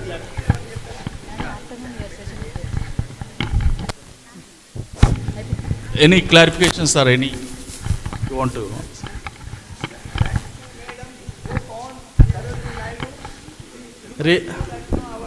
Golden threshold was named after and Hyderabad Sir. University started from that golden threshold. Sir, sustainable development, to achieve that, everyone should participate and we should bring awareness and we should follow. Then only it will be materialized. We have 17 goals, but in practicality, how much we are implementing, that is important. This should come from the family to society. Yes. Then only it will be succeed. No, that's okay. That's what she said. But what Dr. Abbas sir has said is, where developed countries are actually the developing countries are paying much price, like climate change, because of or destruction of the environment by the highly developed countries like US, UK. That's what. And they have to contribute a lot for the climate protection. Hello. Party, sir, but there is COP28, COP27 summits. In there, they are taking actions towards the climatic changes and all.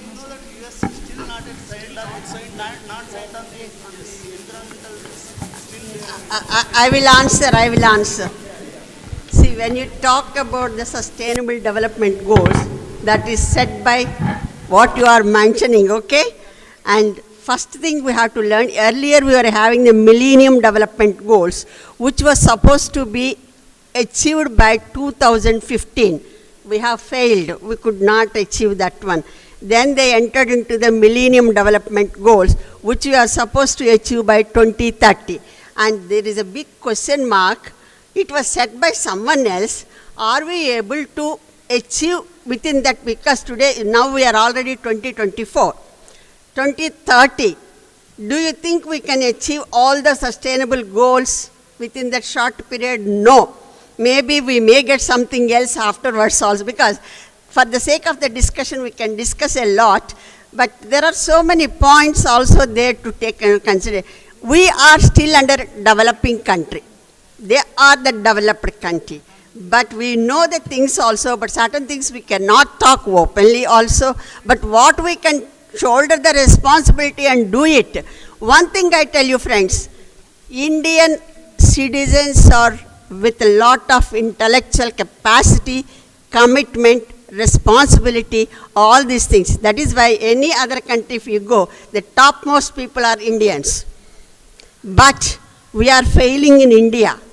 Please raise that question. You put a question mark, because when I was in USA, I asked some students, they were selling the newspapers, they were whitewashing for the sort of the part-time job. They have to earn some down, 1 hour, $4, washing the laboratory equipment.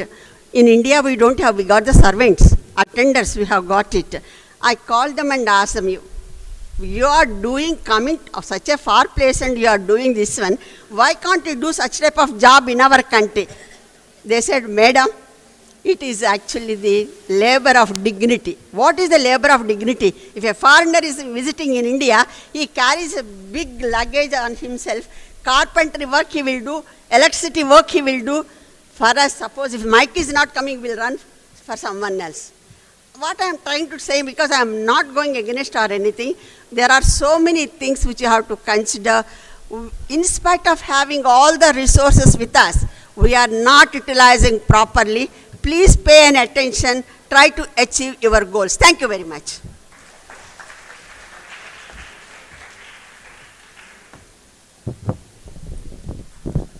I thank all the paper presenters. They are very well presented and they are very useful for our younger generation. Thank you all. And I thank Chairperson Professor Ishwaraya Garu for his valuable contribution as a chair since morning. Thank you, sir. Now I would like to felicitate Professor Vijaya Khatar Madam with a shawl and memento. Now I invite all the WEC members to onto the dais to felicitate Madam.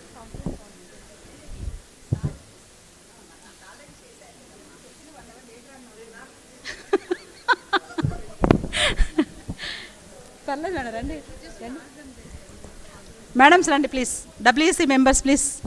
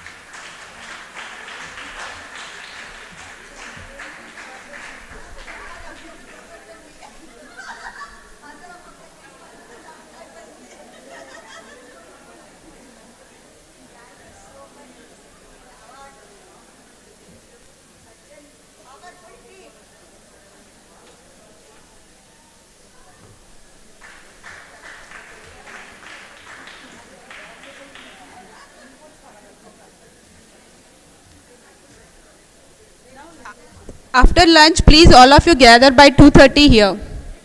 The next We'll session will be coordinated by Krishnaveni and Sudarshana. Next session will coordinate by Sudarshana ma'am And Krishnaveni. and Krishnaveni madam.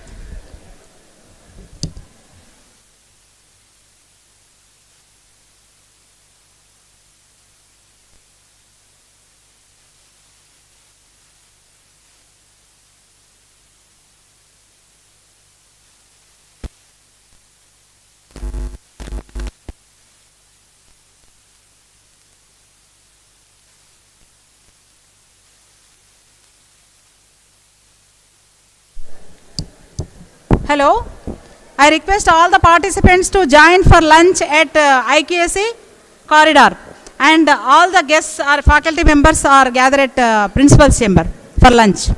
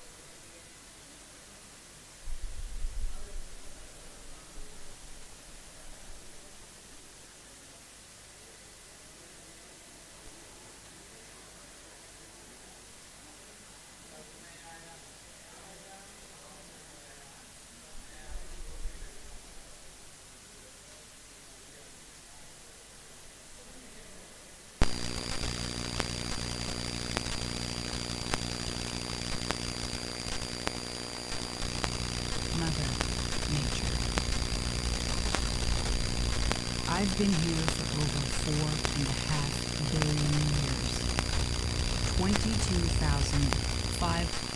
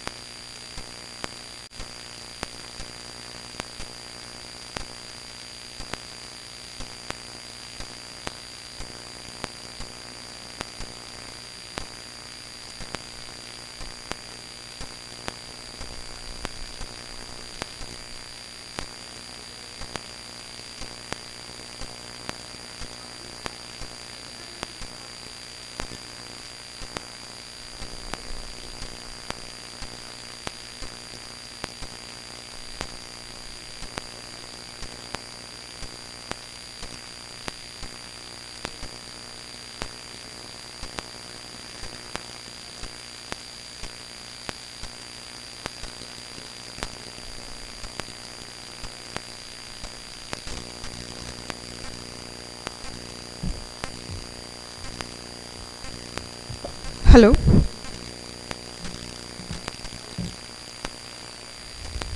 Good afternoon all. Now this session is, for this session the chair and co-chair is Dr. Krishnaveni and Dr. Sudarshana. Please come to the dais, ma'am.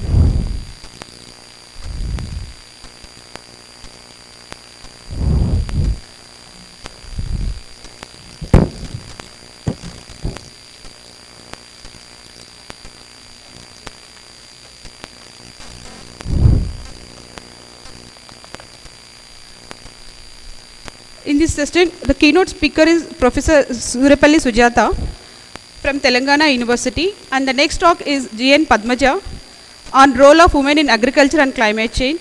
After that, all the oral presentations today itself. We don't have any oral presentations tomorrow. So whoever present, please give your name. Any names don't have in the list, please give the name to myself. Okay, I'll add all your names in the session. Thank you. And whoever presenting oral presenter, tomorrow we will distribute the first prize and second prize also. So please join tomorrow 2 o'clock validated session also.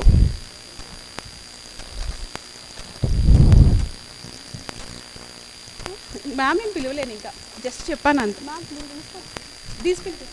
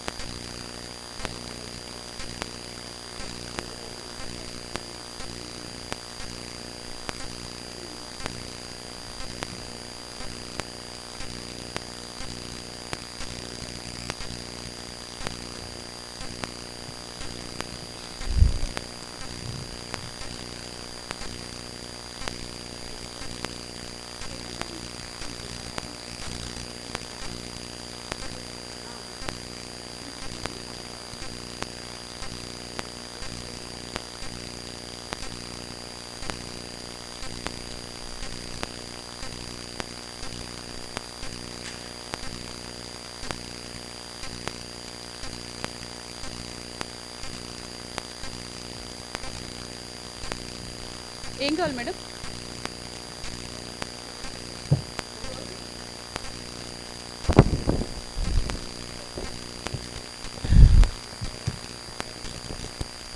Good afternoon, everybody, and the dignitaries on the dais and off the dais. It's our privilege to invite and today's invited guest, Sujata Surepalli Madam. Madam is an activist, come academician. She currently works as a professor of sociology, dean, faculty of social sciences, chairperson, BOS Sociology, University College of Arts, Social Sciences, and with Satavahana University, Karimnagar, Telangana. She has been teaching sociology for over 22 years. She has written articles on caste, sets, anti-Polavaram Dam movement, and extensively on Telangana movement. Books published on Sedge movement, essays in Telangana, Hyderabad, food system, and Telangana movement. She writes regularly with Telugu dailies and edits a quarterly magazine, namely Desi Disha. Her interests are in active participation in ongoing social movements, the struggle against caste and gender disparity, as well as Adivasis, government education, minority rights, environmental issues, natural resources, and Telangana. She holds a Masters in Sociology and has done her PhD on Dalit women empowerment at Usmania University, Hyderabad. Recently, she got COVID Warrior Award from the Telangana government and the Telugu University Award Puraskar for her work for women's empowerment. She is also a founder member of NCWL, National Women's Council for Leaders, founder member of Telangana Joint Action for Women and Transgender, founder of Dalit Women's Collective, and a member Laws Indian Association for Women's Studies, worked as the General Secretary for Telangana Writers Forum during Telangana movement. Convener Telangana Bhumi Rakshana Sangam, founder and director Dalit Women's Collective, trained in UNCHR, Geneva, New York Forum, Asia, Thailand on human rights in 2005-2008. 2017 selected for US Embassy program at Nebraska University on Women in University Administration program and presented papers in Australia, US, Bangkok, Nepal, etc. And congratulate and thanks for our reputed invitee guest, and we are very much honored to having you, madam. Please go on your discussion on the concerned topic. Thank you, madam. Come.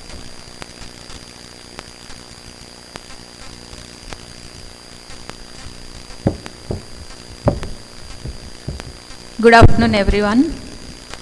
And it's very difficult post-lunch session, taking a technical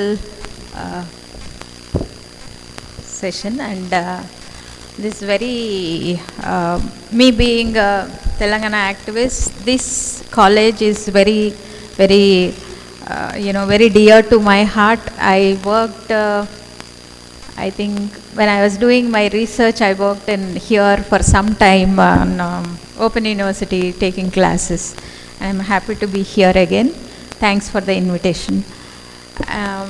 This whole month, in fact, I was invited here for a Women's Day, and somehow that is postponed, and I was invited for the seminar. Thanks for that. This whole month in several meetings, online, offline, I've been talking about the inclusive growth and inclusive women of this year's theme. And here also I would like to present today about the inclusive women who are invisible, who are very, very important for our society to run. My paper today is on navigating street sweepers of Hyderabad and health hazards on the streets, women on the streets. So I have chosen this topic because for the last couple of years I am working with in the Singareni Colony, Hyderabad. During my work, I started working with children, started looking at children, especially street children, street sweepers, municipal workers children. I was really disturbed and I started researching on them because we only know that poor children, they don't work, they go to government schools, but we never discussed about the families from where they come from. A mother who leaves the family at 4 o'clock, 5 o'clock in the morning and she goes out for work.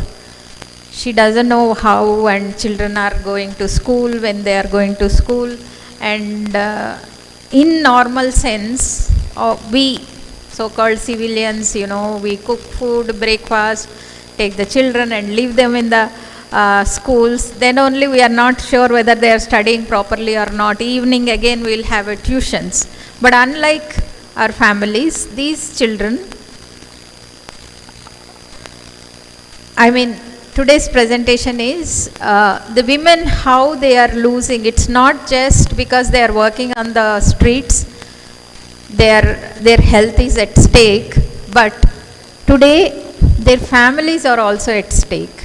And when this year international theme talking about the inclusive growth, are we really inclusive enough of all the women who are working for us? If you remember COVID time, many of us enjoyed the lockdown or had difficulty in staying houses, and we know how film stars making doshas and sweeping the houses, and we are really enjoying their reels. But the only one section who do not have even a single leave, any acknowledgement, any recognition, that is the sweepers, that is the garbage collectors. So here, if you dig into the whole garbage system, we have garbage, vegetable waste or whatever waste we have at home. We have streets, filled with the cigarette packets and whatever, birthday cakes. If you go to see the tank bund, of course now they have banned the tank bund. Every birthday you will have lot of, cigarette, of course cigarettes are everywhere, gutkas and cigarettes. But there is also hospital waste management. So if you look into these three areas of waste management, because I am closely working with municipal workers, municipal department also, corporation. One, from the houses to garbage bin, most of the time our domestic workers will take them. So those were the women. On the street, most of the people sweep, those were the women. After the collecting the garbage, who separate the garbage is also women. So 27,000 is roughly an estimation of Hyderabad street sweepers, and we have 90% of women, and garbage collectors, if you see. And we have I don't know how many of you are aware, 16 days of activism we'll have December to till October to December, November to December. We have a workshop with these women. The women who is working on the road who do not have toilets. Can you imagine a woman for 8 hours not having a toilet access? Of course, some GHMC corporation have set up here and there, but they are not accessible. Number two, in India, we don't know where to put what. We'll put everything, needles in there, our sanitary pads in one place, our batteries and disposables at one place. We don't know the segregation mechanism, and the people who are severely affected are these women, and they have bronchitis because they are exposed to it.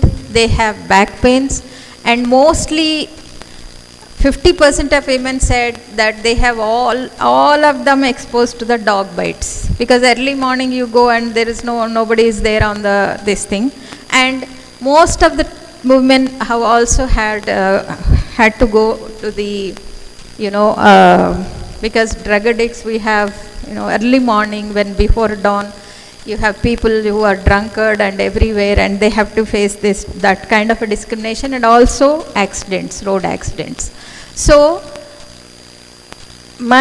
today inclusive growth, when we are talking about the inclusive women, how many of us in our institutions and universities are really had any interaction with our people who are cleaning our bathrooms, cleaning our rooms, keeping everything, our college premises at, I saw once Modi ji was, during COVID time, I think, garlanding the garbage workers, and, he's doing namaskar and all. So this section why I have chosen is, this is a very, very important section, cleaning the every dirt we throw, and they are helping us to live happily, and we are not concerned about their health and their safety. That is the number one I want to. When we are talking about the inclusive growth, see, we are workers and they are also workers. They are also, from regular service to contract service to self-help groups to outsourcing. Now they are all outsourcing employees. Once you are an outsourcing employee, you don't have, regular employees, what all we have benefits and they don't have.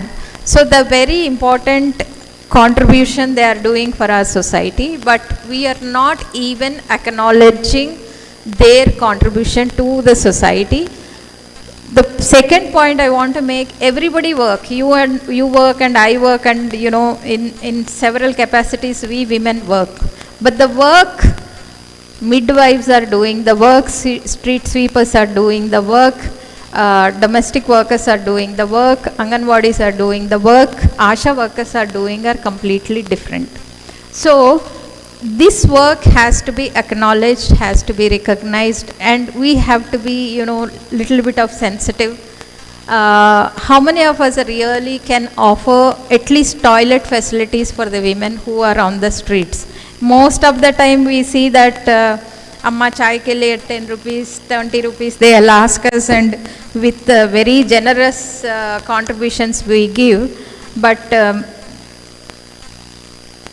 are we really acknowledging? In this conference, I want to, the sensitization is always, women's empowerment, women's growth, women's development. We always see in opposite context about the men, because of men we are like this, because of men women are harassed. No, but we women coming from different castes, different religions, different sections, different classes, we really have to, that kind of a framework we should have.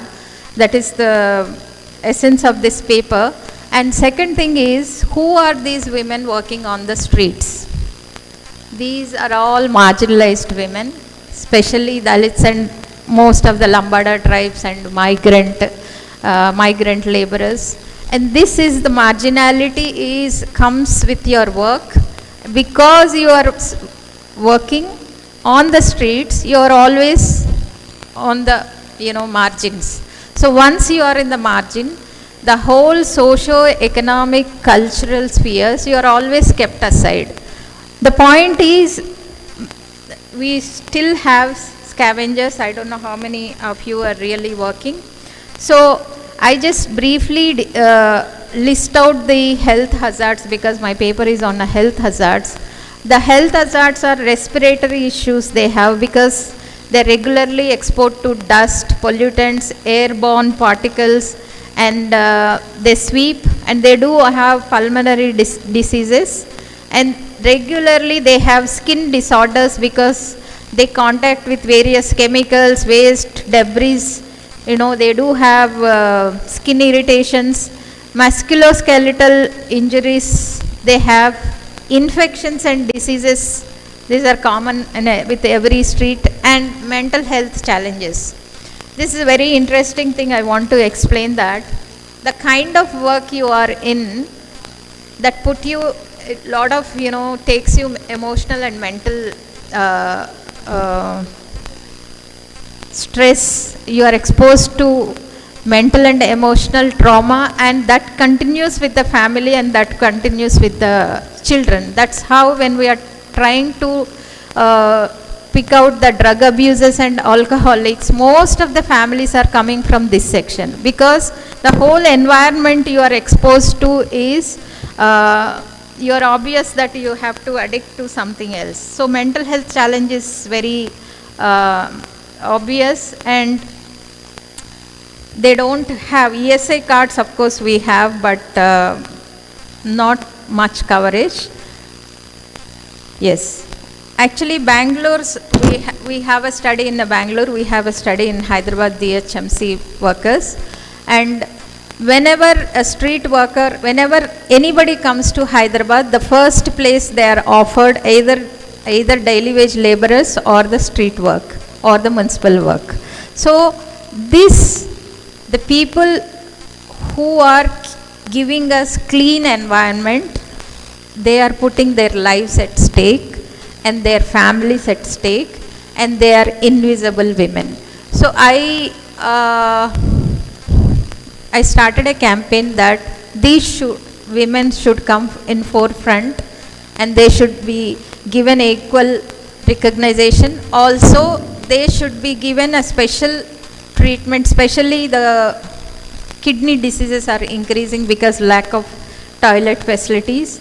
And also, I was in abroad, we have all, segregation of dust particles and where to put. Some countries, you have to recycle the garbage, but here they don't even have any mask. Of course they say that we are giving, but they are not wearing. If you see them, their boots, their feet size and their boots are completely different. With the saris and all, they can't even have those kind of boots. So what the recommendations we are giving is, at least unless we so-called educated civilians are aware of the crisis these women are going through, we have to have the knowledge about the segregation of these garbage.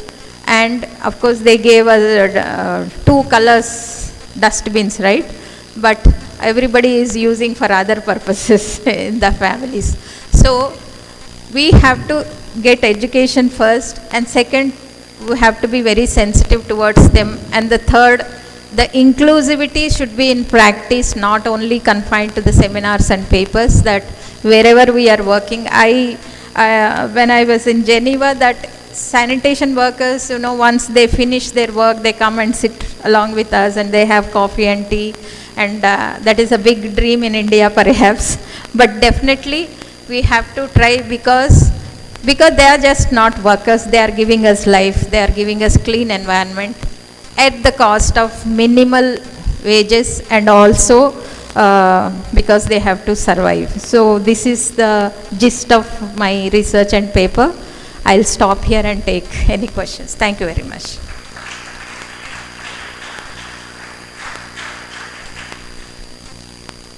Thank you, Sujata madam. You have given a glance regarding inclusive women's emphasis, and it should be practical. It is not in the papers and seminars. It's a very good. And wherever the eminent personalities and resource persons have come and they are giving so many lectures and bombard talks, this is not all that way. This is on practicality, and every citizen should take a oath, like cleansing and toilet access. It's very important, madam. For every woman have a right to take a cleanliness and sanitizing the environmental right. Okay, thank you very much, and enlighten your lecture. And now I am inviting Sujata madam to receive our token of WEC memento. Madam, request all our WEC members to come on to the dais.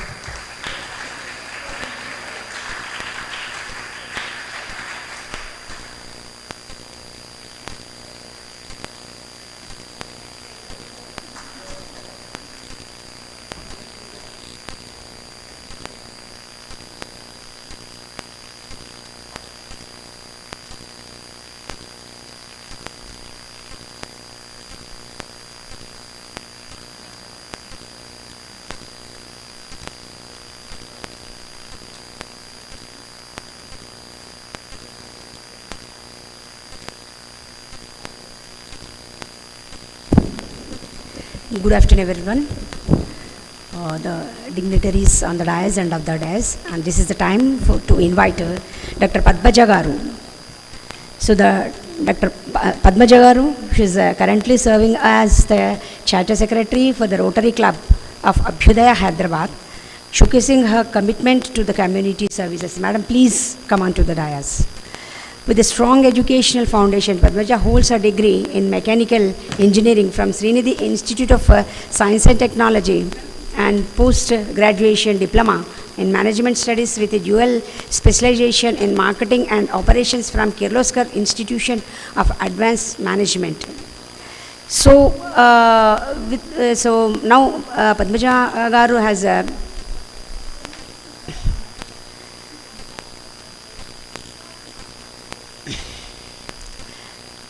has gone a valuable experience by working with renowned OEM brands such as Ashoka Leyland and Tata Motors.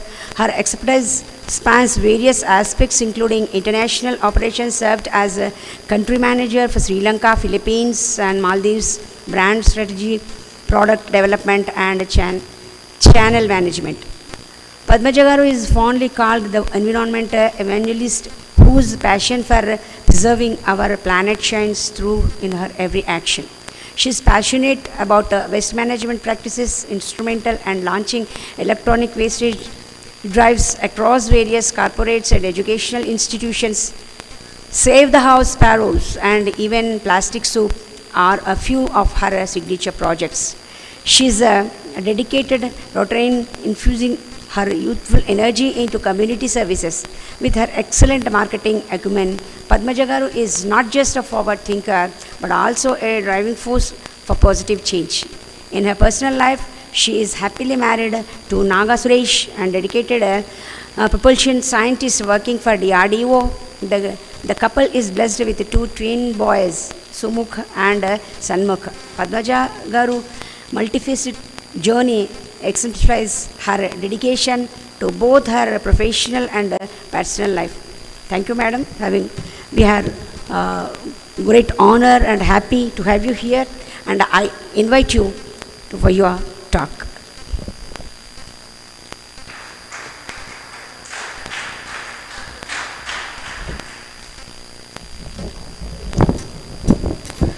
Thank you, ma'am. Good afternoon, everyone. It's such a big hall and such a meek good afternoon. Post lunch, everybody is lazy, is it? Good afternoon. Lovely. So, as ma'am introduced, I am Padmaja, and I'm extremely glad to be here at this college, which is more than 100 years old. We just went around the campus. I think I must say you're all very lucky to be a part of a prestigious college like this with dedicated staff. Congratulations to all of you, and thank you for patiently waiting in a post-noon session to listen about sustainability, agriculture and role of women in it. So are you ready? Let's make it a little interactive. If audience don't speak, I don't get the energy to talk. So are you ready to respond? Lovely. So sustainability is a buzzword now. Everybody is talking about sustainability. Can anybody say what sustainability means?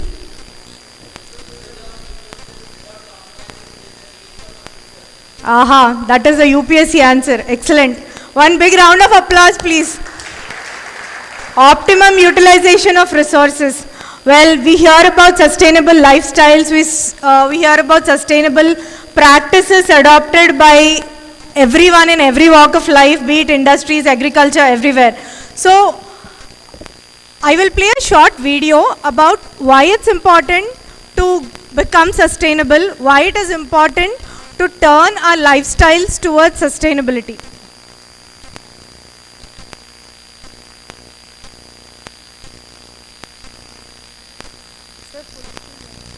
Call me nature.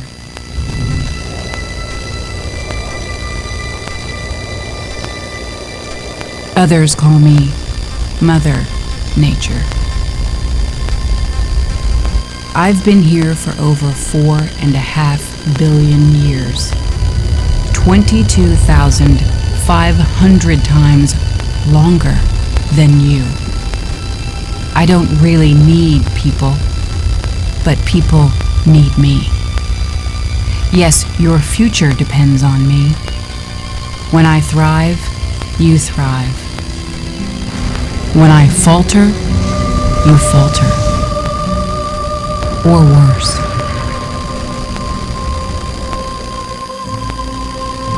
But I've been here for eons. I have fed species greater than you, and I have starved species greater than you. My oceans, my soil, my flowing streams, my forests, they all can take you or leave you. How you choose to live each day, whether you regard or disregard me, doesn't really matter to me. One way or the other. Your actions will determine your fate, not mine. I am nature. I will go on. I am prepared to evolve. Are you?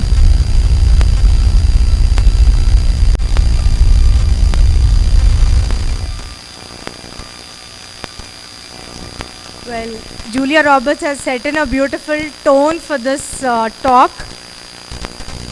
Nature doesn't need people, people need nature. So, today, coming back to the topic. I am a flower. Yes, I'm beautiful. I've heard it before, and it never grows old. You can end the video, sir. I'm worshipped for my looks. End the video, go back to the video. My scent, my looks. But here's the thing. Life. By the way, did you like the video? You think there's a message in it? Lovely. Well, today's talk is Cultivating Change, Women in Agriculture and Climate Change. Amongst many issues that climate change is creating, why are we focusing on agriculture today? Yes? Fantastic. Backbone of India. Okay. Agriculture is what feeds us, right? And do you know what is the contribution of agriculture to India's GDP? Please go back and Google it. That's a very important fact that each one of you should know. How much? Oh, 50. 1-5. Okay, 15 to 18% on an average. Well, why are we talking about the role of women in agriculture?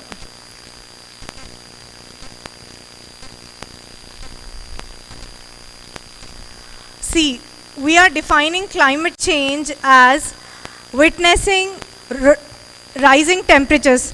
All of us understand that the summers are getting hotter and hotter by every year, right?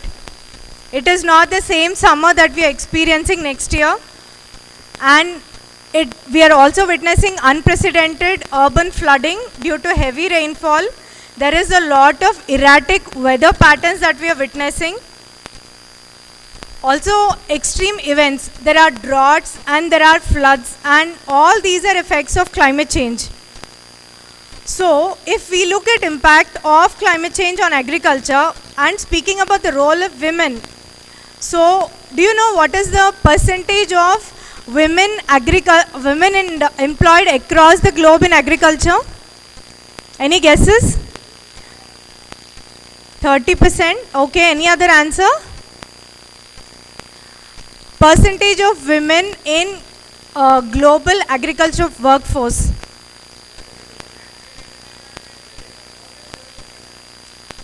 It is 45%. Across the globe, the amount of women in agriculture workforce is 45%, and in India it is 33%. Okay, so 33% is a huge number. We cannot ignore the contribution of women in agriculture, right? Also, 18% of farm-led families are women. Okay, these are alarming statistics which say that women are a crucial part of agriculture. Also, we are witnessing a phenomena called feminization of agriculture. So, feminization of agriculture is happening because in the rural areas, agriculture is no more or no longer treated a lucrative career, right? Does a farmer's son want him to be a farmer? Yes? Everybody wants their kids to become engineers, doctors, IAS officers. Does someone say, my son should become a farmer, my daughter should become a farmer? Is it a lucrative option anymore? It is not.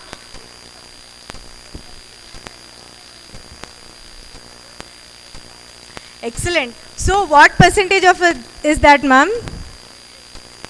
Yes, yes. Definitely there are women whom we look up to who are going back to agriculture.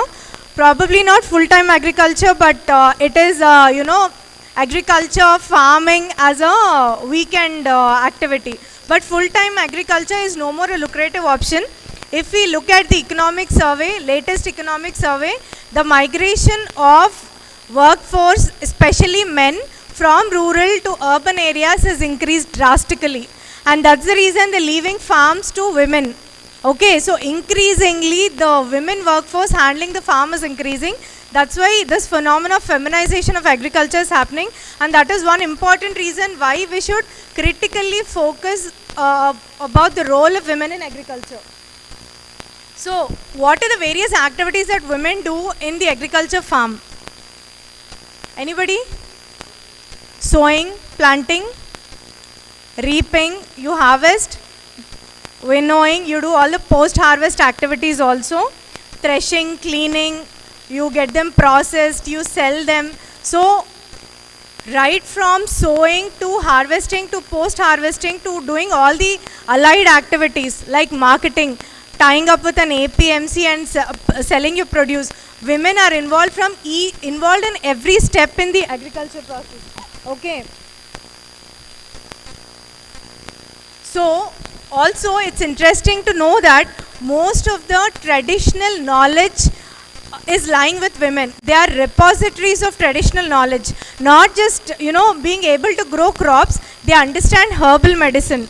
They understand the local varieties, which crop varieties can thrive in what kind of soil and what kind of environment. And they are also repositories of a lot of things, like they can they understand how much water supply has to be given for a particular farm. They understand crop rotation. They never leave their, their land empty or barren. They are always utilizing the land effectively. So they are repositories of knowledge, and also they are drivers of innovation and sustainability. Now coming to sustainable agriculture practices, you must be hearing a lot of government schemes and a lot of private industry also entering into agriculture in the name of sustainable agriculture, regenerative practices, agroforestry, hydroponics. Have you heard about this, hydroponics? Even Samantha is doing hydroponics. Samantha Ruth Prabhu, the actress, she also practices hydroponics in her terrace.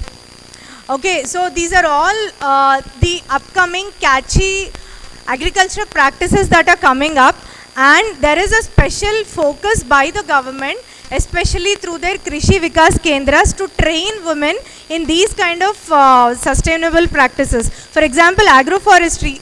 Can somebody guess what agroforestry is? If you take a 1 acre farm, the farm will have a fence made of other horticulture crops. For example, it can have mango trees. You might be growing maize, or you might be growing rice in your farm, but then there is teak wood, or there are horticulture crops like mango, etc. that is grown. So that is one agroforestry practice that is very sustainable. Also, precision farming. Can you guess what precision farming is? So, see, these are all upcoming practices in agriculture, and most of us are not aware. Precision farming is one type of farming where you precisely give the amount of water through drip irrigation or through using IT in agriculture. So these are all upcoming practices, and government is training women especially through their Krishi Vikas Kendras to help women adapt to sustainable practices, so that the yield from the fields are much better. Well, there are economic implications as well. If a climate change event is happening on a particular farm in a particular area, the most vulnerable section is the women, because women are tending to their farms. They are also taking care of the family.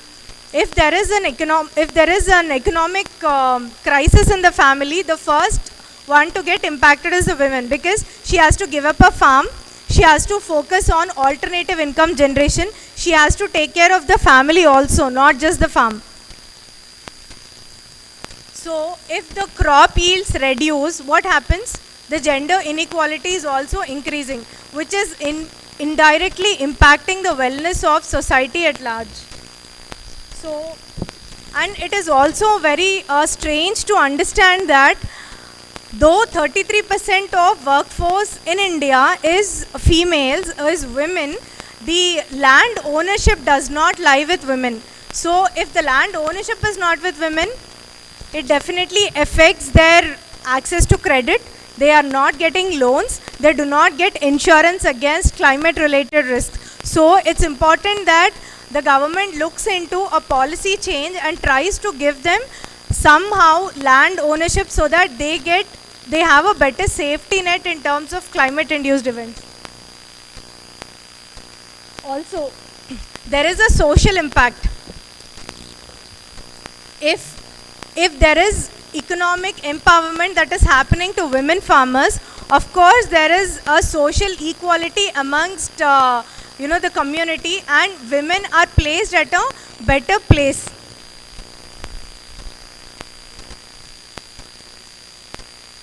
So what are the strategies that we can use to empower women? I think it's becoming more of a one-sided talk.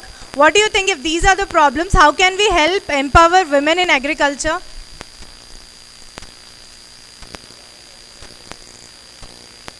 Sorry?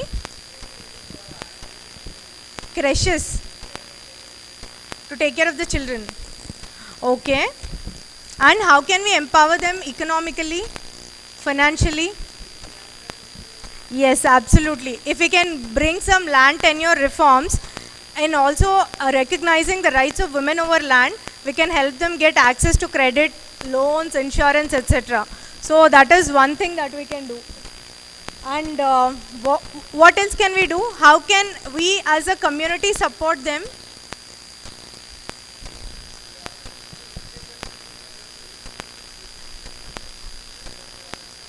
Sorry, sir? Yes. So that's why institutes like ICAR and the Ministry of Agriculture together are setting up a lot of training centers wherein they can use modern technology. For example, they can use drone technology, they can use precision agriculture, and most of the women are in fact using drone technology to monitor the crop health, understand the water requirement, understand the pest control, etc. So we think that women cannot grasp new technology, or we think there is a lot of hindrance in terms of learning new technologies, but then the Ministry of Agriculture has brought in a lot of schemes, and women are actually picking up a lot. I will show you a few examples where women are making 3 lakh rupees per month, right from 2.5 lakh to 3 lakh per annum. Their incomes have increased to 2.5 to 3 lakh per month. So this is solely because government, civil societies and a few NGOs have started focusing on women role in agriculture, and they have picked up really good.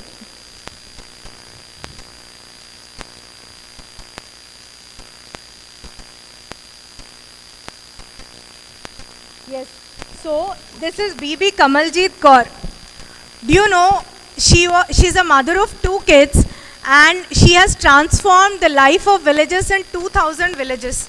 She has adopted to organic farming, and she has built 2000 organic farms, and now she is able to generate an income of about 3 lakh rupees per month.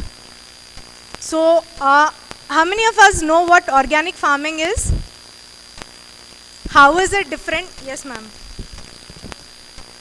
Sorry? Okay. The girl in the blue dress? Farming without pesticides.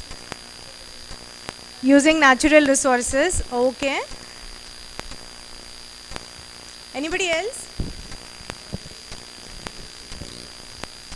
So, organic farming and natural farming are all about utilizing natural resources. As the name itself says, you don't till the land very often. You always see whenever there is a farmer picture, or in movies you see they take a plow and keep tilling the land.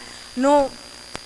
Ensuring minimum soil tillage and not disturbing the soil, and following practices like mulching, like covering the dry leaves, covering the land with dry leaves, etc. So there you integrate livestock also into farming. For example, a farmer not just has a land, but he also is into poultry and other livestock rearing, like cattle rearing, so that dung, the urine, etc. can be utilized into the farm, and it is an additional income for the farmer as well. If on one of the cycles, if the farm is not doing well, he has an alternative source of income. So, there are some startling examples. One Miss Savita Devi also. So, she is into dairy farming. She started with 1 cow in 2007, and now she is generating an income of about 5 lakhs every month. They are into dairy farming. They are also, normal women who were into agriculture, who faced losses. So, it is important that, what is the Women's Day theme this year? Invest in women and accelerate progress.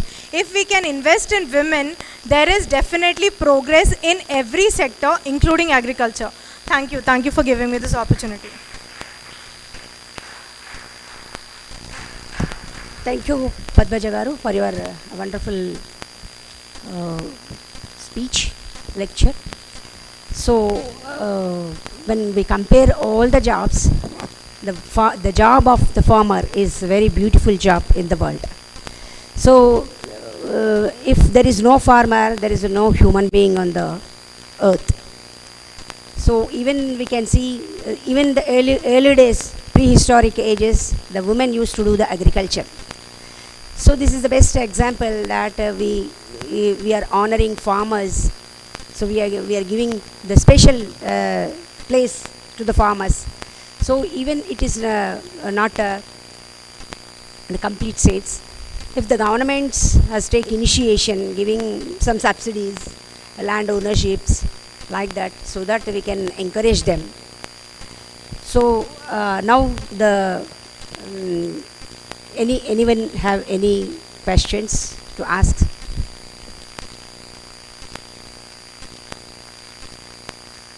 Yeah. Yes. Yes, sir. You forward.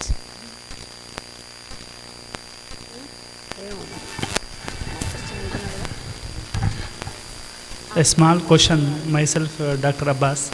I do teach environmental sociology in IGNOU. Have you heard the term called Anthropocene age? Age. Have you heard? What does it mean?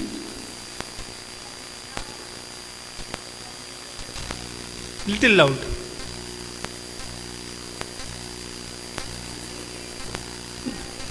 Anthropocene age. No. Maybe since you have been speaking about the climate change, I would like to it means I want to substitute to you. Anthropocene age is a environmental destruction by human activity. For example, let me complete. You are saying about climate change, agriculture, women, no, how climate is changing, you spoke about all that. You know why that all happens? It happens because of the Anthropocene activity. What does it mean of Anthropocene activity means? Including agriculture will also affect. Anthropocene activity is a disturbance of environment through the human activity. 21st century is facing the nuclear danger. You see, we have a Chernobyl, we have a Pokhran, we have a big celebration of this nuclear scientist Abdul Kalam, all that. You know what they will do? They will harm the nature. If you should know that in Pokhran, 12 tribal villages they have vacated. See, agriculture, all this will be affected by the Anthropocene activity. Anthropocene means this nuclear explosions is called Anthropocene activity. It means human being like nuclear bombs. So all this you have to take when you are speaking. You should read little bit, since I am not questioning you. I am just making add to your submission. You should read all this, how it is impacting agriculture, how it is impacting on the nature. Thank you. Madam, do you want to say anything? Do you want to say anything? Robert. You want to answer? Sir, as you mentioned Anthropocene activities, every activity is leading or accelerating climate change. So definitely agriculture is also one of the most important contributors as well as vulnerable sectors. For example, I understand methane emissions are very high in terms of paddy crops, etc. The greenhouse gas methane is very high.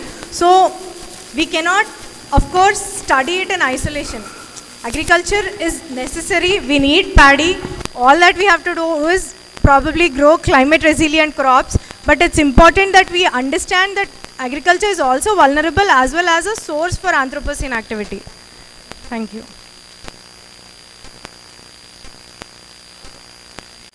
Okay, thank you.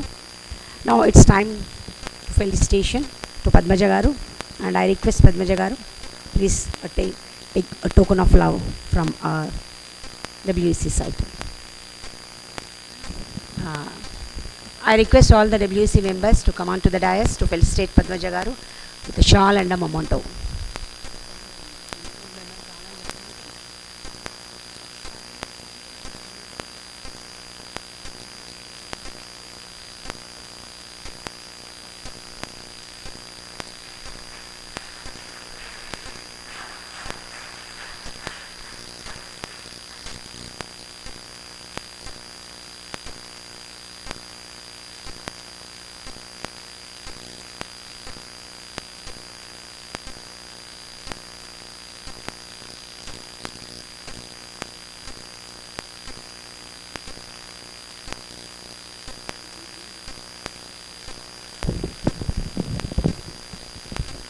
We now going to invite Professor P. Ishwaraya sir, former head Department of Political Science, University of Hyderabad.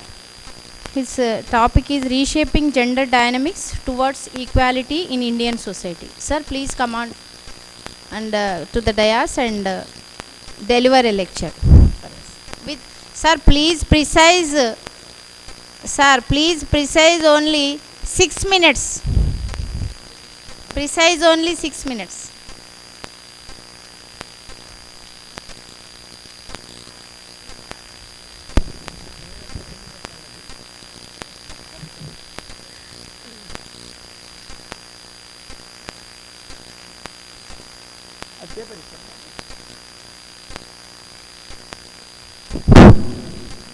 నన్ను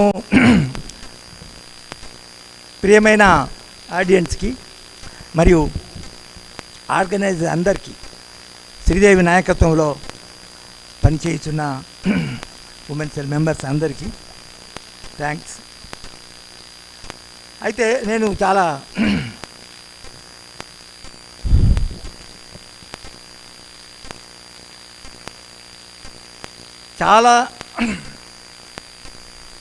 science ఫీల్డ్లో ఉన్నవాళ్ళు, arts ఫీల్డ్లో ఉన్నవాళ్ళు, commerce ఫీల్డ్లో ఉన్నవాళ్ళు అందరూ స్త్రీల యొక్క సమస్యల గురించి బాగా అర్థం చేసుకున్న వాళ్ళు ఉన్నారు. అయితే చాలామంది ఒకటి అర్థం చేసుకున్న వాళ్ళు చేసుకోలేని విషయం పక్కాగా ఉంది. ఏంటంటే ప్యాట్రియార్కల్ యాటిట్యూడ్ అంటే జస్ట్ ఫార్మల్ ఈక్వాలిటీ, తర్వాత equality in labour condition, equality of pay, and then equality in property rights మాత్రమే అనుకుంటున్నారు. కానీ చాలా deep rooted patriarchal practice tradition ఏదైతే ఉన్నదో అది 90% ఎక్కడ పోని ఉమెన్స్ గ్యాదరింగ్స్లో కూడా దాన్ని చూడడం లేదు. సినిమాలలో దాన్ని రొమాంటిసైజ్, ఆ ప్రాక్టీస్ని రొమాంటిసైజ్ చేస్తున్నారు. అది ఏదంటే ఉమెన్ తప్పకుండా మ్యారేజ్ అయిన తర్వాత ఇన్లాస్ ఇంటిలోనే ఉండడం. మీరు జ్ఞాపకుంచుకున్న మన ఒక మ్యారేజ్లో ఒక అమ్మాయి మ్యారేజ్ ఫంక్షన్లోనే చాలా సంతోషంతో నీ సైకిల్ మోటార్ మీద నీతోనే వస్తాను, మీ ఇంట్లో బాగా ఉంటాను, మీ ఇంట్లో అందరిని బాగా చూసుకుంటున్నాను, చాలా చాలా పడుతుంది. అది ఒక కొన్ని రోజులు 5-6 నెలలు అది romanticise.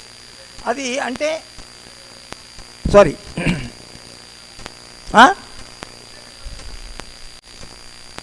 I'm not getting your. So ఈ డీప్ రూటెడ్ ట్రెడిషన్ ఏదైతే ఉందో, చట్టాలు ఎన్ని చేసినా కూడా హిందూ సక్సెషన్ యాక్ట్ వచ్చింది, దాని తర్వాత మన ఇండిపెండెన్స్ ముందే ఒకటి వచ్చింది, దాని తర్వాత ఫర్ ఎగ్జాంపుల్ డిఫరెంట్ స్టేట్స్లో equal right to property to inherit అని, అంటే మన అన్నదమ్ములకి సమానంగా ఇన్హెరిటెంట్ ప్రాపర్టీ, మళ్ళీ తండ్రి ప్రాపర్టీ కాదు, అది వారసత్వ ప్రాపర్టీలోనే ఈక్వల్ రైట్స్ వచ్చినాయి. కానీ దాని తర్వాత చాలా చట్టాలు వచ్చిన తర్వాత వివిధ స్టేట్లలో 2005లో కూడా ప్రాపర్టీ గురించి ఎక్కువ మన చర్చించడం జరిగింది. ఈ చట్ట తర్వాత ఇవే ప్రాపర్టీ రైట్సే కాకుండా డొమెస్టిక్ వైలెన్స్ వచ్చింది. డొమెస్టిక్ వైలెన్స్లో అంటే అప్పుడు భర్త ఇంట్లోనే, తర్వాత తల్లిదండ్రులు మన అత్తమామల ఇంట్లోనే ఏదైనా వైలెన్స్ కనుక జరిగితే దానికి వ్యతిరేకంగా కావాల్సిన పనిష్మెంట్ అవన్నీ ఇవ్వాలని వచ్చింది. కానీ స్త్రీ మ్యారేజ్ తర్వాత ఇన్లాస్ ఇంటికి మాత్రమే ఎందుకు పోవాలా, హస్బెండ్ దగ్గరికే ఎందుకు పోవాలా? పర్టికులర్గా కొన్ని ఫ్యామిలీస్, చాలా ఫ్యామిలీస్లో నాకు తెలిసినవి అయితే 5-6 ఫ్యామిలీస్ ఉన్నాయి, నాకు తెలిసినవి క్లోజ్గా తెలిసినవి. ఒక తల్లిదండ్రులు అన్ని 3-4 బిడ్డలు ఉన్న తర్వాత కూడా 4 బిడ్డల్ని కూడా ఆస్తిపాస్తులు ఇచ్చి ఇలా మన అత్తమావల ఇంటికి తోలాల, పోయేటప్పుడు ఏడుస్తారు, వీడుకోలు చేస్తారు, ఏడుస్తారు. అయితే ఇంకొక చాలా ఘోరమైన ఇన్సిడెంట్, నేను చాలా కళ్ళు ఏడుపు వస్తుంది అన్నట్టు చూస్తే. ఒక 1 year కింద అంటే I discuss with my younger colleagues like Abbas. సూర్యాపేటలో ఒక Lambada women in expectation, Lambada women అంటే లంబాడా ఉమెన్లో మనకి ఏమనుకుంటామంటే ట్రైబల్ ఆచారాలు ఉంటాయి, తర్వాత స్త్రీ ఈక్వాలిటీ, స్త్రీ పురుష ఈక్వాలిటీ ఎక్కువ ఉంటుంది అనుకుంటాము. కానీ లంబాడాలందరూ కూడా అసలు ఎందుకు అక్కడి నుంచి అసలు వాళ్ళు ట్రైబల్ కాదనుకుంటారు, వాళ్ళు రాజస్థాన్ చౌచునులు, వీళ్ళు చెంచులు లెక్క, కోయలు లెక్క కాదు అది. అయితే ఈ లంబాడా ఉమెను 12వ బిడ్డను కన్నది. 12వ బిడ్డను కనేది ఎందుకు అన్నదంటే in anticipation of getting 1 male child. 12వ ఉమెన్ వరకు రాకున్నా, అప్పుడు మగబిడ్డ బిడ్డకున్నా కూడా ఆమె 13వ బిడ్డను కన్నది. చాలామంది అందరూ వద్దన్నారు కూడా, ఇది ఎందుకని. సో ఆఖరి యాస్ట్ వచ్చి 13వ బిడ్డను మన శిశు విహారంలో ఇచ్చేసింది. ఇది నేను చాలా క్లిప్పింగ్ తీసుకొని కట్ చేసుకుని పెట్టుకున్నది. ఇంకోటి ఏంటంటే గుంటూరులో 6వ ఇష్యూకి బిడ్డలు మాత్రమే, కానీ 7వ ఇష్యూస్లో ఉన్న వస్తువులో పురుషులు మన మగబిడ్డ వస్తుందని ఎక్స్పెక్ట్ చేసి ఆ 6 కనుపు తర్వాత అమ్మ చనిపోయింది, తల్లి చనిపోయింది. సో ఈ విధమైన డీప్ రూటెడ్ ఎందుకుంటున్నాయి అంటే నిజంగా ఆ ప్యాట్రియార్కల్ ట్రెడిషన్. ఇప్పుడు అందరూ మీరు చూడండి, ఇప్పుడు యంగ్ మ్యారీడ్ ఉమెన్ అనుకోండి, తర్వాత those are expecting to go out of marriage, మీరు చూడండి ఇది కూడా నిర్మూలించబడాలని అనుకోవడం లేదు. I think all the young women will accept that, they have not thought of that. So ఇది ఈ చట్టాలన్నింటిలో నేను అనుకుంటున్నా లా మేకర్స్ ఏదైతే ఉన్నారో వాళ్ళకి ఈ ప్యాట్రియార్కల్ ట్రెడిషన్ ఏదైతే ఉన్నదో ఆ ప్యాట్రియార్కల్ ఇష్యూస్ అంటే పూర్తిగా ఇళ్ళ దగ్గరికి పోవద్దు అని ఏం లేదు, కానీ ఇక్కడ స్వేచ్ఛ కూడా ఉండాలి కదా. మా తల్లిదండ్రుల దగ్గర 3 బిడ్డలే ఉన్నారు, 4 బిడ్డలే ఉన్నారు, అందరం పోతే ఎట్లా అని ఆలోచన కూడా చాయిస్ ఉండాలి కదా. ఒక కొడుకు లేరు, ఎవరు అందరు బిడ్డలు పోతే ఎట్లా అనే ఆలోచన రావాలి కదా, ఆ రావడానికి స్వేచ్ఛ ఉండాలి కదా. కానీ లేదు, ఆ విషయాలు మీరు వైలెన్స్, డొమెస్టిక్ వైలెన్స్ చర్చించలేదు, తర్వాత సక్సెషన్ యాక్చువల్ చర్చించలేదు, అసలు ఎక్కడ లేదు. మీరు చూడండి, నేను షార్ట్ వీడియోలలో చూస్తున్నాను. ఒక లాయర్ వస్తాడు, మీకు మన వీడియో ఛానల్ అతను అడుగుతాడు, సార్ మీరు స్త్రీలు ఎప్పుడు మన ఆస్తిని క్లెయిమ్ చేయొచ్చు అంటే, లేదు తండ్రి ఇస్తే తండ్రి సొంత ఆస్తితోనో తండ్రి సంపాదించితేనో ఈక్వల్ ఇష్టం ప్రకారం, కానీ వారసత్వ హక్కు మన ప్రాపర్టీ ఉంటే మాత్రమో అందరికి సమానంగా వస్తుంది అంటాడు.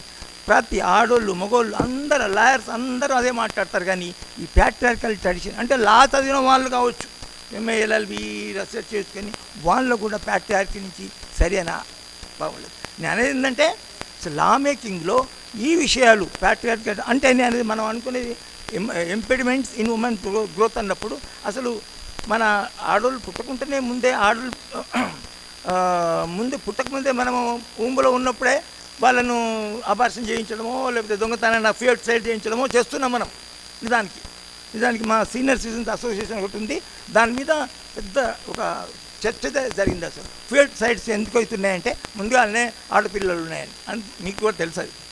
సో ఈ విధంగా ఈ మైండ్ సెట్, ఈ ప్రాక్టీస్ మన చట్టాల్లో చేయాలి. ప్రతి చట్టంలో ఒక ఈక్వల్ ప్రాపర్టీ అయితే ఇప్పుడు ఏమవుతుందని ఇంకా దారుణం ఏంటంటే మన ఆస్తి పట్టుకొని అసలు ఇదివరకన్నా కట్నం ఇస్తారు, లేకపోతే ప్రాపర్టీ ఇచ్చిన తర్వాత ఇస్తారు. కానీ ఇప్పుడు చట్టం ఉంది కాబట్టి ముందే ఆమెకు మనం రాసి ఇవ్వాలా, కాగితం రాసి ఇవ్వాలా, మళ్ళీ ఆమె పోతుందిగా.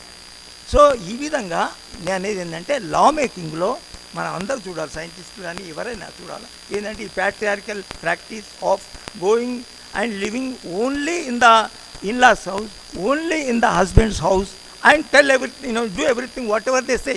అంటే ఇండైరెక్ట్ కానీ డైరెక్ట్ కానీ అసలు మా ఉదాహరణకి నాకే 2-3 ఇలా ఒకటి రిప్రొడక్టివ్ రైట్స్ కూడా ఈ మధ్యన వచ్చినాయి, ఒక 10-20 సంవత్సరాలు. రిప్రొడక్టివ్ అంటే నేను పిల్లల్ని కనాలనా వద్దా అనేది నిజానికి స్త్రీకి హ్యూమన్ రైట్ ఉంది.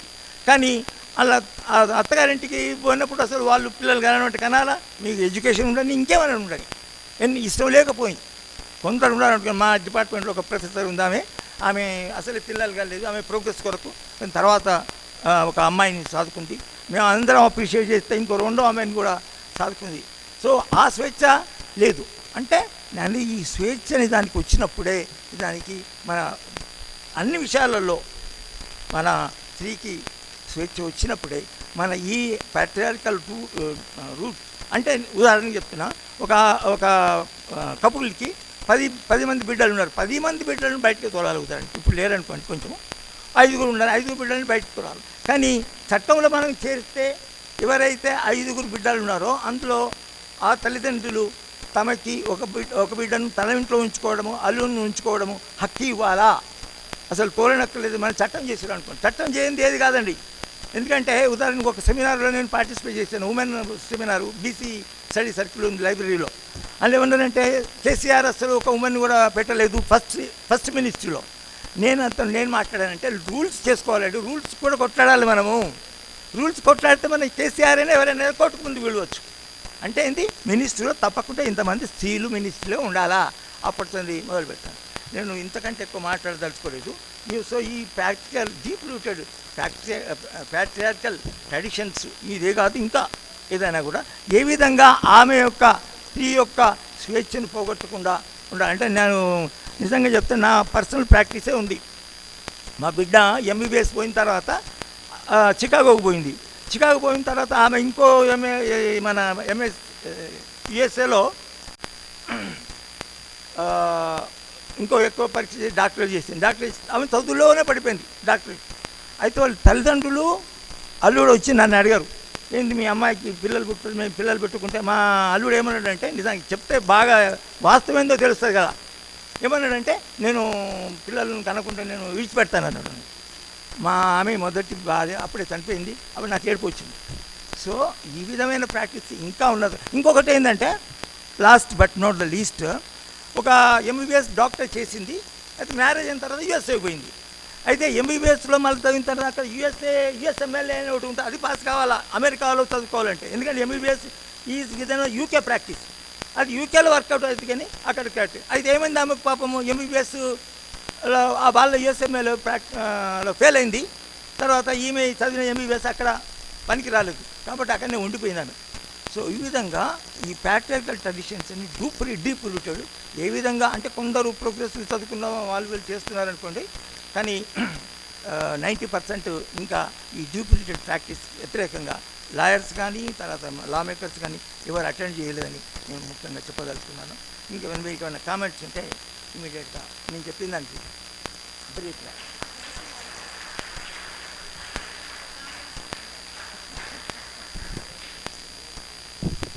Thank you Eshwaraiah sir.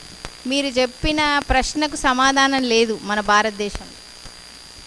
మీరు చెప్పినటువంటి పేపర్కు సమాధానం లేదు. ఎప్పుడు సమాధానం దొరుకుతుంది? ఎప్పుడైతే మానవుల మనసులలో చేంజ్ వస్తుందో.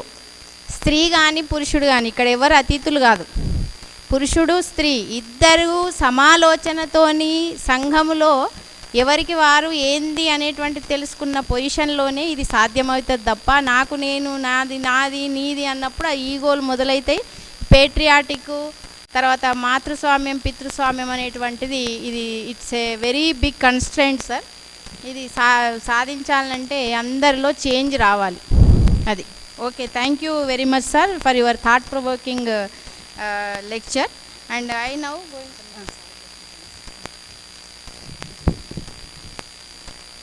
Thank you, sir, for your elaborative lecture on grassroots problems of women and facing the challenges women who are facing difficulties in every aspect of life. So that has been explained very well, sir. Thank you very much. Thank you, sir. I now inviting Dr. G. Shyam Garu, Assistant Professor of Economics, GDC, Hanmakonda. Please come on to the dais and deliver your lectures. Sir, please present 5 minutes. Okay. Thank you, madam. Thank you. Good afternoon. జనరల్గా afternoon అంటేనే అందరికీ నిద్ర వస్తుంది. నాకు నిద్ర వస్తుంది first. నన్ను ఎప్పుడు మేడం పంపిస్తూ అని చూస్తున్నా. పిల్లలకు రాదా ఇక. Okay, thank you. Good afternoon everyone on the dais and off the dais. Good afternoon children. Actually చాలా మంది those who submitted their papers and also presented their papers discussed about all the things. అంటే discuss చేయడానికి పెద్దగా లేకపోయినా I would like to bring some of the items to on your I would like to present some of the issues before you. First of all, I would like to ask one question. Boys and girls, role of women in inspiring women, మిమ్మల్ని inspire చేసిన women ఎవరో చెప్పాలి నాకు. Very good.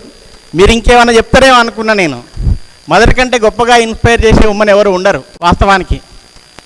Mother is the greatest women, inspire the lifes of all the people in the world. వాళ్ళే ఎక్కువగా inspire చేసే వాళ్ళు ఎక్కువగా ఉంటారు. సరే, కొంతమంది గ్రేటెస్ట్ లీడర్స్ కూడా మనకి you can see the leaders just like Indira Gandhi లాంటి వాళ్ళు, Mamata Banerjee, Jayalalithaa. They struggled a lot. అంటే ప్యాట్రియాటిక్ సొసైటీకి వ్యతిరేకంగా పోరాటం చేసి నిలబడ్డ వాళ్ళు, సావిత్రిబాయి పూలే, ఇట్లాంటి వాళ్ళు కూడా ఇన్స్పైరింగ్ లేడీస్ ఉంటారు. మనల్ని గుర్తించడానికి, మన బాధ్యతల్ని గుర్తించడానికి, లేదా మనల్ని ముందుకు తీసుకుపోవడానికి ఒక ఇన్స్పిరేషన్గా పనిచేసే వాళ్ళు ఉంటారు.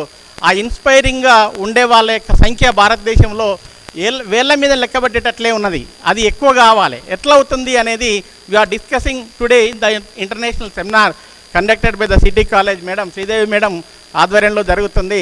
Thank you madam. You are taking a lot of pain to conduct the international seminar and also you are taking very much pain to conduct and also to receive the lectures from the different countries. కాబట్టి thank you madam once again. ఇంకొకటి I will ask you one question.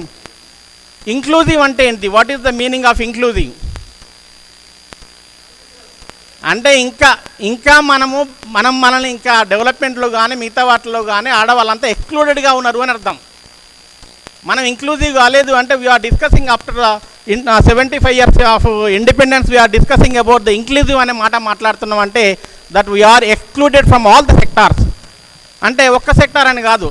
Here I have taken the economic status of women in agriculture sector అని తీసుకున్నా.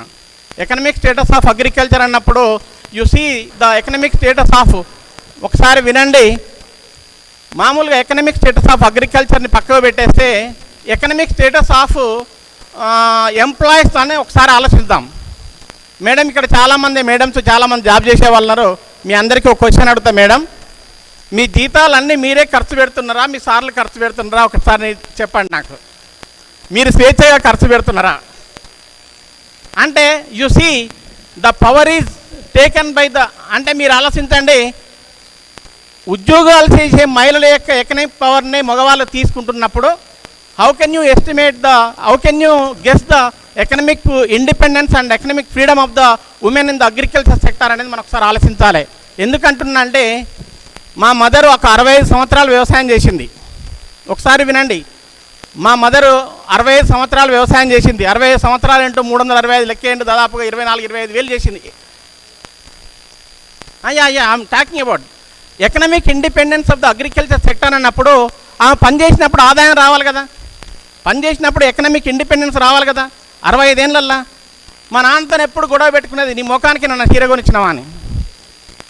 What is that meaning? అంటే they are not getting any kind of the independence, economic independence and freedom from the earning. వాళ్ళు సంపాదిస్తున్నారు కదా, వాళ్ళు సంపాదించే దాన్ని కూడా వాళ్ళు ఖర్చు పెట్టుకోలేని స్థితిలో ఉన్నారంటే మనం you can understand what is the status of women అనేది మనం అర్థం చేసుకోవచ్చు. అదేవిధంగా you can see the empowering of women. Empowering ఎట్లా అవుతుంది అన్నప్పుడు మనం ఎంపవర్మెంట్ ఎట్లా వస్తుంది అన్నప్పుడు మనం ఎంప్లాయ్మెంట్తో వస్తుంది అన్నాం. అదేవిధంగా political participation in the parliamentary system అంటున్నాం, డిసిషన్ మేకింగ్ అంటున్నాం. Is it happening in India? ఎందుకంటే భారతదేశము మనం చాలామంది they discuss in the papers also, మన మీద ఉమెన్ మీద చాలా పెద్ద బాధ్యత పెట్టింది. ఏంటంటే ఆచారాలు సాంప్రదాయాలు కట్టుబాట్లకు పెద్ద బ్రాండ్ అంబాసిడర్ చేసి పెట్టింది. దానికి భిన్నంగా ఆలోచించనివ్వదిగా, దానికి భిన్నంగా ఆలోచించి ఎకనామిక్ పవర్కో లేదంటే ఎకనామిక్ స్టేటస్కో ఇండిపెండెన్స్కో పోయే విధంగా ఉంటే మన మీద ఏదో ఒకటి వేసేసి మన ఆపే ప్రయత్నమే ఖచ్చితంగా చేస్తుంది. ఎట్లొస్తుంది మరి? ఎట్లొస్తుంది అన్నప్పుడు కనీసం at least we have to decrease the atrocities and also వేధింపులు కానీ ఇవి కానీ తగ్గించడానికి completely 100% we have to be A economic status రావాలి అన్నప్పుడు we must be educated with a quality education and also employment facility. ఇది ఒకటి ఫస్ట్ ఉండాలి. మొత్తం తీసేస్తామంటే ఐ కాంట్ బిలీవ్ దట్, అంటే ఈ భారతదేశంలో తీసేస్తామంటే తీసేయడం అనేది సాధ్యం కాదు. కానీ ఎందుకంటే the mother is not only mother, the women are struggling from the last hundreds of years. మీరు ఒక ఎగ్జాంపుల్ చెప్తా, మీరు వినండి. ఎకనామిక్ స్టేటస్ గురించి, ఎకనామిక్ పవర్ అగ్రికల్చర్ సెక్టరు మీకు బహుశా సాకలేలమ్మ పేరు విన్నారు ఎవరన్నా? ఓకే, విన్నారు కదా. ఆమె దేనికోసం పోరాటం చేసి చెప్పండి. Okay I will conclude. ఒక్కటే వినండి, ఆమె పండించిన పంటని ఆమెను తినేయకుండా రాపాక రామచంద్రారెడ్డి విష్ణుడు ధర లాక్కొని పోతుంటే నా ఎకనామిక్ పవర్ని, నా ఆదాయాన్ని, నా తిండిని కాకపోతున్నామని ఆమె ఎదురు తిరిగింది.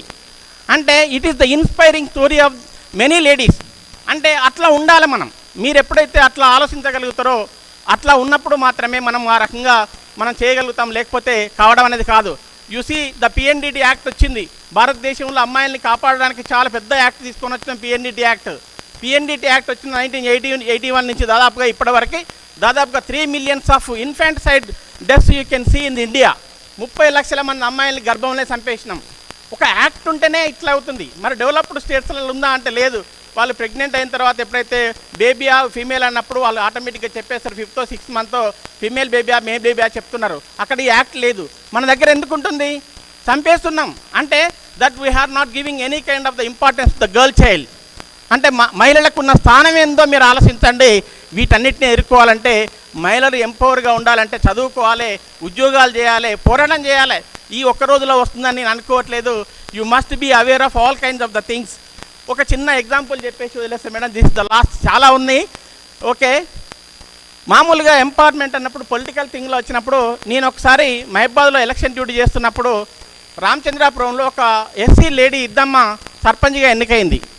ఎన్నికైనాక ఒకటే 1 minute ఎన్నికైన తర్వాత ఉప సర్పంచ్ ఎన్నిక కావాలంటే లోపలికి సర్పంచ్ కూడా వచ్చి ఓటేసే హక్కు ఉంటుంది. 12 మంది వార్డు మెంబర్లతో పాటు ఇద్దమ్మ ఓటేయాలి. ఇద్దమ్మ కనపడతలేదు కానీ ఒక ఆయన ఫుల్గా దండలు వేసుకొని వచ్చిండు. ఎవరు వచ్చిండ్రు? ఇద్దమ్మ భర్త వచ్చిండు. సర్పంచ్ ఏది అంటే ఈయనే సర్పంచ్ అంటారు అందరూ.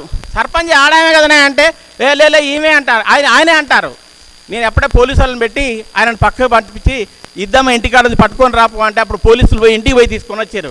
కనీసం గెలిచిన ఒక్క క్షణం కూడా ఆడవాళ్ళకి ఒక పొలిటికల్ అంటే పవర్ని ఇవ్వకపోతే ఎట్లా ఎంపవర్ అవుతారో మీరు ఆలోచించండి. అంటే మేడం ఇంతకుముందు అన్నట్టు మన ఆలోచన విధానం మారినంత కాలం, మనం మారినంత కాలం ఈ సొసైటీ ఎప్పుడు కూడా స్త్రీలను తక్కువగానే చూస్తుంటుంది. అందుకే మనం తక్కువ చూస్తుందని ఆగొద్దు. We have to fight. మీరు ఫైట్ చేయాలి, ముందుకు పోవాలని కోరుకుంటూ thank you madam, thank you ఇచ్చిన కొద్దిసేపటికి thank you very much. Thank you Shyam sir. Economic independence అనేది ఎవరికి వాళ్ళు తీసుకునేది. ఎకనామిక్ ఇండిపెండెన్స్ అనేది కోఆర్డినేషన్తో వస్తుంది. మెన్ ఉమెన్ పోట్లాడితే రాదు. అది ఆర్థిక సమానత్వం అనేది స్వావలంబన, సెల్ఫ్ రిలయన్స్, దీంతో మనము కాపాడుకోవాలి. ఎందుకంటే ఫైటింగ్తో రాదు అది. ఇంకా ఫైటింగ్తో ఈగోలు పెరిగి దూరాలు పెరుగుతాయి. Okay, thank you very much sir, Shyam sir. And next I'm going to invite doctor Shyama Suvarnadevi, GDC Women Siddipet. Please come on to the dais and invite, deliver a lecture. Precise only 5 minutes, madam.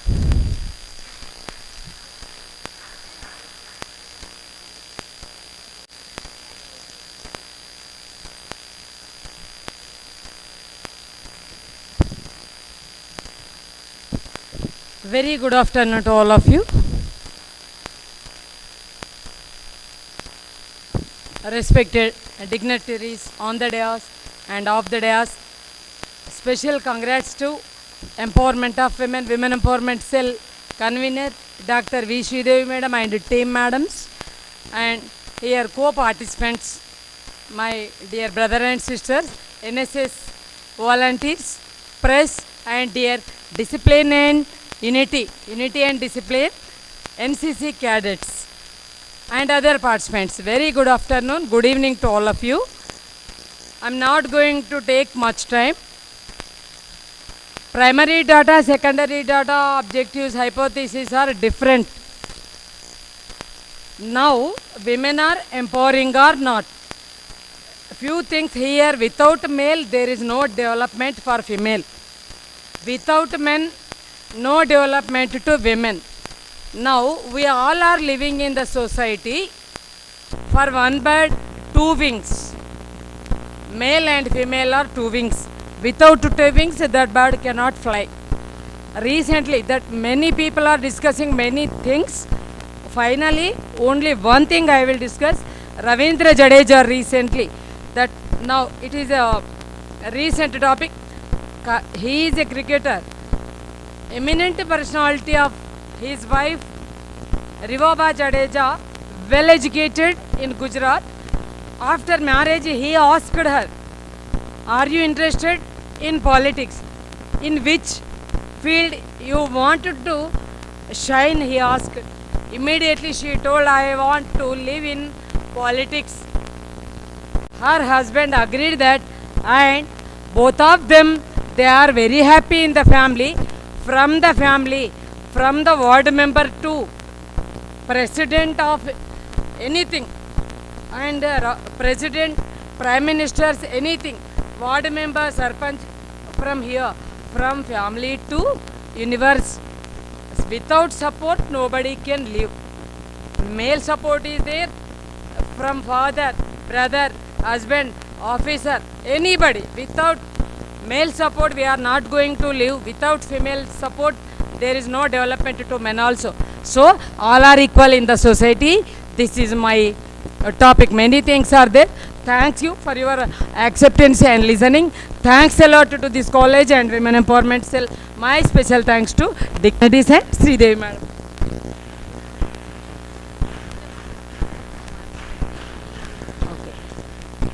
Thank you, madam. Actually, the coexistence between men and women is mandatory, compulsory. Without men, there is no women, and without women, there is no men. There is no future also. So, in Aitareya Brahmana, there is a Aryokti, there is a saying that men and women are two wheels to a cart. ఒకటి పెద్దగా ఒకటి చిన్నగా ఉంటే ఆ బండి నడవదని చెప్పాడు. So men and women are equal to the society. So now the tea will serve by the our people. And meanwhile, I request C.H. Krishna Rao sir and Abbas Muhammad sir to come on to the dais and occupy the chairs for conducting the further session. To take the further, any questions? Yeah. Now the lecture is open for all. If there are any questions. I am Dr. Sama Suvarna Devi, JDC Women Siddipet, Assistant Professor of Political Science. Thank you.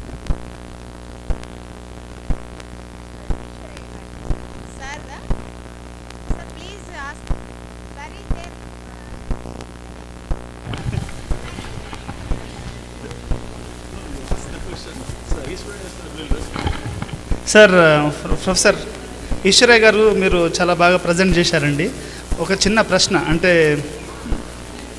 అదేంటి అంటే ఇప్పుడు మనం స్త్రీలు ఎదుర్కొంటున్నటువంటి ఈ వరకట్నం కానివ్వండి, లేకుంటే అమ్మాయి అబ్బాయిల ఇంటికి పోవడం లాంటి అనేది క్షత్రియ మరియు ఆర్య సంస్కృతి నుంచి వచ్చిందని ఒక వాదన ఉందండి. మీరు దాని గురించి మీరు ఏమనుకుంటున్నారు? అంటే ద్రవిడ కల్చర్ మాతృస్వామిక కుటుంబమే. ఎప్పుడైతే భారతదేశానికి ఆర్యులు వచ్చారో ఈ క్షత్రియ లక్షణాలు ఇవన్నీ కూడా ఈ పితృస్వామ్యాన్ని బలపరచడానికి వచ్చాయని అంటున్నారు. మీ ప్రొఫెసర్ మీరు ఏం చెప్తారండి దీని మీద?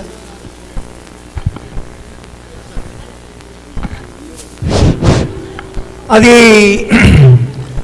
పితృస్వామ్య వ్యవస్థ, తర్వాత ఆచారాలు ఆర్యుల ద్వారా వచ్చినాయి అని ఖచ్చితంగా నిజానికి I don't have full knowledge.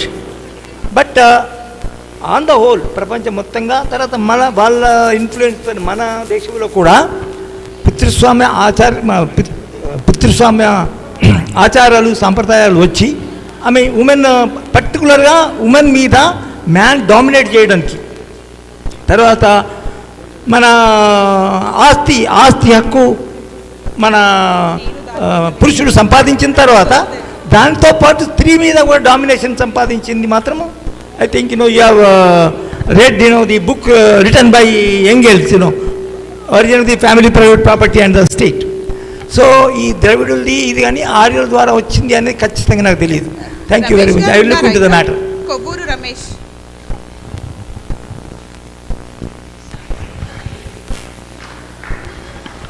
Are you copied your presentation? Are you copied? Yeah. Koburu Ramesh. Sir, please take 5 minutes, sir.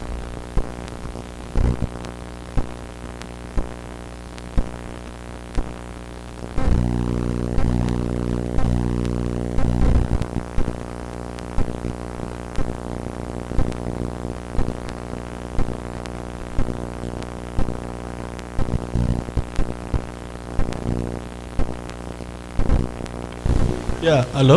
Briefly introduce yourself and complete within 5 minutes, sir.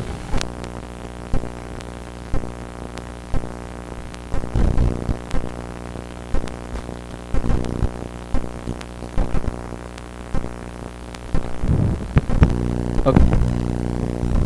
Hi everyone, my name is Ramesh. I am from Rodamishi College.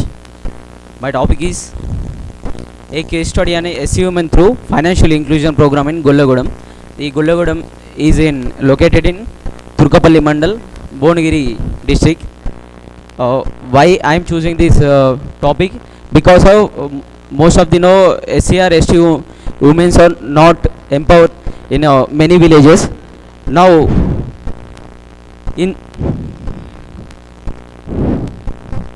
in this village, most of the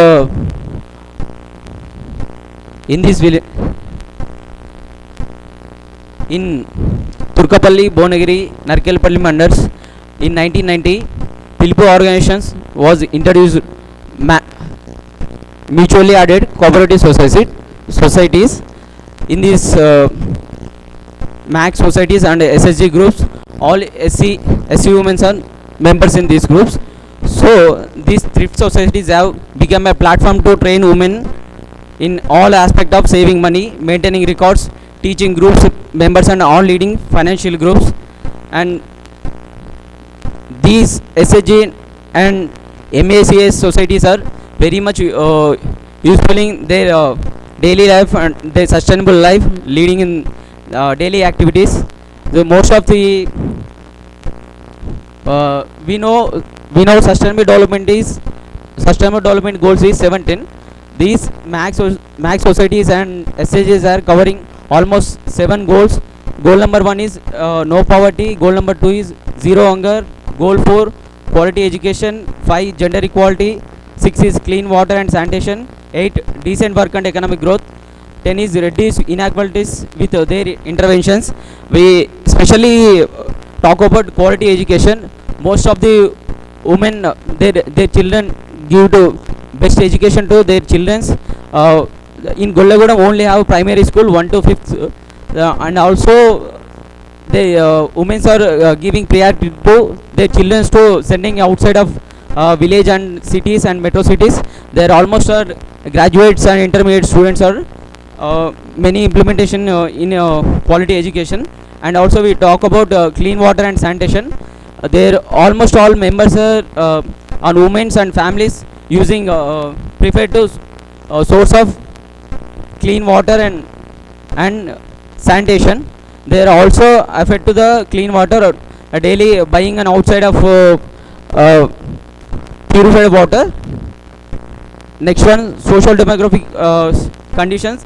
The marital status is 88.9% women are married, and main occupation is most of the employment from 38.9% and 33.3% are almost agriculture and agriculture labors.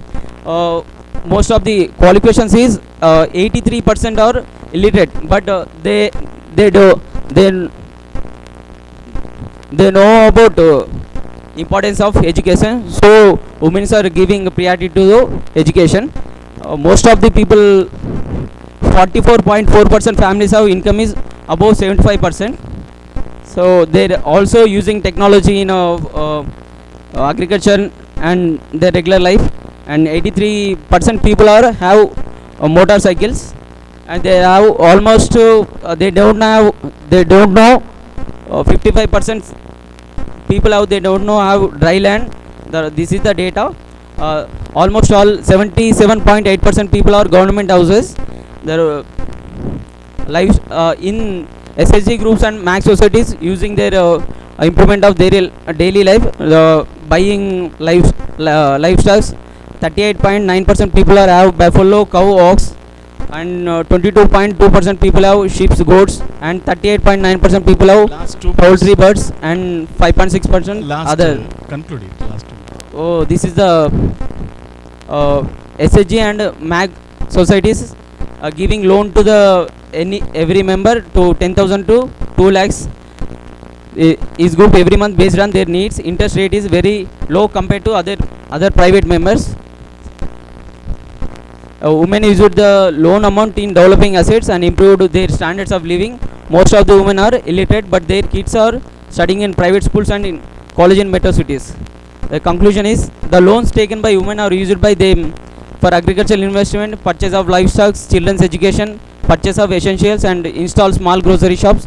During these group meetings, they share their personal problems, and group also try to resolve the problem. A part of saving and financial concepts, the schemes offered by the government like Kalyan Lakshmi, Sukanya Samriddhi Yojana, known by members, awareness on health and personal hygiene were organized.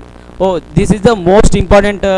We know most of the all India, all SHG groups and max societies has very important role in play in rural India. This is a very much importance like PILCO organizations. Thank you so much.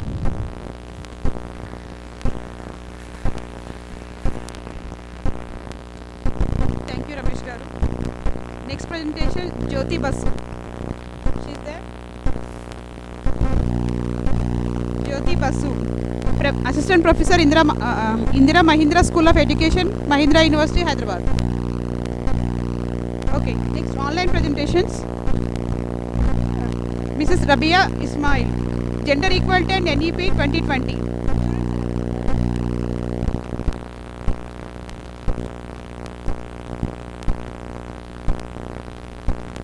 Whoever presenting online, be ready in Zoom. No, sir, name is Rabia. Please, Rabia, you present yourself and conclude for 5 minutes.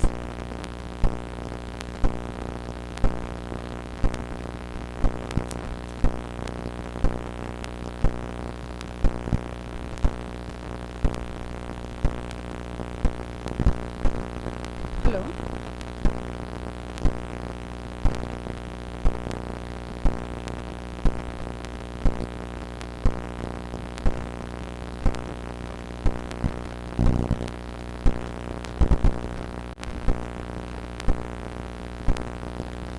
About what, ma'am? Yeah, just what mode of presentation you want to give, Sridevi madam told me. Immediately you put your this thing in mail. Yeah, we all did the same. Like that is why we have been given this link. I think ma'am is asking to start with Rabia. Rabia, I think we'll go by the PDF. So Rabia, ma'am, so you can start. Yes, ma'am, I'm here. I think you can start, Rabia, ma'am, because they have given you the. Yeah, I'm sharing my screen. Yes, it's seen. It's seen. You can start. Okay. So, good afternoon, everyone. My topic for the Just presentation. confirm, one second, just confirm whether the organizer or lecturers are there or not, like the faculty.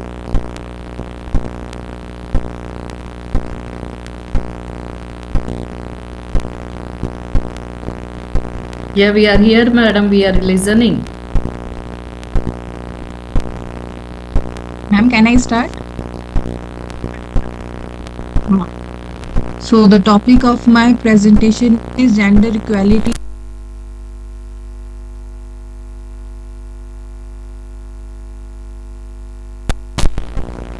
As you can see that gender equality is the fifth of the 17 Sustainable Development Goals. Women make up more than 2/3 of the world's 796 million illiterate people, and gender inequality is still a major cause and effect of hunger and poverty. So what we can see is that while progress has been made in reducing the Rabia, gender can you gap speak in loudly? urban primary school, but still data from 42 countries shows that rural girls are twice as likely as urban girls to be out of school. If we go through the previous policies and see the component of gender equality, we can see that the vision of National Policy of Education 1968 was quite general towards the education of girls. It saw the education of girls as a means of social transformation, but it did not provide any specifications. Whereas National Policy of Education 1986 suggested policy parameters and program of action to improve the situation in a much better way. It targeted elementary in a phased time-bound manner by 1995, but we were not able to achieve it. So with the time now, Rabia, we have the can you NEP speak loudly? 2020. NEP 2020 aims to transform India as equitable and vibrant knowledge society. It is very much committed to human rights and sustainable living.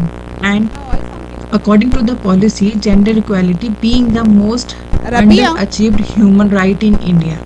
So the policy says that if we want to have an education system with equitable access, we need to aim up the quality education for all by 2040.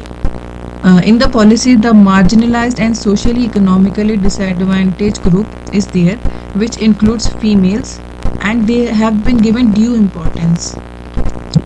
And the main important point is in the gender identity, they have included female as well as the transgender. So it is like a one step above what we are doing already.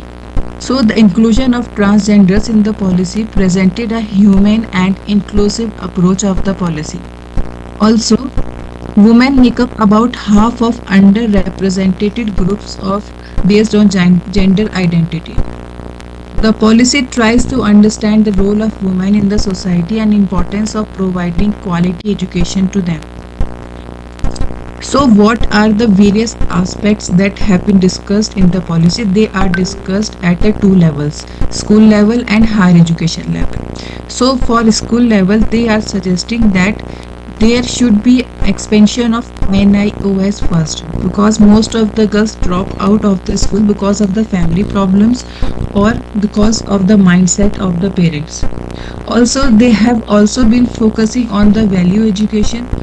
Why? Because value education have been given due importance in the policy to promote gender sensitization among students. This will be done with the development of ethical reasoning, traditional Indian values and all basic human and constitutional values. Apart from this, the policy proposes to create a gender inclusion fund to create the capacity for both girls and transgenders, so that the disparities in access to education can be resolved. Also, the main point on which the policy focuses that we need to change the school culture to remove disparities. We need to change the mindset. We need to sensitize the all stakeholders towards the component of gender equality. We need to make the curriculum inclusive. As far as the higher education is concerned, so as we know, it is an important part of a person's life that higher education plays an important role. So as far as the higher education is concerned, they say that development of institutional development plans for increasing participation from SEDGs will be a priority, and by 2030 there will be one large multidisciplinary higher education institution in near or every district. The policy is also focusing on the medium of instruction, that will be local language or bilingual, so that the girls will be appreciated to take part in higher education. The option of multiple entry-exit option and academic bank of credit also will be much helpful to female students, because in case they got married, they will be not be at loss for the time they spent on a specific course. Also, open and distance learning option will be given, so that the access of girls to education will be increased. There will be support centers in colleges and universities to provide encouragement and support them to enter higher education system, because somewhere the girls are lagging behind due to psychological and emotional factors. They are not up to that level. So finally, I would like to conclude that the effectiveness of policy depends on its right implementation and unified vision. The NEP has provided right path for bringing the aim of gender equality to reality, but what the country needs is the multiple initiatives and actions in a synchronized and systematic manner. We need to have the union and state governments along with MHRD, NCERT, SCERT and higher educational institutions. They all need to come with the time-bound lines. Time-boundness will play an important role. So this is my paper. I want to say thank you to all the organizers and all the audience. Thank you, Rabia. Next presentation, Jorna Cristiano, student from Pondicherry University. Good afternoon. I am Joanna Christine from Pondicherry University. Please share your screen. Am I audible? Yeah, you're audible. Share your screen. MSc Biochemistry and Molecular Biology, first year, second semester. And please speak loudly. You are requested to share your screen, Christine. Actually, I am just going to read. I don't have any. Okay. Yeah. Okay.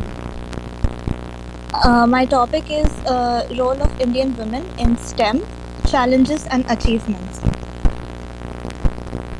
The year 2024's theme on International Women's Day is Embracing Equity.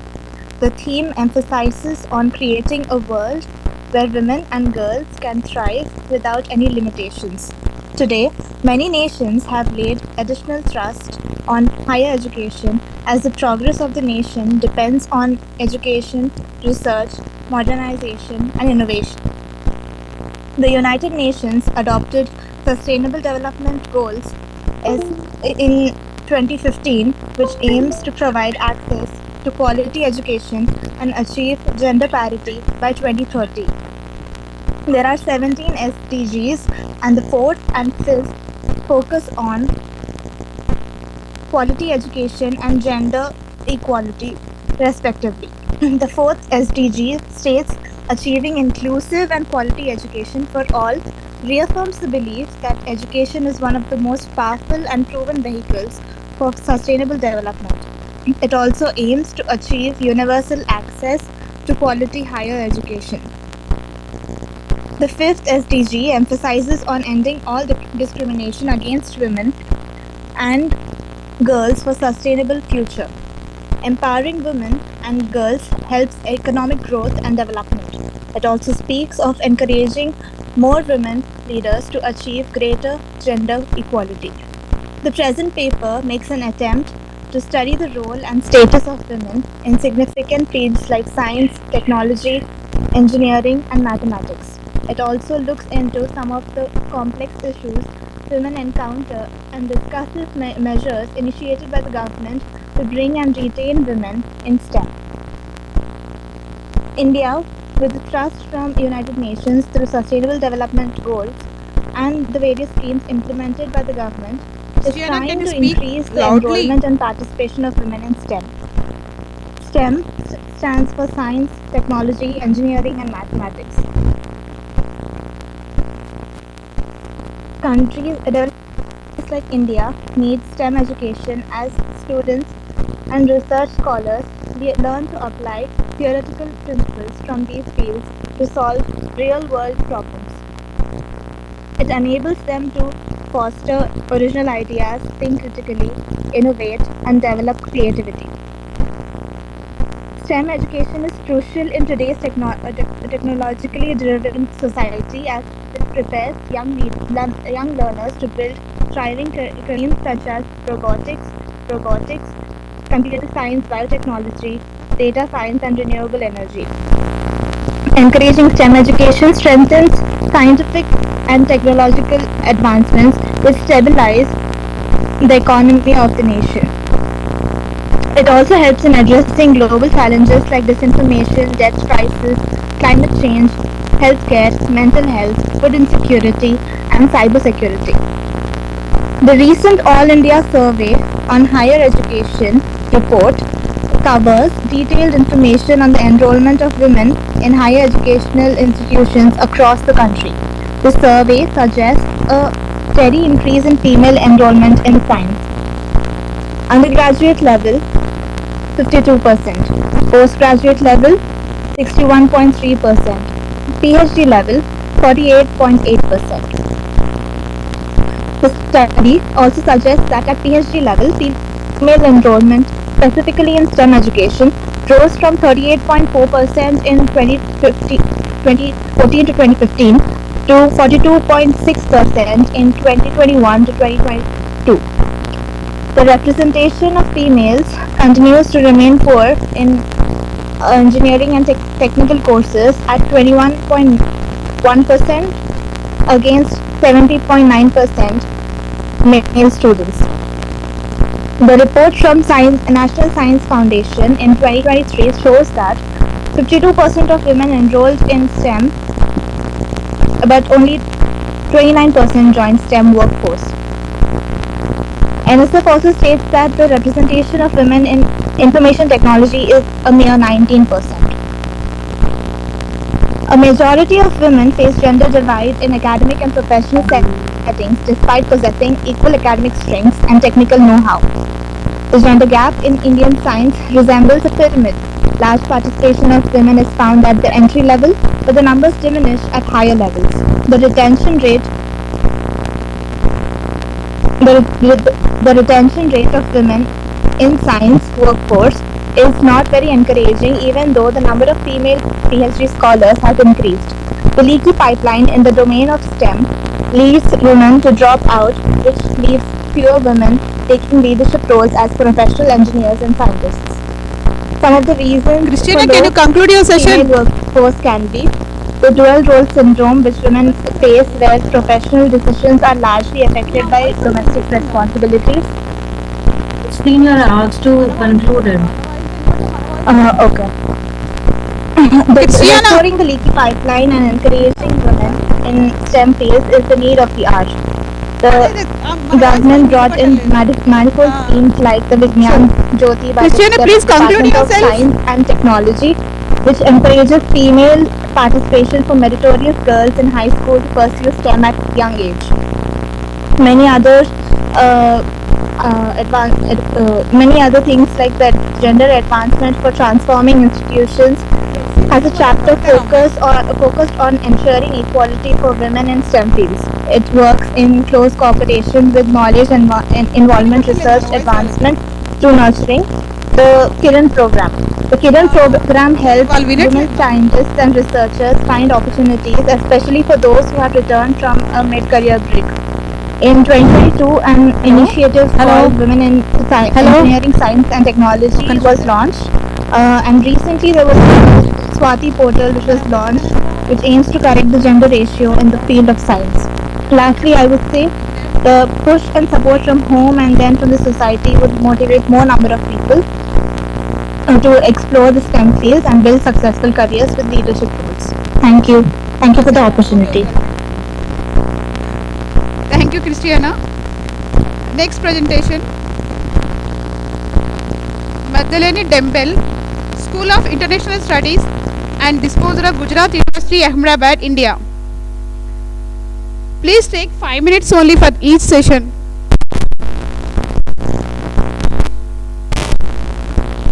Generally, I think you can start. No, Gujarat University. Yes, I'm going to share.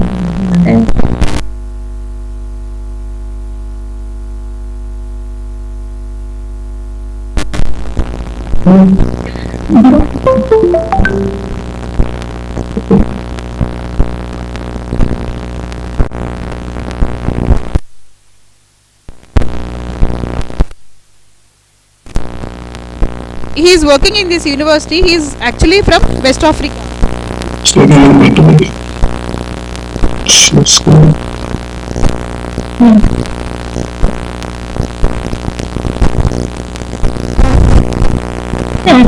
Good afternoon, everybody. My name is Madeleine Damile. I come from Mali in West Africa. I'm a PhD student in international relations at Gujarat University. I'm going to talk about the study of the challenges handling development of for rural women in Mali. The content is as follows: the background, methodology, result, discussion, conclusion. It is obvious that rural women are essential engine for the economy of any country. They constitute a major labor force in farming activity in the countryside. Agriculture being the main activity which occupies most of the rural population in Mali, the women find themselves in most cases confronted with many barriers which prevent them to access their development. To meet the objective of the investigation, the experienced resource person were interviewed. The study used analytical and descriptive techniques in which two types of data were collected: interview and reports. Result and discussion. The causes of underdevelopment of women in Mali. They identify factors affecting the development of rural women, including education, tradition, discrimination, ignorance, and competency. And according to the result of interview, indicated to following statement of the 100 respondents, 78 confirmed for illiteracy, 63 for discrimination, 47 opt for tradition, and over willingness and incompetency.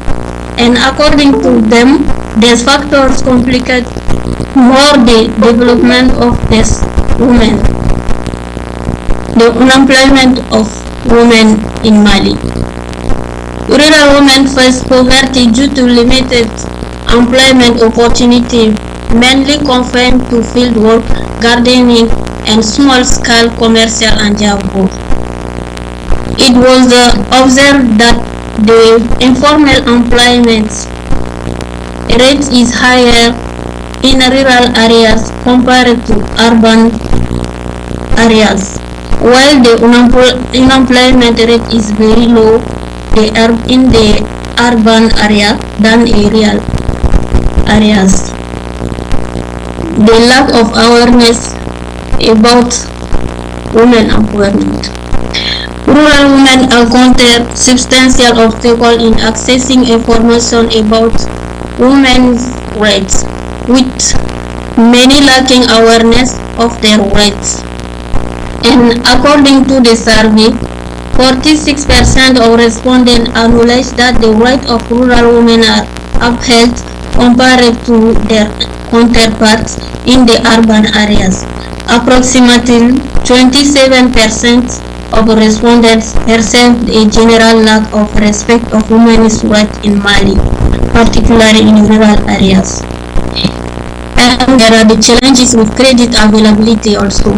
Microfinance operations in Mali face the high operational cost, with the low banking rates primarily affecting rural population, and the financial constraints hinder women from obtaining bank credit to purchase agricultural and good equipment, land or housing.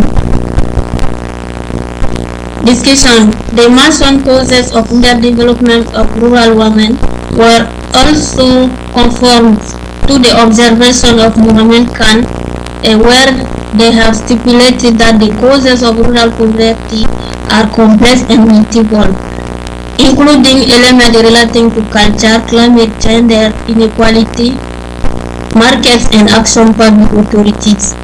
The lack of education is some suggestion.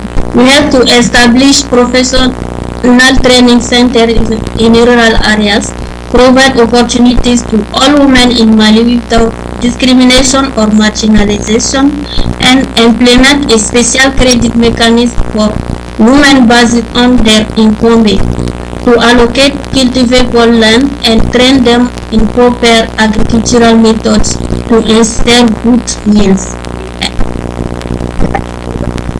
To conduct awareness campaign to emphasize the importance of literacy. In conclusion, we can say that the primary factor contributing to Mali's underdevelopment is the marginalization of rural women, despite their majority presence in rural regions. National policies and institutions often relegate them to the background, depriving them of training opportunities commonly available to urban women.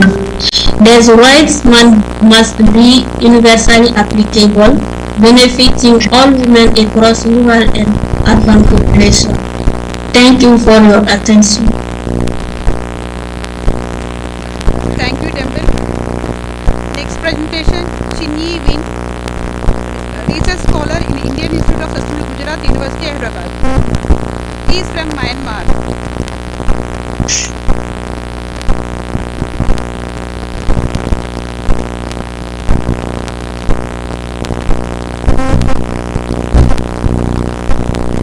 Please take 5 minutes only for each session.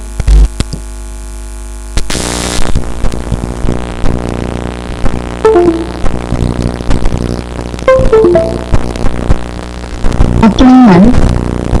Dear ma'am.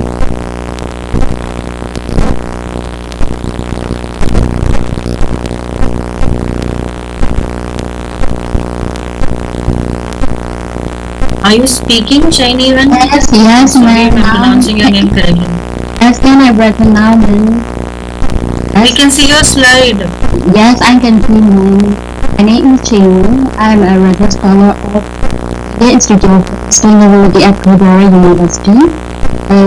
Like that, Government Teaching College giving me opportunity to present in this conference.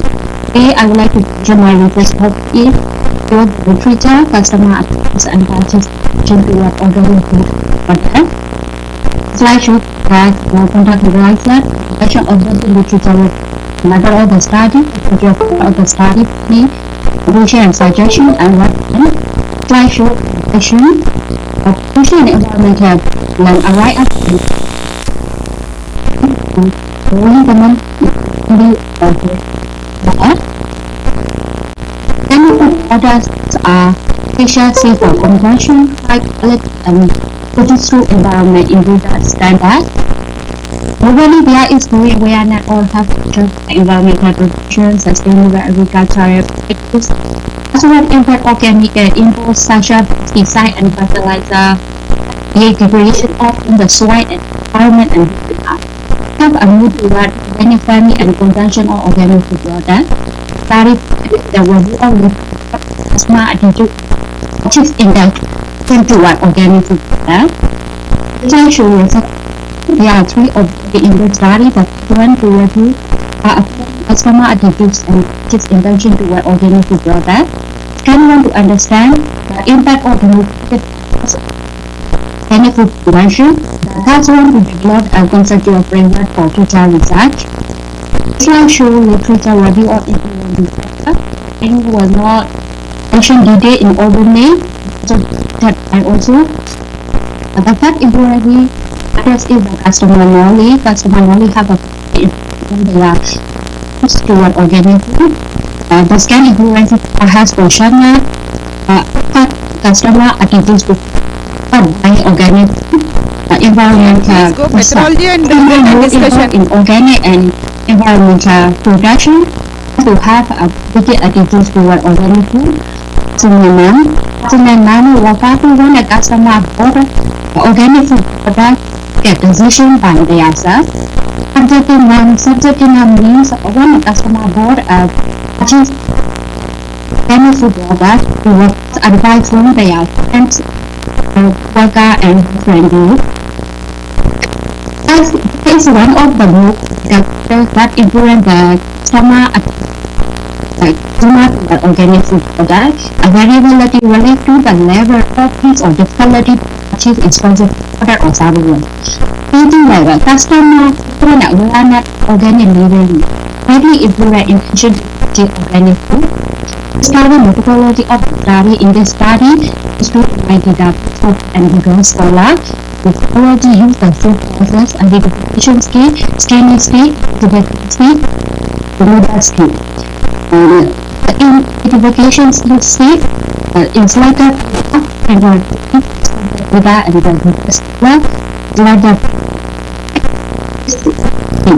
the number is 600. Also after using the scanning process and after using eligibility process and the final stage, the process only lasts 67 for reviewing this. I show the framework study. After reviewing the have been developed the conceptual framework. The first include under it education other influencing factor. I already mentioned the influencing customer attitude. Customer attitude is the customer positive attitudes or negative positive attitudes in one life by benefit that. Positive attitude or favorable attitude can create customer intention. Customer intention they can predict what will be the of the study. And this finally into the women are more enthusiastic about purchasing organic food products. Younger generation are likely to see organic food products like the organic food products.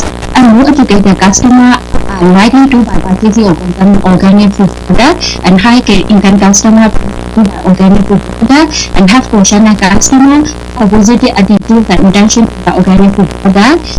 Customers with more concern environment and sustainability who more interest in purchasing organic food products and passing their net and subsequent the staff influence in customer attitudes toward organic food products. Customers consider organic foods are more expensive than conventional food.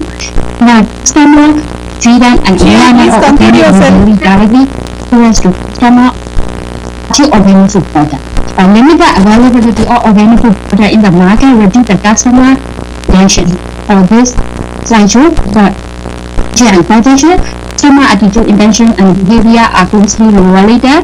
It's crucial for market understanding, the innovation, sustainability effort, we have initiated economic analysis with benefit industry and benefit user need to try on the enrollment and development of organic product and services. Also, they need to persuade the customer about the organic product by diving in the social media. Policymakers should pay attention to enhance the public awareness through clear media programs. This reference to one. Thank you so much for attention and very much. Thank you, Chiang. Next presentation, Soro Nibantu from Korea. He is working as a PhD scholar at Gujarat University, Department of Botany, Bioinformatics and Climate Change Impact Management. Ma'am, we can't hear you clearly. I think Manjula ma'am, we can start. Probably ma'am wants to say the same thing. Ratna Manjula, name you are calling, we can't hear, madam, please. Ratna Manjula ma'am, I think you can start, ma'am. Ratna ma'am, you are the next one. Mine is next now, madam. Yeah, you are the next one. Now, Soro Nibantu. Yeah, thank you so much. Okay.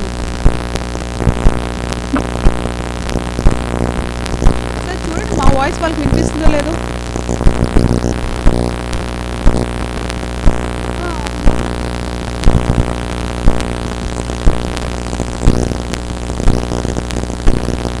లేరా? Soro Nibantu. Okay, Ratna ma'am, please present yourself. Madam, can I read out my paper? Yeah. Yeah, thank you so much. Ma'am, please take 5 minutes only. What, madam? Please take 5 minutes only, ma'am. It's already delayed. Yeah. She is Kanchapalli Ratnasri. She is assistant. Yes, I am Ratnasri Kanchanapalli. Yes, I am Ratnasri Kanchanapalli. Yes, ma'am. 1 minute. She is associate professor, Department of Dance, PS Telugu University. She will present now. Yeah. Good morning. Good afternoon, everybody. Can I hear you? Yes, ma'am. Yeah, thank you so much. I am Department of Dance working as an associate professor PS Telugu University. Just I'll read out my paper within 5 minutes. I'll read out only main points I'm going to read. And thank you so much for giving me the opportunity. Good afternoon all. My topic is role of women in inspiring and inclusive growth of society. Sub-theme is gender equality. Women have always played a crucial role in the development and progress of society. As caregivers and primary educators of the next generation, as leaders, shapers, innovators, and pioneers of economic and social development, and as change agents throughout history and across the globe, women have consistently demonstrated the resilience, determination, and leadership to advance communities and societies. Yet, despite the central role they play in advancement of the world, women have historically been constrained by barriers that have prevented them from fully participating in the economy and society on an equal foot with the male gender. Addressing long-standing inequalities in terms of access to opportunity, advancement, and decision-making positions remains a critical element of achieving gender equality, an essential foundation for sustainable development and inclusive growth. Gender equality is not only a moral imperative, it plays a crucial role in sustaining development and achieving inclusive growth in the society. Female identity compromises almost half of the world's population and hence may be called as the responsibility of creating a world free from discrimination. This paper is focused on diverse talks of the role of women in inspiring and inclusive growth, particularly on the topic gender equality. By examining the challenges, opportunities, and strategies of empowering women, we aim to highlight their transformative impact on society and the imperative of fostering environments that enable their fulfilled participation and leadership.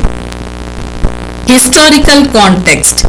Throughout history, women have faced systemic discrimination and demotion, hindering their capability to completely realize their ability and contribute to societal development.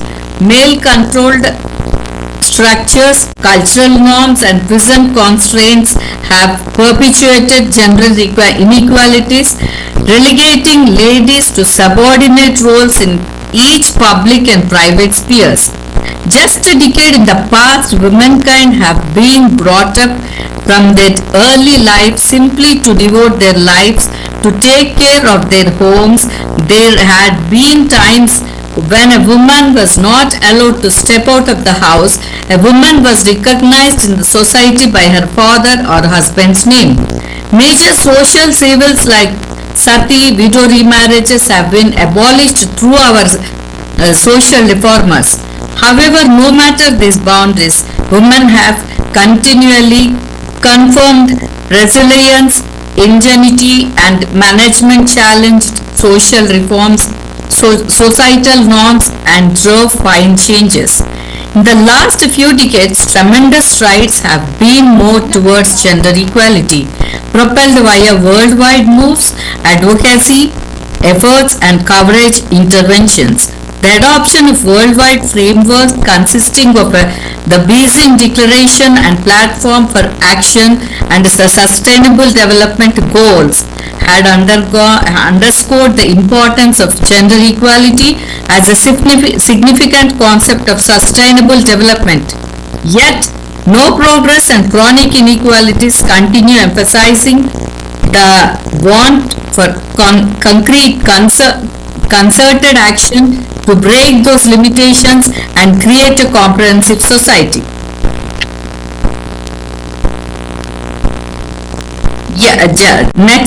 Next we'll go to education and skill development. Education severe as a basis for women's empowerment, allowing them to collect knowledge, talents, and self-assurance to participate fully in monetary, social, and political lifestyles. By investing in women education and lifetimes, mastering possibilities, societies and can damage the integrational cycle of poverty and enhance health outcomes and foster a culture of gender equality. Moreover, promoting STEM, science, technology, engineering, and mathematics. Training for girls is important for bridging gender gaps in rising sectors and preparing girls for the roles of the future.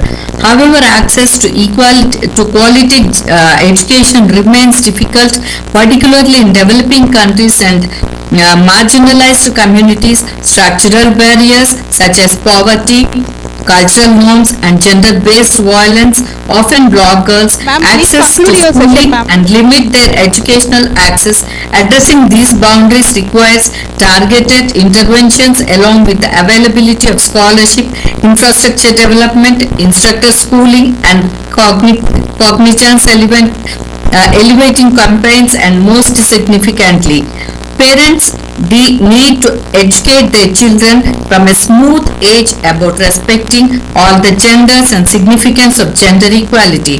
Moreover, integrating gender-sensitive curriculating and promoting female role models in educating can help challenges stereotypes of promote girls' aspirations. Next, we'll go to political participation and leadership. Ma'am, please conclude. Ma'am, just I'll conclude my topic. I'll conclude my topic, madam. Give me 2 minutes time. Please, ma'am, please. You don't have 30 seconds. Please conclude yourself, ma'am. Please, I'll conclude. Women's illustration in political decision-making methods is essential for making sure that diverse perspectives are taken under considerations and that guidelines and programs reflect the needs for priorities of all individuals of society. By promoting women political participation and leadership, societies can support democratic governance, enhance duty, and foster an excellent social structure. Moreover, women leaders often deliver a completely unique set of talents and view to the table, which include empathy and focus on collaborative basis fixing. Next, I am concluding that my conclusion is, in conclusion, the role of women in inspiring an inclusive growth in society and versatile and fundamental. By addressing gender inequalities and empowering women across various domains, societies can unencumber their full capability and for sustainable development. From economic empowerment and education to political participation and health, investing in women's rights and gender equality is not only a matter of social justice but also a strategic imperative for achieving shared prosperity and well-being for all. As we strive to build more inclusive and equitable societies, let us recognize and harness the transformative power of women as catalysts for positive change. Thank you very much for giving me the opportunity, madam. Thank you. Thank you for all listening me. Next presentation, Shobha Rani. Ma'am, please take only 3 minutes, ma'am. Please give your conclusions only. Is Manjula ma'am here? If she is not there, then I'll present it, ma'am. Manjula ma'am is not Team here. Manjula Please ma'am. present yourself. If Manjula ma'am is not there, then I'll present it. Should I? Madam. Good evening, madam. Ratna Manjula, madam. It's Team Manjula. I am Ratna Manjula. Okay. So should I proceed with my presentation, ma'am? Yeah, ma'am. Please take only The 4 organizers. minutes, ma'am. Shall I? Yeah, you present yourself, ma'am. Okay, ma'am. Shall I present my paper, ma'am? Yeah, you start your presentation. Do you want me to begin, ma'am? Okay. Good afternoon, everyone. Myself, Sayyida Uzma Nabila. I am a research scholar from Padmavati University. And the topic that I am going to present is basically on development of muffins using nootropic ingredients. So I'll just be focusing on the important slides. So coming on to the introduction of what is a nootropic. So these are nothing but these are the group of heterogeneous chemical compounds, and this is something which was also there in this was also there in ancient India in indigenous. Dr. Ratnasri ma'am, can you please mute? Ratnasri ma'am, can you please mute because my presentation is going on. Please mute, ma'am. Thank you so much. Okay. So talking about like nootropics was also there in the indigenous system of medicine, and they were termed as Medha Rasanyas, which include Brahmi, which include Ashwagandha, and nowadays we call them such kind of foods as brain enhancing foods or smart drugs, and or nootropic foods. So they have the same goal aligned with regard to improving your brain cognitive functions. So if you talk about cognition, so it's basically the ability to think, perceive, and to perform better, to understand better, retention, memory, and recall. So why do we need to develop basically a nootropic food? Because although we have been consuming the foods in an everyday on a regular basis, but still if you see on an average, an Indian doesn't consume in a balanced diet. So we still lack in how many of us still consume almonds every day? How many of us still consume fish every day? How many of us still consume Brahmi every day? Although these are still available in our house, in our kitchen, but still we don't consume on a regular basis. So what I mean to say is because of the unbalanced diet that we are having, it's better to have one particular cognitive specific functional food which is going to improve the overall cognitive benefits apart from providing additional benefit like acting as antioxidant, acting as an anti-inflammatory agent. So that is why this particular aim was been taken up, and these are the factors which can affect the neurocognition overall. So we have inflammation, we have oxidative stress, aging, which can lead to cognitive decline. It can be mild to moderate to severe cognitive decline, or maybe in Alzheimer's also. Then we have genetic predisposition, then even and the exogenous factor which contributes a lot to declining neurocognitive function is basically the lifestyle that we are living and the dietary patterns each one of has. Now, the objective of my paper is to develop a particular nootropic food which is containing some nootropic ingredients into it, and then subjecting it to phytochemical analysis and organoleptic properties. So, the selected nootropic foods that I have chosen in my paper is turmeric, it's Brahmi, and it is basically my flax seeds. So these are the selected nootropic ingredients that I have chosen, and these are the principal compounds that is present in them. So we have in turmeric, we have curcumin, and Brahmi we have bacosides, those are saponins basically, and in flax seeds we have omega-3 fatty acids. So care has been taken because when you talk about food, the first question that comes in mind is bioavailability. So how much is bioavailable and how much is bioaccessible. So these steps have been taken into consideration, like addition of pepper to the turmeric muffin, then addition of lecithin. Basically I'm using egg in my muffin, so which will help in improving the bacoside content, and then flax seeds also, which were not too much roasted, because if we roast too much of flax seed, it can lead to production of toxic cyanogenic glycosides which are fatal. So slight roasting has been done. So these things have been considered when I started to produce a muffin containing these ingredients. So this is the general summary. So I'll just go to direct the form. Yeah, so this is the variation 1, variation 2 and variation 3. I have done 2 trials. In the first trial I have used 2 grams and then 5 grams and 7 grams, but the turmeric was giving a very bitter taste and off taste. So the second trial I have reduced it to 1 gram and 1.5 and 2 gram. Then it was basically taken from this particular store. Then coming on to the Brahmi, so I have used 0.5 grams in variation 1, 1 gram in variation 2 and 3 grams in variation 3, 2 grams in variation 3. And in terms of flaxseed, this was the flowchart which was followed.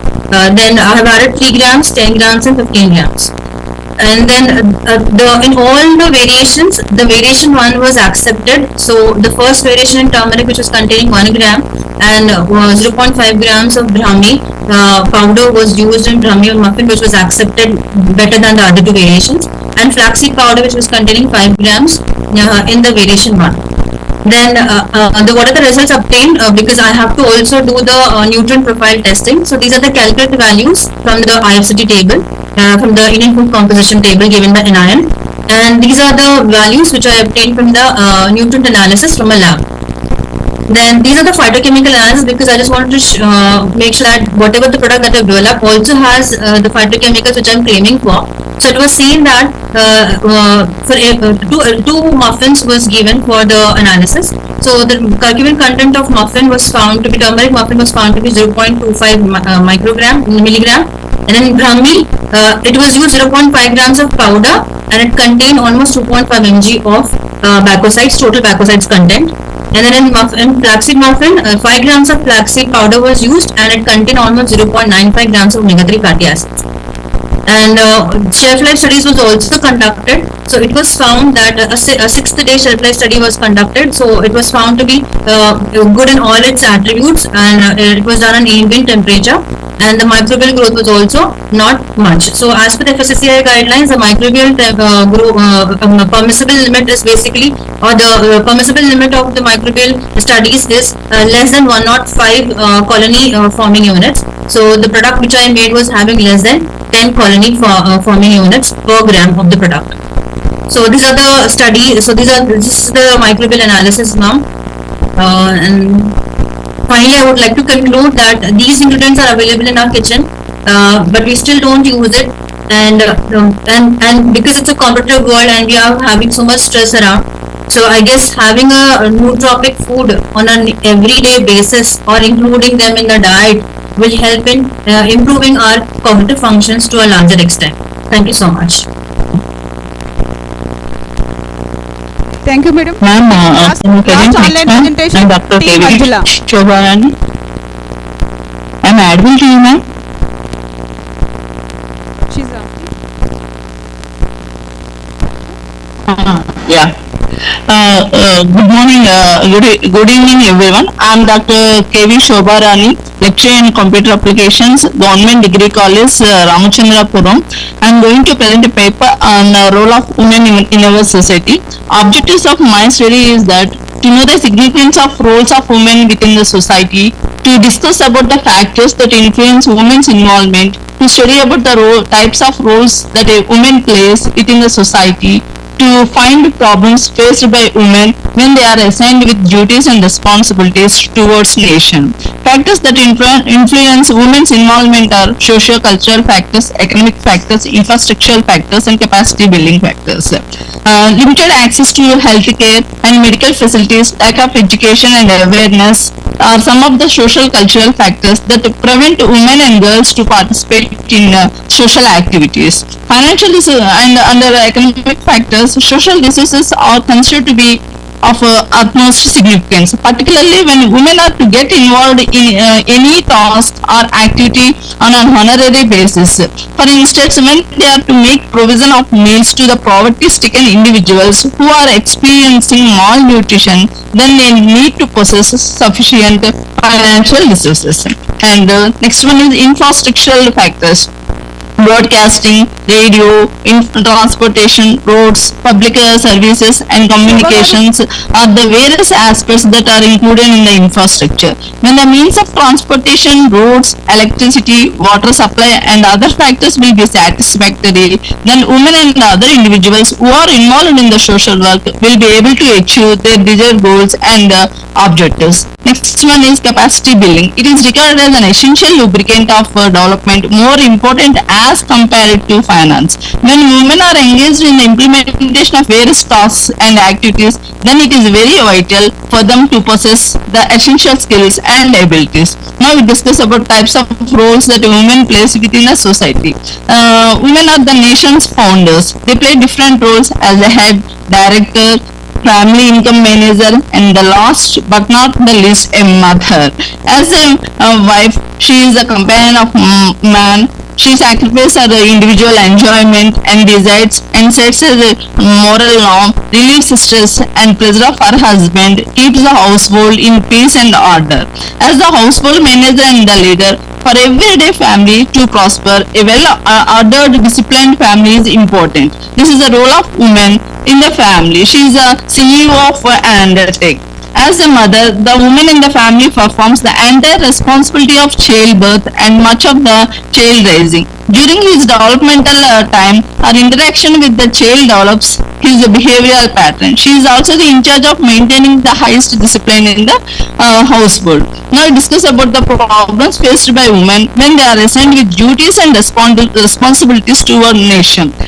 Poor funding prospects, lack of social and institutional support, lack of access to professional network, lack of entrepreneurial environment, limited mobility, lack of education, low risk-bearing ability, stiff competition and missing role models, social construct and safety concern. Now I am concluding that women spend their life in promoting the welfare of society mainly through their commitment to the workplace. Their responsibilities are affected by organizational objectives, tasks, working environment, other members of the organization, salaries and reimbursement, skills and ability, efficient communication, administrative functions and decision making and teamwork. The roles are performed paid on honorary in the society. Women's positions in the society are also largely focused on the fostering well-being. Thank you for giving me the opportunity. Thank you ma'am. ఒక్కటే madam online అయిపోయినాయి, ఒకటే ఉంది మంజుల గారు ఒక్కలే ఉంది. Last presentation online tea మంజుల గారు.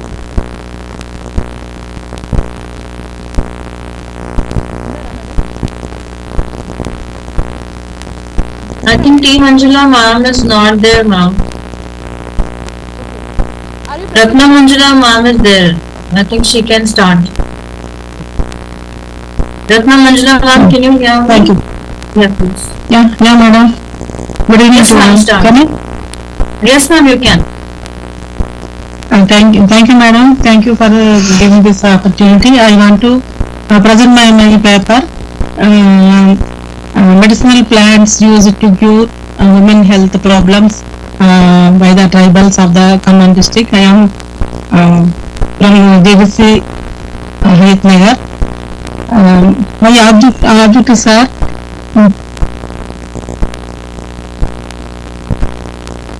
Ratnamam, are you presenting? Main objectives of the present study are collection, identification and documentation of the plants used for women health problems, and the methodology is in the enumeration. Plant name is followed by names Sanskrit in Hindi and English, and names were given. Medicinal data followed by the mode of preparation, administration, doses of the drugs were given. 52 plants, 52 plants, sorry madam, 52 plants including 46 genera and 33 families were used to for curing women health problems by the aborigines of the district. There are 26 herbs, 80 shrubs, 17 trees, and the Euphorbiaceae is the dominant family with the 4 plants, followed by Moraceae, Malvaceae, Amaranthaceae, Araceae, and Bromeliaceae, Aristolochiaceae, and Iapeaceae, Convolvulaceae, and Pictogeniaceae, and so on. And all the practices are involved in 1 to plants in Abelmoschus esculentus, and it is belongs to the family Malvaceae, and the 30 ml of whole plant decoction is administered twice a day for 10 days for curing of leukorrhea. And this is the uterus problems, and Arva lanata Amarantaceae family. It is used for curing of urinary problems. Whole plant decoction 20 ml dosage is administered once a day for 3 days, and then Mentrogia, and so flowers, Arva lanata flowers and ground with the water and filtered, administered in 2 spoons with sugar once in morning without breakfast. And Alocasia indica, and this is the belongs to the family Araceae. It is used to cure menstrual disorders, and tuber along with the root of Hemidesmus indica is made into paste, and 2 spoons of it is administered with a cup of rice washed water once a day will cure. And so Astrolonia scholaris belongs to the family Apocynaceae. It is useful to cure the dysmenorrhagia. 2 spoons of stem bark powder mixed with the half spoon full of black pepper powder is administered twice a day for 2 months. And Caria arborea belongs to the family Barringtoniaceae, and it is useful to cure the postpartum problems. 10 ml of flower juice mixed with 1 spoon of sugar syrup taken once a day till cure. And Cardiospermum helicobacum Sapondaceae family. It is used for cure urinary problems. 10 ml of stem decoction mixed with a cup of water is taken orally twice a day till cure. And Evalvolus it is belongs to the family Convolvulaceae.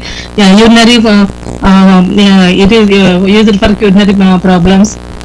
1 spoon of whole plant powder is taken with a cup of water once a day for 7 to 10 days.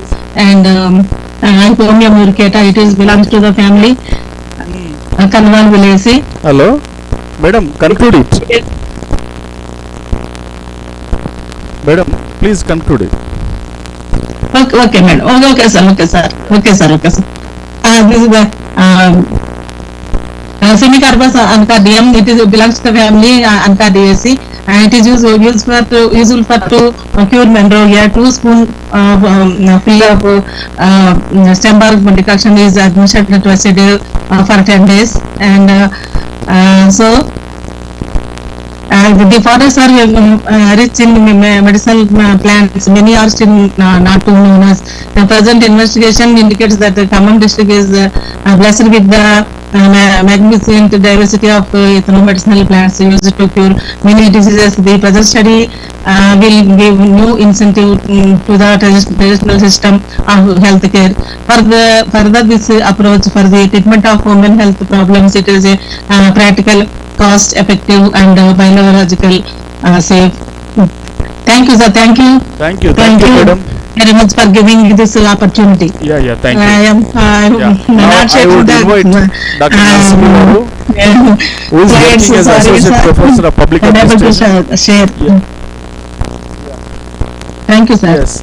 Now I would like to invite Dr. Narasimha Garu, who is working as Associate Professor of Public Administration in Government Degree Women's College, Begumpet.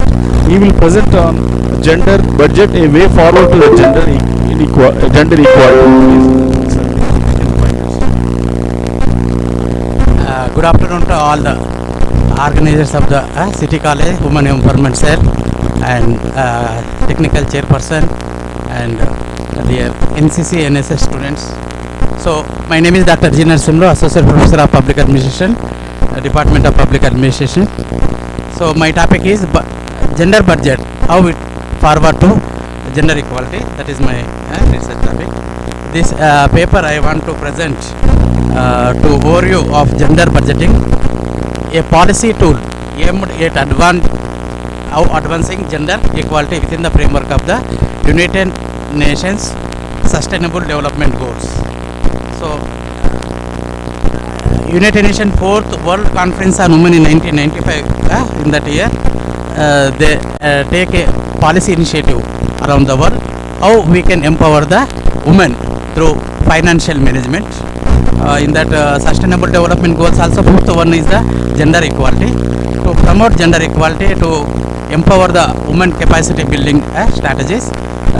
This is the fifth goal of the sustainable development. How far governments they are incorporating in the budget, how it is impact on the gender equality. So my brief introduction is gender equality is not just as a goal. It is a fundamental prerequisite for achieving all holistic development of the society. It deeply intertwined with human rights, peace and sustainable development. Gender equality means ensuring that to women and men have equal opportunities by birth. But while upcoming there is some discrimination because of Sir Ishwarya Sir told that patriarchal society, how they discriminating the women. To contain this type of social menace, governments have the obligation to implement the gender budget. Gender equality means women and men have equal opportunity, rights and responsibility across all the spheres of life. Despite progress in recent decades, we can see in the space technology and recently whatever scientific developments happen in India, women playing very important role. In spite of that also we have discrimination. So gender budget, how it has to promote equality among the human beings, that I am to say. So my review of literature is Shashi Goyal written a book on gender responsive budgeting, a tool for gender equality. He can highlights how far execution of gender responsive budgeting in India, and it also delves into diverse methodologies and tools essential for fostering the gender equality. Then another book, Angela Hogan and Elizabeth Hazer, he written on book Gender Equality in Europe, Development and Challenges. In that book also he emphasizes on conceptual and practical dimensions of gender budgeting in Europe. That is so my methodology is that research design is that I have to collect primary data from through structure questionnaire from the selected data aspirants. Then secondary data will be collected from the journals, books, related online journals, and through conducted some research articles. So gender budgeting aims to rectify these are the shortcomings. Briefly, gender gaps. First of all, gender budget main aim is to remove the gaps between the gender inequalities, and how far research allocations are making in the budget. Second is budgetary decisions which promotes the gender equality. What are the budget decisions taking in the gender budget? Third one is integrating gender consideration at all stages of budgetary process from formulation, implementation, and evaluation. These are the three shortcomings and which should be aimed at identifying the gender inequalities. So, the gender-based assignments of budgets is one is gender analysis and sex disaggregated data. Third one is gender mainstreaming. Fourth one, gender budget statements, capacity building, monitoring and evaluation. These are the needs to be addressed by the gender budget. Integration of gender perspective across budgetary process. Gender responsive budget formulation, one of the key steps. Second is gender responsive resource allocation.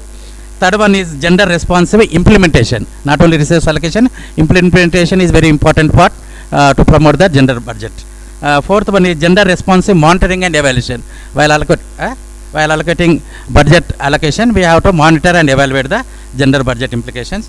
So these are the objectives is promoting gender equality, enhancing women empowerment, improving policy formulation, ensuring accountability. These are the objectives. Implications, socio-economic outcomes, accountability, transparency in the policy making and implementation. Some challenges I want to, insufficient resources which making to implement the gender budget. Funding constraints. Second one is concentration of funds in specific sectors only, like child care, health care, rural development, these sectors only. Other sectors are need to be strengthened through the gender budget. Lack of effective accountability mechanisms and political will also. These are the shortcomings. In the gender budget, I have to conclude that it is a comprehensive exploration of gender budgeting and its implication underscores urgent need for concerted efforts to advance the gender equality. However, several obstacles hinder its effectiveness, but these include insufficient resources allocated to gender-focused initiatives, concentration of funds in limited sectors only, methodological inaccuracies in budget statements, and inadequate accountability mechanism. These are the shortcomings in the gender budget. In spite of all this, sustainable development goals which can focusing on all individuals regardless of gender have equal opportunities to thrive and contribute to sustainable development. This is my presentation. Thank you for patiently listening because my last presentation.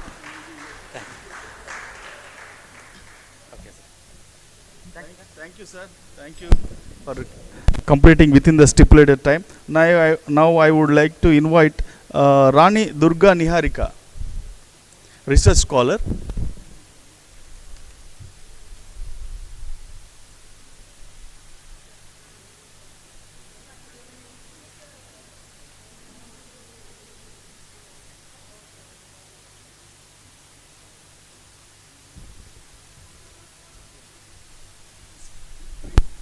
Yes, sir. Yes.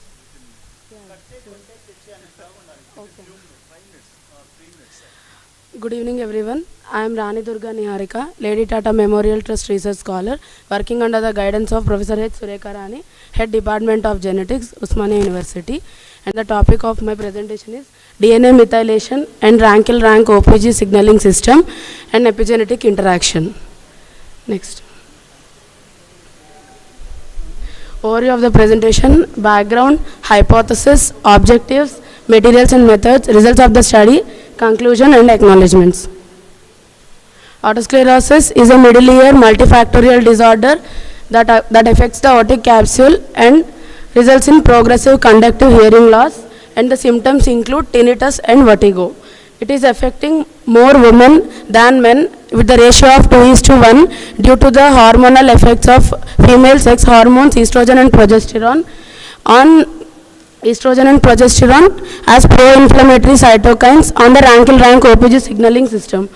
Epigenetics is a reversible change that stably alters gene activity, and one of the such epigenetic change is DNA methylation.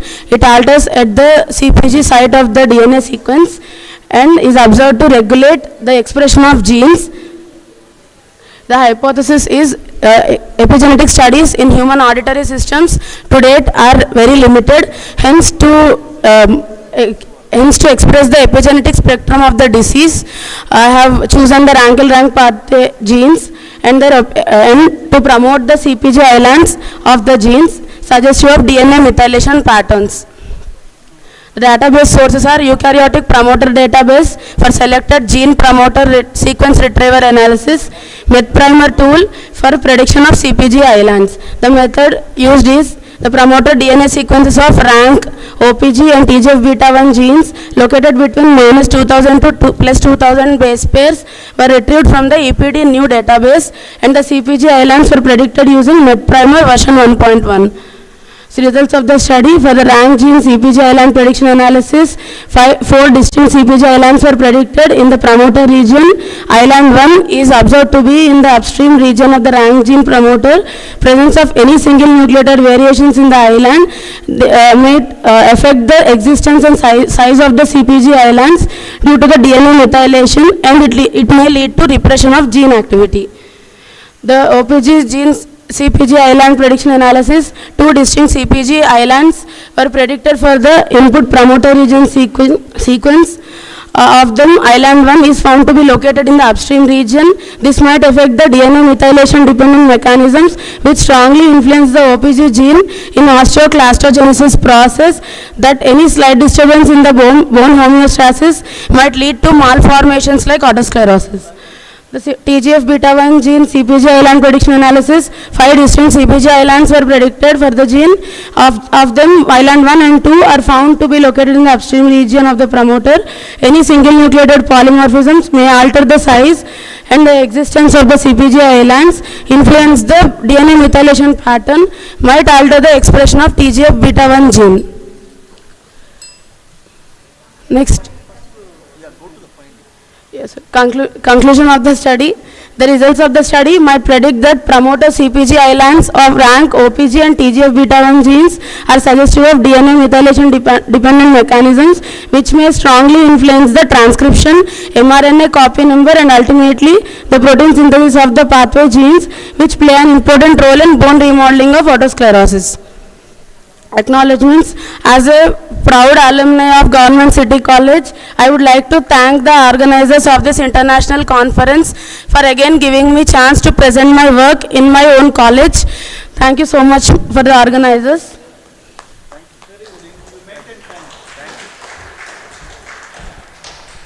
Next, Raviteja Reddy. Just 3 minutes. Good evening everyone.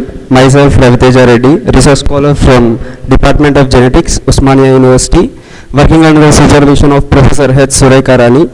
So I am presenting on evaluation of clinicopathological characteristics and the role of suppressor of cytokine signaling 3 SOCS3 gene polymorphism in the pathogenesis of breast cancer.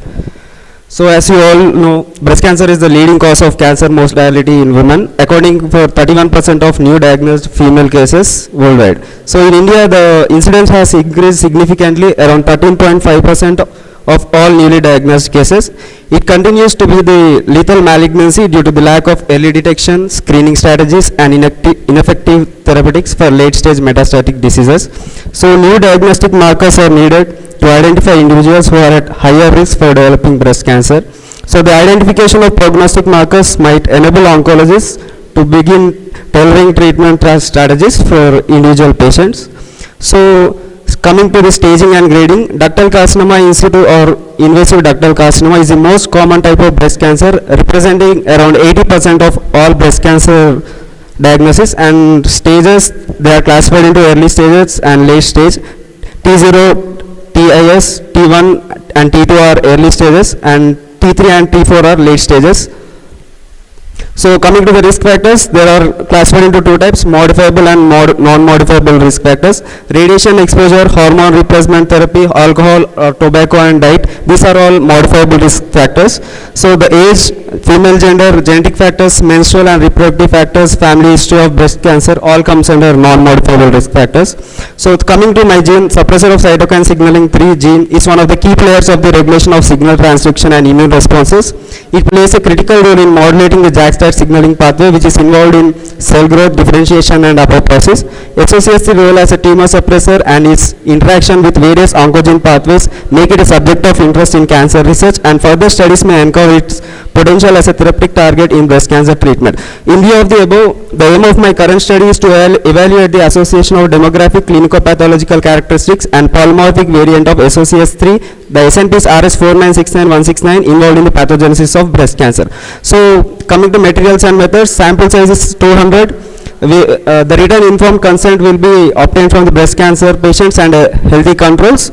So the inclusion criteria is histopathologically confirmed primary breast cancer patients by medical oncologists, and healthy controls free from any previous malignancy will be included in my study, and women with any chronic diseases and associated with any other cancers will be excluded from my study. So coming to the demographic data analysis, in the present study, the age of the breast cancer patients was within the range of 30 to 75, and their mean age at diagnosis was 47.98 plus or minus 10.8 years. Our data revealed that higher percentage of breast cancer patients had a BMI greater than 25 kg per meter square. Majority of the breast cancer patients were involved in agriculture practices, that is around 64%. 18.5% of breast cancer patients were having tobacco usage. 40.5% of breast cancer patients reported habit of alcohol consumption. Next. In the present study, we observed that 57% majority of the breast cancer patients had middle stage, followed by 26.5% later stage, and 16.5% had early stage menarche. Individuals with irregular menstruation cycles were higher in the breast cancer patients. 58.5% of breast cancer patients were presented with premenopausal status. About 9% of breast cancer patients had no lactation history, and 8.5% had nulliparity. Consanguinity was more prominent in breast cancer patients, that is 37.5%, while 15.5% of patients had reported familial incidence of breast cancer. So coming to the clinicopathological characteristics of breast cancer, in the present study we have observed that most of the patients were in the early stage, that is T0 to T2, 65.5%, followed by late stage, that is T3 and T4, 34.5%. 65% patients had small tumor size, and the remaining 35% had large tumor size. 82.5% had ductal carcinoma and 17.5% had lobular carcinoma respectively. The lymph node involvement was observed in 73.5% of breast cancer patients. About 59% and 56% of breast cancer patients showed positive expression of estrogen receptor and progesterone receptor.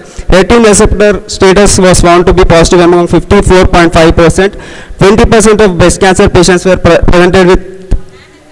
Okay. So outcome, in my study, women at the age greater than 40 years are more prone to the disease. Majority of the breast cancer patients belong to rural areas and were involved in agriculture practices. Women with risk factors such as smoking, alcohol consumption, nulliparity, family history of breast cancer and other cancers were more prone to the disease. So our data revealed that TTG... అయిపోయింది madam, ఒక్క నిమిషం. ఇది outcome sir. Our data suggested that TT genotype of 4969169 SNP of SOCS3 gene was associated with increased risk of breast cancer.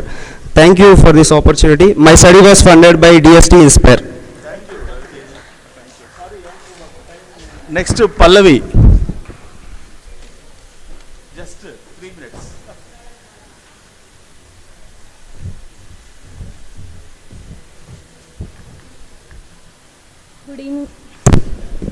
Good evening everyone, my name is Pallavi SM.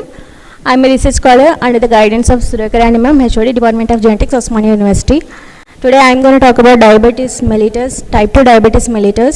It's prevalent and progressive metabolic disorder characterized by elevated blood sugar levels. It constitutes the majority of diabetes cases globally and affects individuals of all age groups, including younger individuals.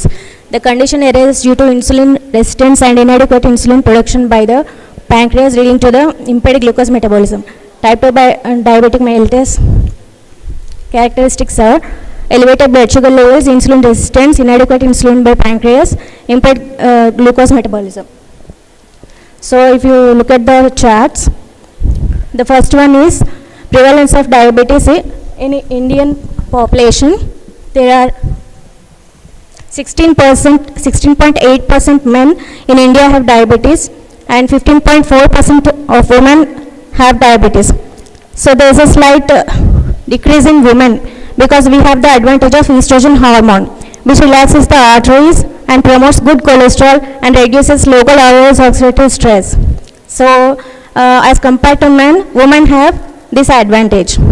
So the second pie chart indicates the prevalence of diabetes in Indian women, where 29% are non-diabetic and 16% have hypertension and 44% have high cholesterol. The 16% and 44% consist of the early stage of pre-diabetic stage. And similarly, the women are 3% from urban areas and 7% from rural areas which have diabetes. So the menopause stage, the 44 age group has diabetes, that is menopause women. The women who already entered the menopause stage have high risk of having diabetes, rather than non-diabetic women. They may have menopause at 48 age. Next, please. Complications of type 2 diabetic mellitus. There are two types of complications in type 2 diabetic mellitus. There are microvascular and macrovascular. Nephropathy, retinopathy and neuropathy are microvascular complications. Cardiovascular diseases, coronary artery diseases, stroke and peripheral artery diseases, leg pain, increased mortality are the macrovascular complications of type 2 diabetes mellitus. Next slide. Genetic factors in diabetic nephropathy play a significant role in development and progression of diabetic nephropathy. Podocytes play important role in protecting podocytes in the glomeruli of kidney. They maintain the renal function by forming the glomerular filtration barrier with mesangial cells, preventing the leakage of proteins and cells from blood into the urine, while allowing the waste products by filtering out. Yes, sir. I am studying. Yes, sir. Yes, sir. Next slide. I am studying two genes, SRGAP2 and CDC42 genes. So they are important in maintaining the actin cytoskeleton of podocytes. In the food process, they form the filtration barrier in the renal cells, which filter blood to form the urine. So these are the two genes I am studying. Next slide. The methodology involves in silico identification of the CPG islands of the two genes. Yeah. Yeah, these are my results, sir. Yes, in the SRGAP2 gene, 3 distinct CPG islands were predicted for the input sequence given. And in CDC42 genes, 4 CPG islands were predicted for the input sequence of CDC42 gene. Next slide.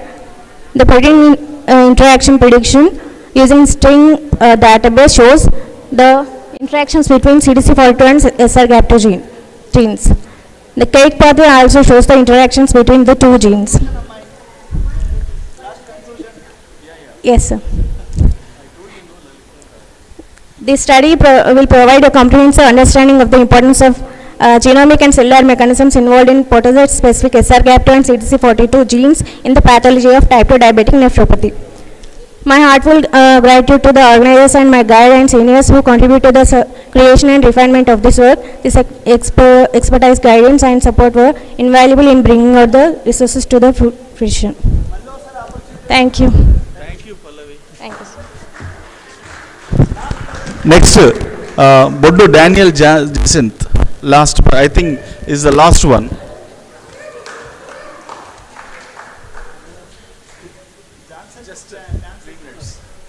I will complete it as soon as possible. Yes, sir. Good evening, everyone. I am Daniel Jacinth from Rhoda Mystery College of Social Work and Research Center. I'm an undergrad student. I'm pursuing my BSW final year. So my topic for today is menopausal experience of women with reference to Hyderabad. So I also was guided and also helped by our faculty, Dr. Harinder sir. And then to begin with, let us go with the introduction, that is the definition of menopause. So when we talk about menopause, what is menopause? Menopause is the complete 12 months after a woman's last menstrual cycle, which means that after menopause a woman will not have her menstrual cycle. So it can be said as a permanent cessation of menstruation, and then it results from the loss of ovarian follicular activity without an obvious intervening cause. And to be precise, a menopause is primary ovarian failure. Okay, so moving to the next slide, we will look at the symptoms and consequences of menopause. As you can see, there is a big list there of symptoms and consequences attached with an etc. at the bottom.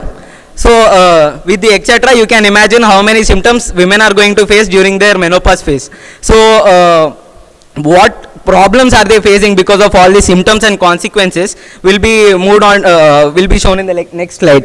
That is the social pressure, physical and mental symptoms during this phase, vulnerable to mental health conditions like anxiety, depression, and with all of these, they also face the reluctance to take to consider any medical treatment, and sometimes there is no access to healthcare and infrastructure for necessary for this to address this problem.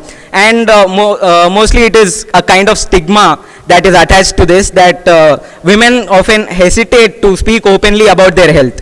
So with all of this problem, we wanted to study on the factors like on the demographical and socioeconomic factors which might actually have an effect on the menopausal experience of women.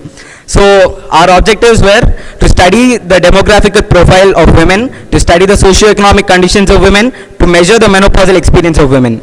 So the variables we considered are age, marital status, qualification, profession, social and economic status, menopausal experience. So in our research methodology, our area of study was Hyderabad, and we took 63 samples of women who were of age 45 years and above who have undergone menopause. So we have conducted our study through a questionnaire via Google form, and our sampling method was purposive sampling under non-probability method. And after we did the study, after we performed an analysis, these are the results that we have got. So under demographic profile, as you can see, there are 3 bars, and out of the 3, most of the women, like 25 of them, are from 46 years, or between 46 years and 52 years, and most of them are married, and the religion of most of these women is Christian, next followed by Hinduism. And then analysis of their socioeconomic status is that most of the women were from upper middle class, and their experience, considering their menopausal experience status, out of the 63 women, 50 women have felt mild menopausal symptoms, and strong menopausal symptoms were experience was felt by 21 to 22 women. So a discussion of the results would be like this. When we compared our variables with the menopausal experience status of women, it was as you can see, yes, according to the chi-square test, when we performed the chi-square test on the results that we have got, there are the results are there, and all of those results lead to a non-significant value, whereas for a chi-square test to be significant, the value is 0.05. So all of these factors, all of these variables which we considered were not significant.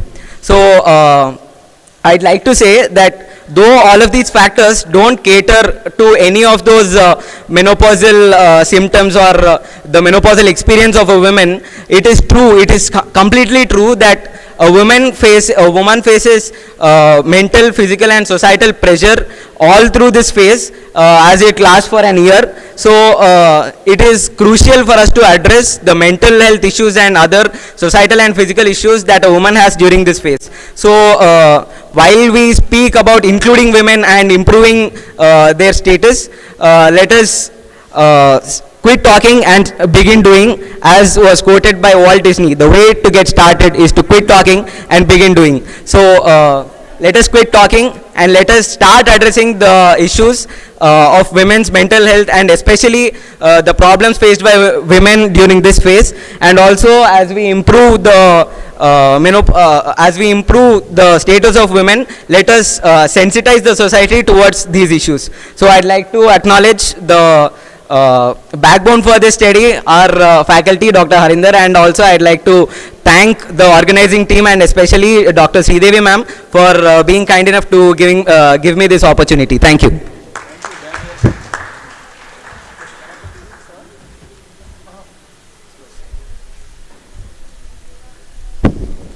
Actually, thank you to all. All the papers were really good. It is very difficult to rapporteur such a very fast papers, madam.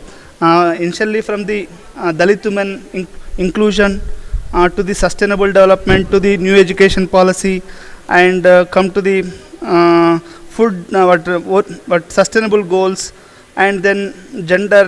Many papers, it means various kinds of papers came in this session.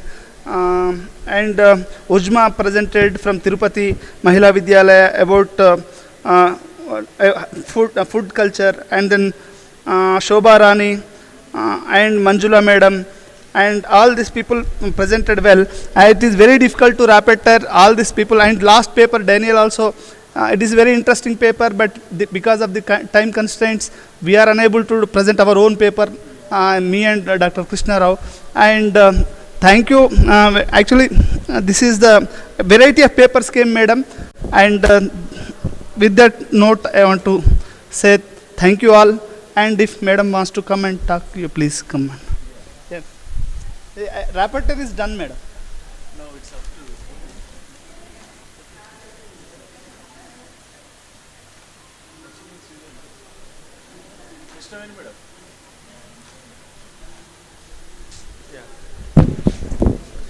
Sridevi madam or Krishnavedi madam, you can conclude.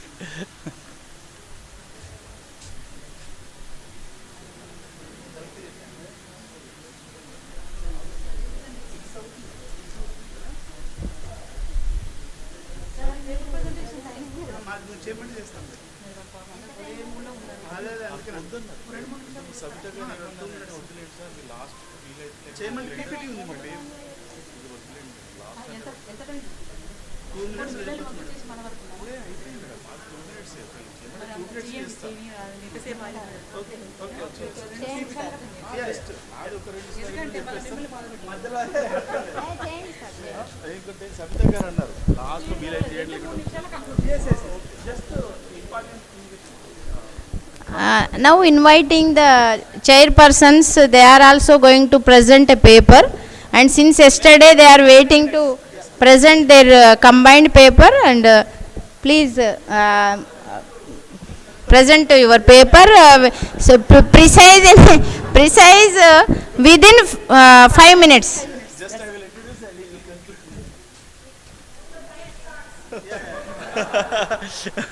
Thank you, madam.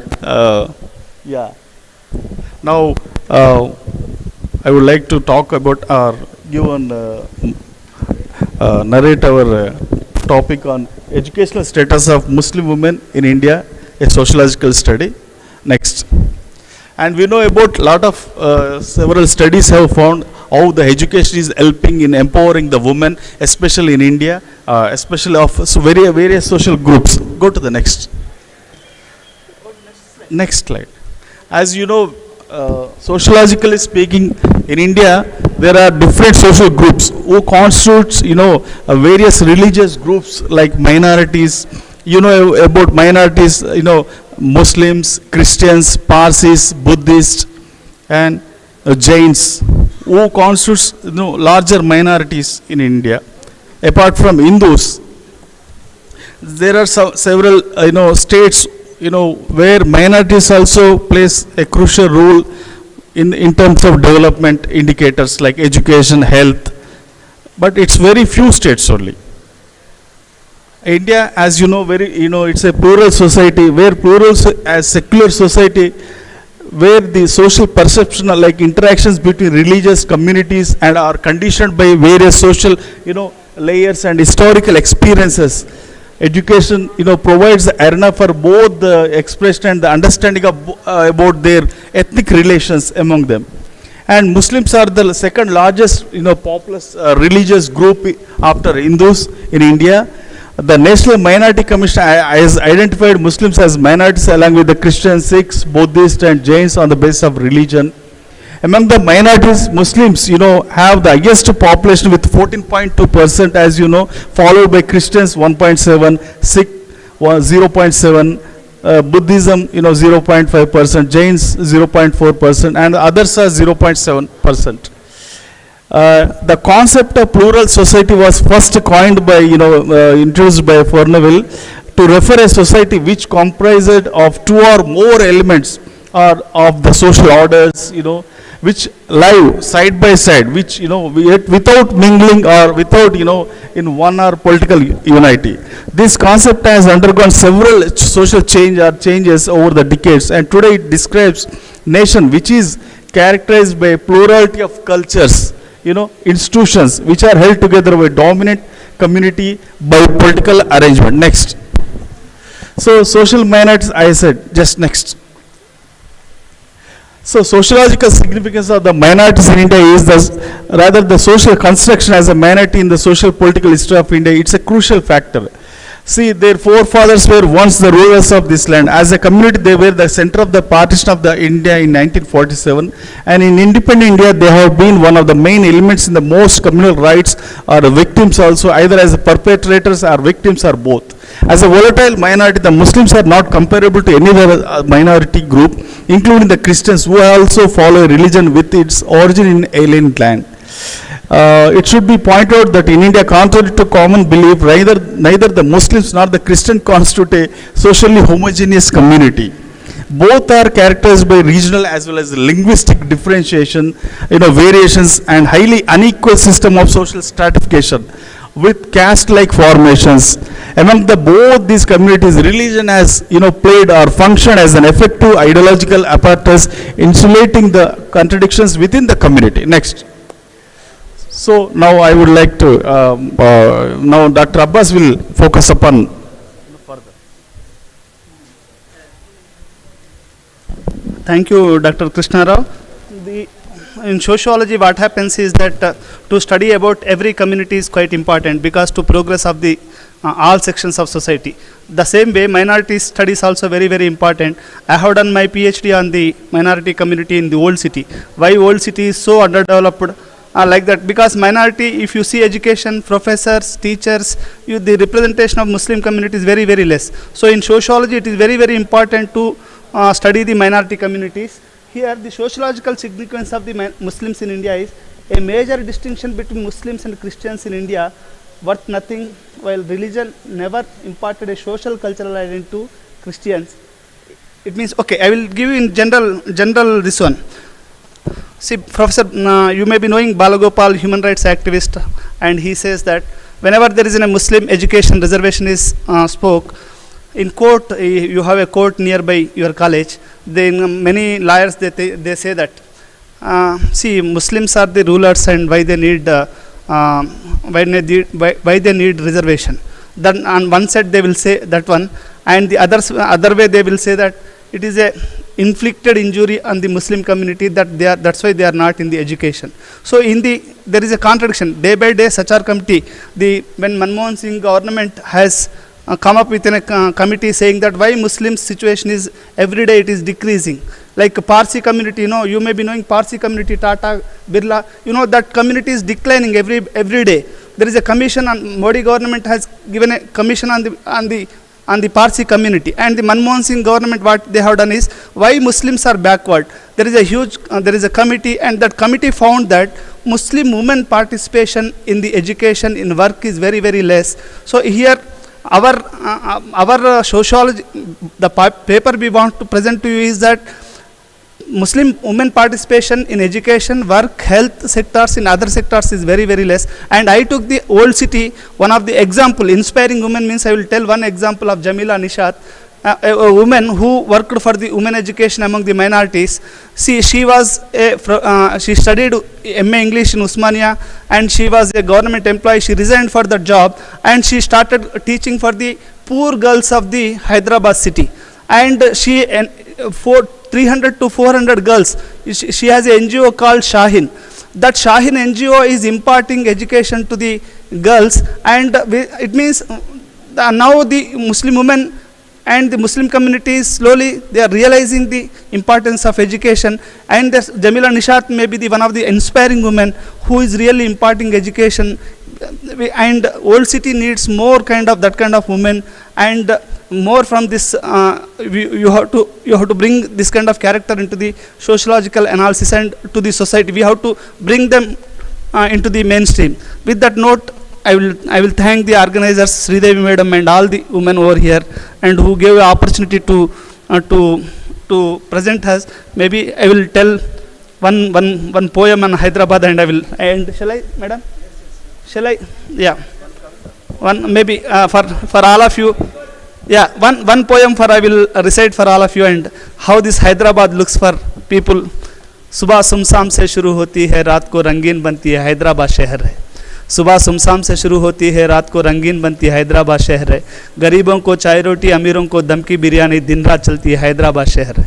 कभी तो कविता बन के दिखती है, तो कभी तो भंबो के पड़ती है. कभी तो कविता बन के दिखती है, तो कभी तो भंबो के पड़ती है, हैदराबाद शहर है. दोस्ती दुश्मनी खराबी हर एक चलता है यहाँ, हैदराबाद शहर है. Thank you all. Thank you all.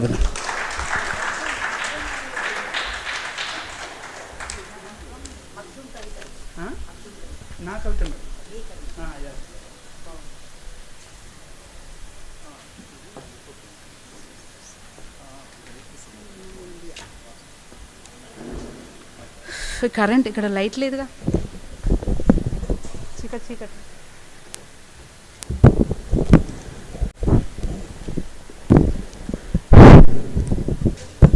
Thank you, sir.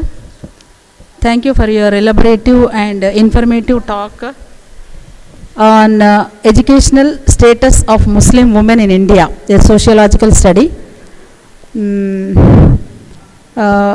The talk given by the C.H. Krishna Rao and Abbas Muhammad. Krishna Rao sir from CES, I think. CES, no sir? CES, and Abbas sir from the IGNOU University.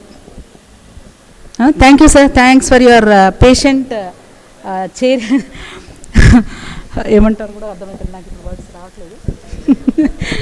Patient listening and your valuable contribution for our conference. Thank you, sir. Oh, Rambanandi. Okay. I request all the participants to come on to the dais to take a photograph. Students also, along with students. All students also, all must come. All the participants along with the students come to the dais to take a group pic.